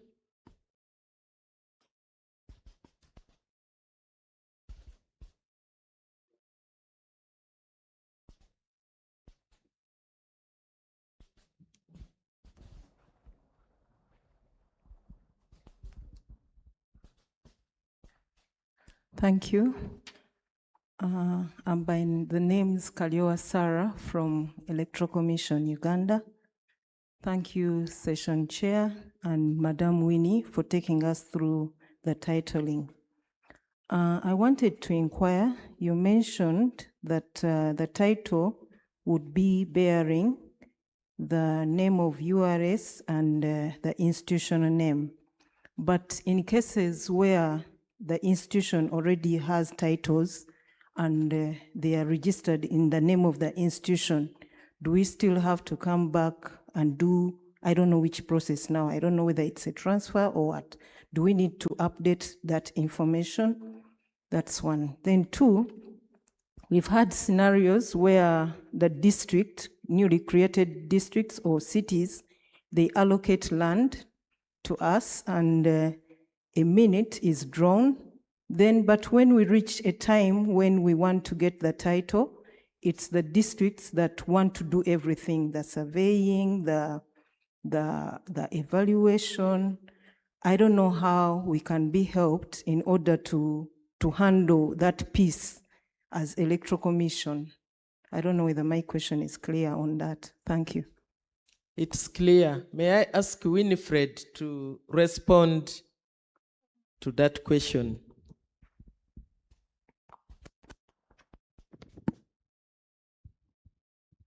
Take the mic. Thank you, Session Chair.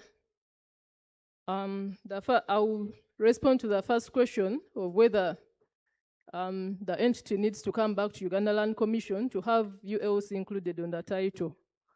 I think it would be better to come back and have Uganda Land Commission included on the title, since ULC is the manager of government land for safety. Thank you. Get back to Uganda Land Commission for proper completion of titling. Any other person who has a question?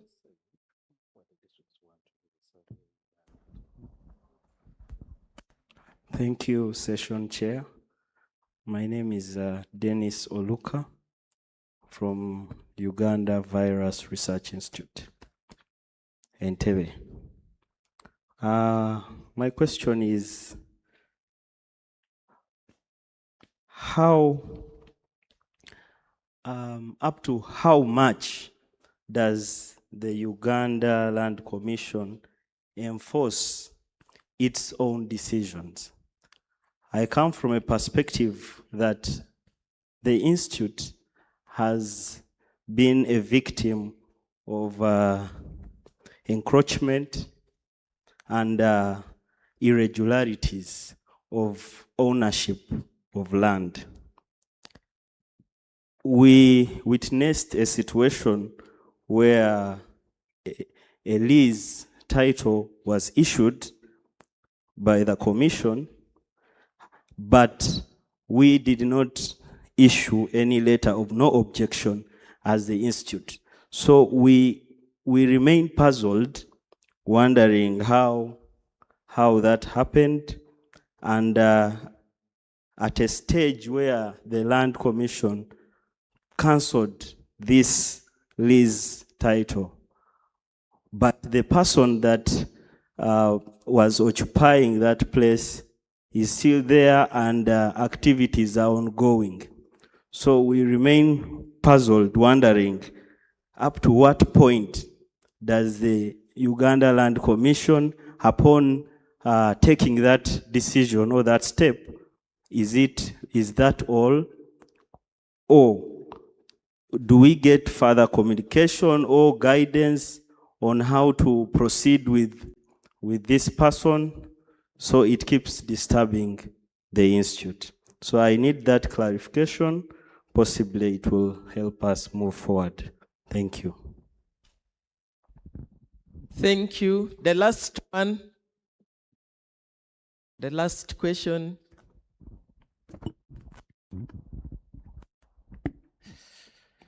Yeah, thank you. My name is called Emmanuel Usogozi. I work at NEMA as a principal environment officer superintending over wetlands and water resources. My question goes to the titling process. One of the biggest challenges as a regulator that we face is receiving developers who have certificates of title, including what was formerly government land, I would say, in fragile ecosystems. And these fragile ecosystems, if I'm looking at wetlands, riverbanks, and lake shores. And as by the law, these are protected by the government. I think the public doctrine trusts something like that. The legal team, the lawyers know it. But the challenge is, whenever I wanted to ask if they are, during the process of titling, do we delineate these fragile ecosystems? Because up and again, we are forced to write letters to Minister of Lands, to Council, which process still takes ages because, as you know, there was that cabinet directive to cancel, for example, several land titles which were generated in wetlands, especially in our Kinawataka and some areas. And it's since 2017 to date, we still struggle because there are legal issues there. But just to know if the process in even this delineation or generation of titles recognizes that where there is a wetland, where there is a lake shore and a riverbank, we do not have generate a certificate of title there because as per the Constitution, after 1998, I think, Land Act, all those remain invalid, but we still receive, including those generated in 2023, 2022, and it's a very disturbing arrangement because you cannot approve a project where the developer assumes ownership, which is not legal. So I just wanted to understand if that is done, because as far as I'm concerned, we have a wetland shapefile, for example, which is hosted at the Ministry of Water and Environment, and specifically the Wetland Management Department does that. And they ever shared it with the titling entity, which is Ministry of Lands. But we still receive these titles. So I just wanted to know whether that is being done, so that because from now henceforth we shall begin pursuing to see how we can have some of these things solved. Thank you. Thank you very much, Emmanuel. You will be helped to understand. Yes, police. Thank you, Chair. Madam Chair, I am AIGP Apora James, Assistant Inspector General of Police, Apora James. I am the Director Logistics and Engineering, Uganda Police Force. I hold the department that handle land matters. And Madam Chair, I take this special occasion to thank the Commission and the team for bringing us together for understanding matters of the land. Madam Chair, I have a question, two of them. And the first one, does the Commission have power to revoke my lease if I do not perform the function that I was supposed to perform on that piece of land? Two, if I've been given that lease, is it possible for me to come back to the Commission and sublease part of that land either beyond the period that I have acquired that land or within the period that I have been given that land. I'm asking that question because we have some person who was given land by government. They are not performing the purpose for which they are supposed to perform. They have gone ahead to sublease the land beyond the period which they were given that land. And the other person is doing business. Where is the commission in this? Somebody was talking about land use for the police. Please be informed. All the land that you see within Metropolitan is planned for. That piece of land you see in Zambia, a plan has been approved to put a police hospital there, 300-bed hospital. And I have the plan here. If anybody wants to know what we want to do in Kampala, they are all in this book. So when you walk by and you see nothing being done, we are only waiting for the same Musée to give us some money so that we do that job. All the barracks we have within Metropolitan, we are taking them up because we have realized that the space that we have is now little. So we are going to be going up 21 floors and above. So you'll see that coming up. We have also acquired a precast making machine, and we are going to be changing that hill of Kireka. Very soon you see us making something there. We're going to be putting up storage building there. We're already doing 1,200 precast housing at Naguru. If you are coming from Ntinda, you'll be able to observe. We're also fencing off. We're fencing off this land. And our museum is very supportive. And I believe in a few years' time, you'll be wondering whether the land was given to another institution or the police. You will not see all what you're seeing. But we have been patient so that we are assisted to develop our land. Upcountry, we are doing quite well with the districts. The commission has been helping us to title our land. So far, we are at 33% titled, and we have another 47, which we are supposed to process this financial year, 47%, which the commission is helping us. So I think this is the right forum for us to contribute. And the people who are taking the government land are we, the government people. And we must really fight this. We have cases in Lira where members of parliament are encroaching on police land, encroaching on the Minister of Health land, encroaching on prison land. We should not accept this. I am happy we have already had conversation with the Commissioner Land. Very soon we are deploying an enforcement team to the Commission to make sure this is realized, and we give it a full backing. Thank you. Thank you very much, AIGP, for that information. I'm going to ask the Principal Land Officer to answer, to give response to these issues. The first one raised by Dennis Oluka. How much does ULC have the powers to cancel after they have enforced? The Principal Land Officer will answer. He will also answer Manuel, who is asking about the fragile land ecosystems. First, answer those two, and then we shall come to the last one of the AIGP. Thank you, Session Chair. I think I will answer the one of the fragile ecosystems. and probably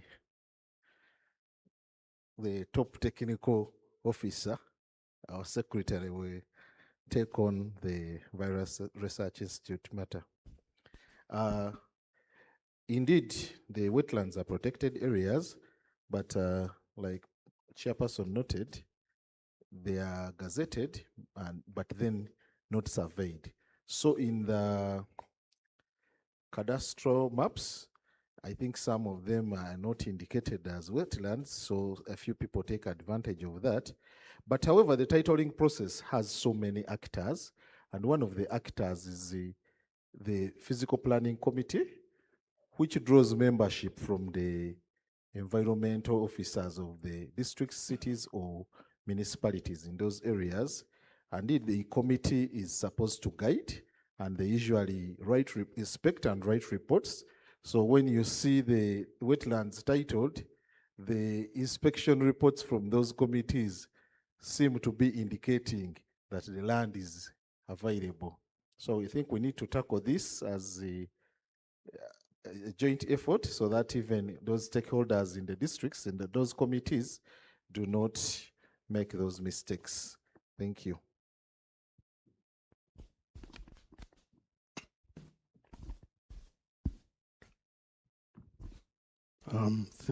Thank you, Chair. I'm going to respond to the question from Virus, but it is also similar to the question from the AIGP of Police. But looking at the one from the AIGP, whether the Commission has power to enforce or to take back land where there is non-performance on the covenants of a lease. These powers are in the Registration of Titles Act, Section 103.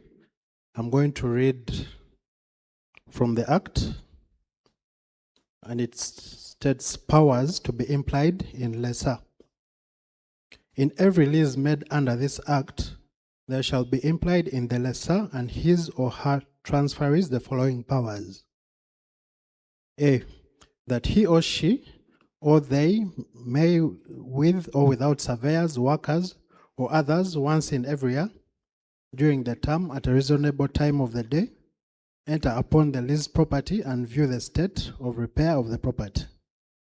The most important one, B, that in case the rent or any part of it is in arrears for the space of 30 days, although no legal or formal demand has been made for payment of that rent, or in case of any breach or non-observance of any of the covenants expressed in the lease, or by law declared to be implied in the lease on the part of the lessee or his or her transferees, and the breach or non-observance continuing for the space of 30 days, the lessor or his or her transferees may re-enter upon and take possession of the leased property.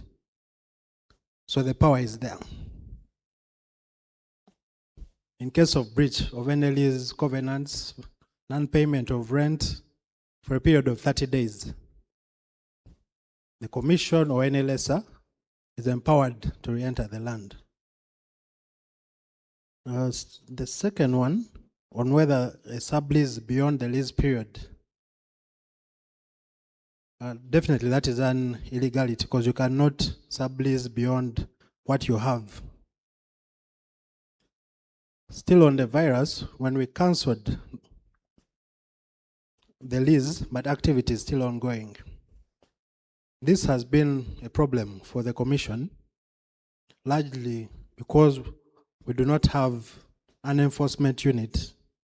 And I'm glad to hear AIGP has promised to give us, I think, an enforcement unit, because we've been enforcing through writing letters, but because we do not have a team that can go and, because re-entry it's like a coup.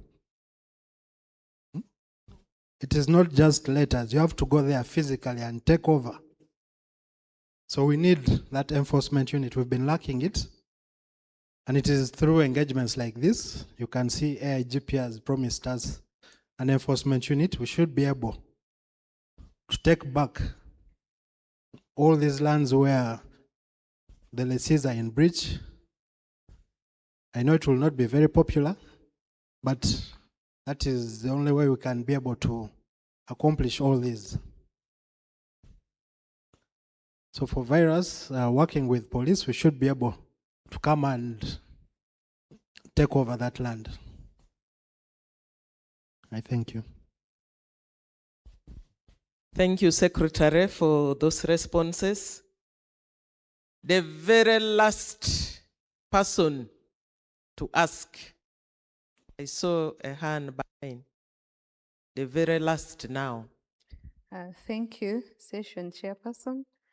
Mine is bringing us back to the question we had just before we went for our lunch. And I'm going to bring it with an example that whenever we receive these directives to dispose of land, we're talking about the pathways of acquiring and titling. I did not see a pathway presented by Madam Winnie on the disposal of our land, which we always do. We get these investors and we need to help them to acquire these titles very fast so that they go back and report and even start implementing. But you find that as we were discussing, the application goes to ULC. ULC writes and gives back to an MDA a letter. An MDA is the one supposed to go to the Commission of Surveys and Mapping. You do all you do, they write another letter. You have to take it to the valuation, to CGV. But yet you know that the Commission of Surveys and Mapping, valuation, ULC is the same body. So why would we have this bureaucratic process within the same house? How then is the Uganda Land Commission going to merge that so that the process, once you get the application, you do all it takes within your house, and at least you give us feedback to keep following, but so that we can at least get the titles for these investors within a short time. Thank you. Secretary ULC is going to respond.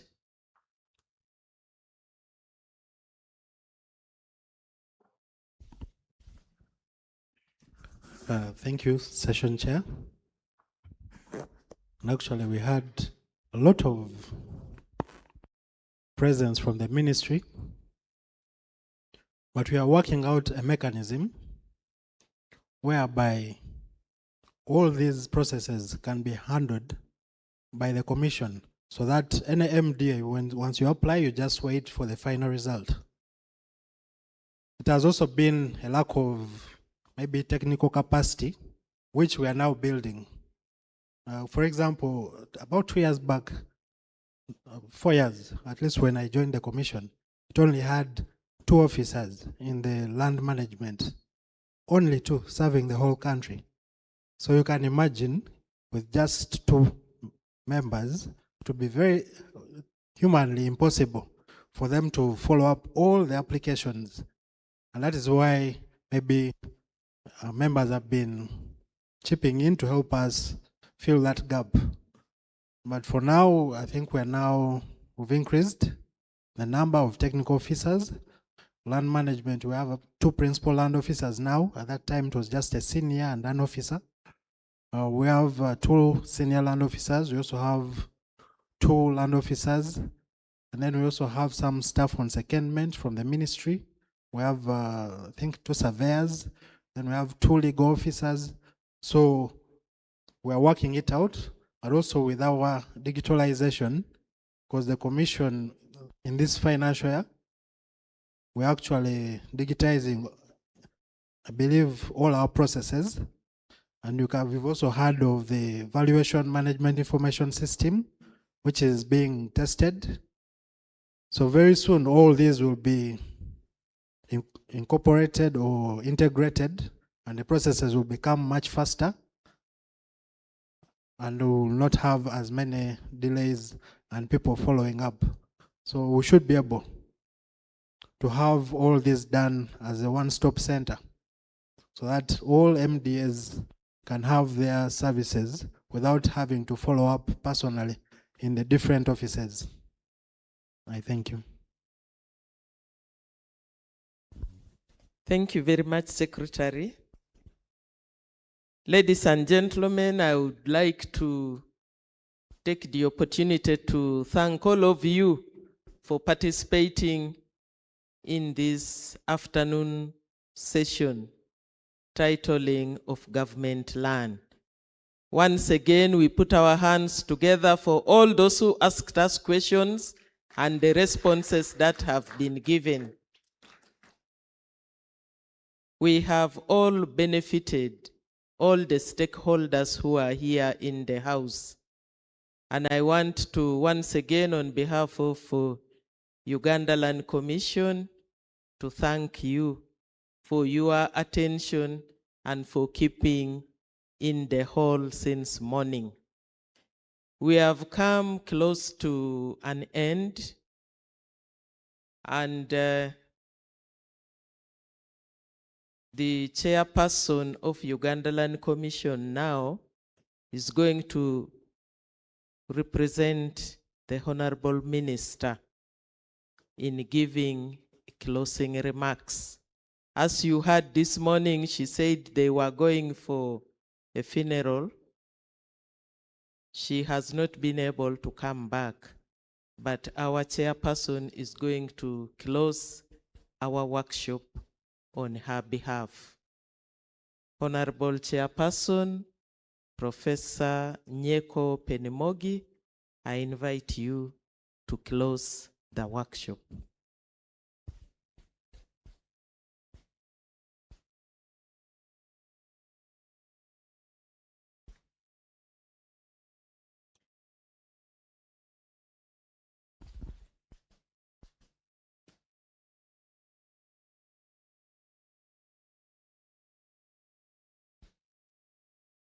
Yeah, I thank all the participants.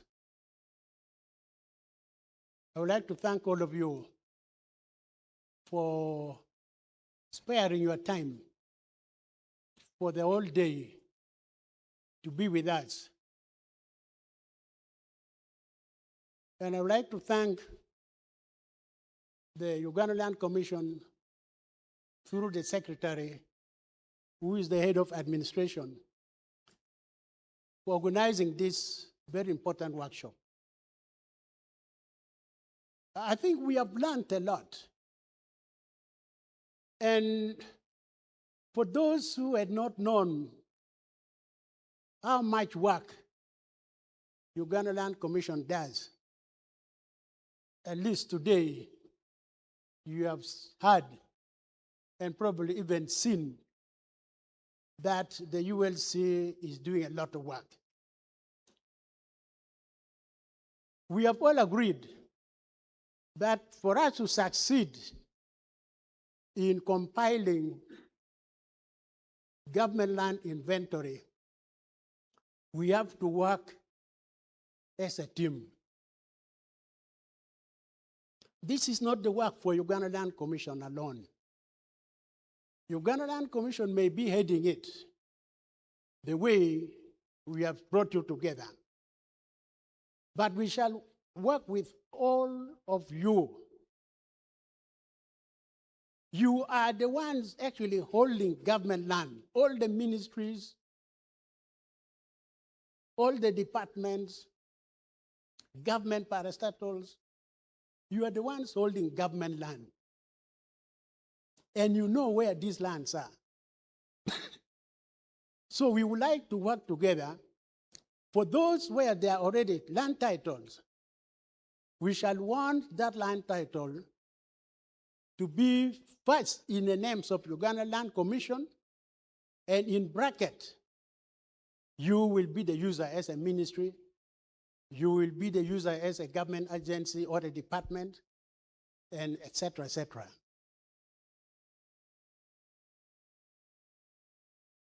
There was a question from NEMA, somebody from NEMA.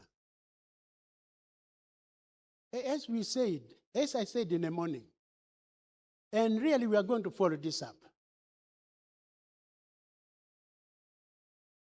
NEMA, you may know the boundary of a wetland. But not everybody knows the boundary of a wetland. So in this, what we are doing, we shall really want to work with the 3 government agencies who are responsible for conservation, so that where necessary, we look for funding and see how we can survey the wetlands throughout the country. Get title for the wetlands. And that's the only way you will stop somebody from getting title on a wetland, because there will already be a title. But at the moment, the way it is, it's not going to be easy. And NEMA is one of the small organizations in this country. I think you are only located here in the capital city. I don't know whether you have offices up country. I've been the chairman of NEMA, at least at that time, there was no up country offices. You also sometimes depend on the government environmental officers. So, I think for us in ULC, we are going to arrange to invite NEMA, UA, and Forest. We shall invite you separately, independently. We want to have a discussion with you, because you have the biggest land. And this biggest land has no title, much as it is gazetted. So it becomes difficult for you even to protect this land from encroachers. And this, we have already talked about it. So we shall have a discussion and see really how we can come up with a method of protecting this particularly very sensitive land, which are used for conservation. Very many of these forest reserves or forests which are gazetted, forest land which are gazetted, you go and find there are no trees. And if there are no trees, then it means there are no forests. If there is no forest, then it means the place is not a forest reserve. And it means people can start developing this land for growing their crops. But the original purpose for gazetting this place still remains, I believe. So much as there may be no trees on this gazetted forest land, but the original purpose still remains. We still want to have the title for this land and get it protected. For now, all of you who have attended this meeting, this workshop, you are our allies. If somebody is talking ill will against ULC, you should be the one now to say, no, no, no. I've attended their workshop. These people are doing a good job. And I think this is really what it should be. We have exchanged ideas. You have asked questions. We have explained to you. And we have agreed that we should move towards the direction of getting all government lands titled. This is the beginning. I think within the ministry, together with the ministry, we have already formed a small committee on how to make this step move forward to its implementation and finally getting the titles of government lands ready on our table. So with this committee, from this meeting, they will sit and design approaches where we shall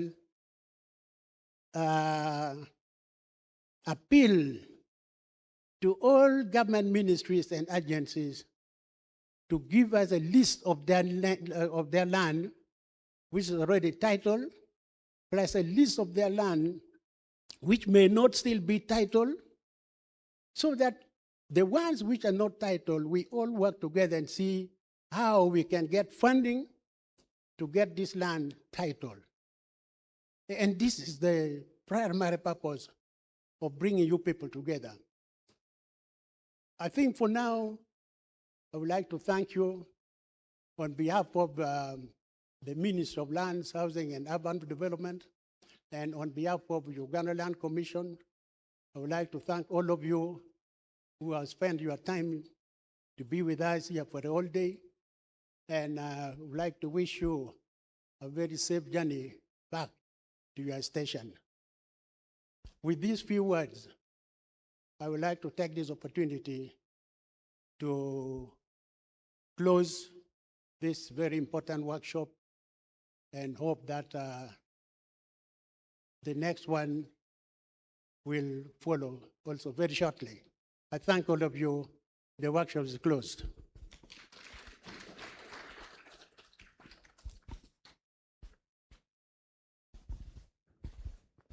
Ladies and gentlemen, administrative announcement. Secretariat outside there will be in charge of your transport refund as you go back home. But also, evening tea has been organized. Feel free to pass by and be served. Thank you.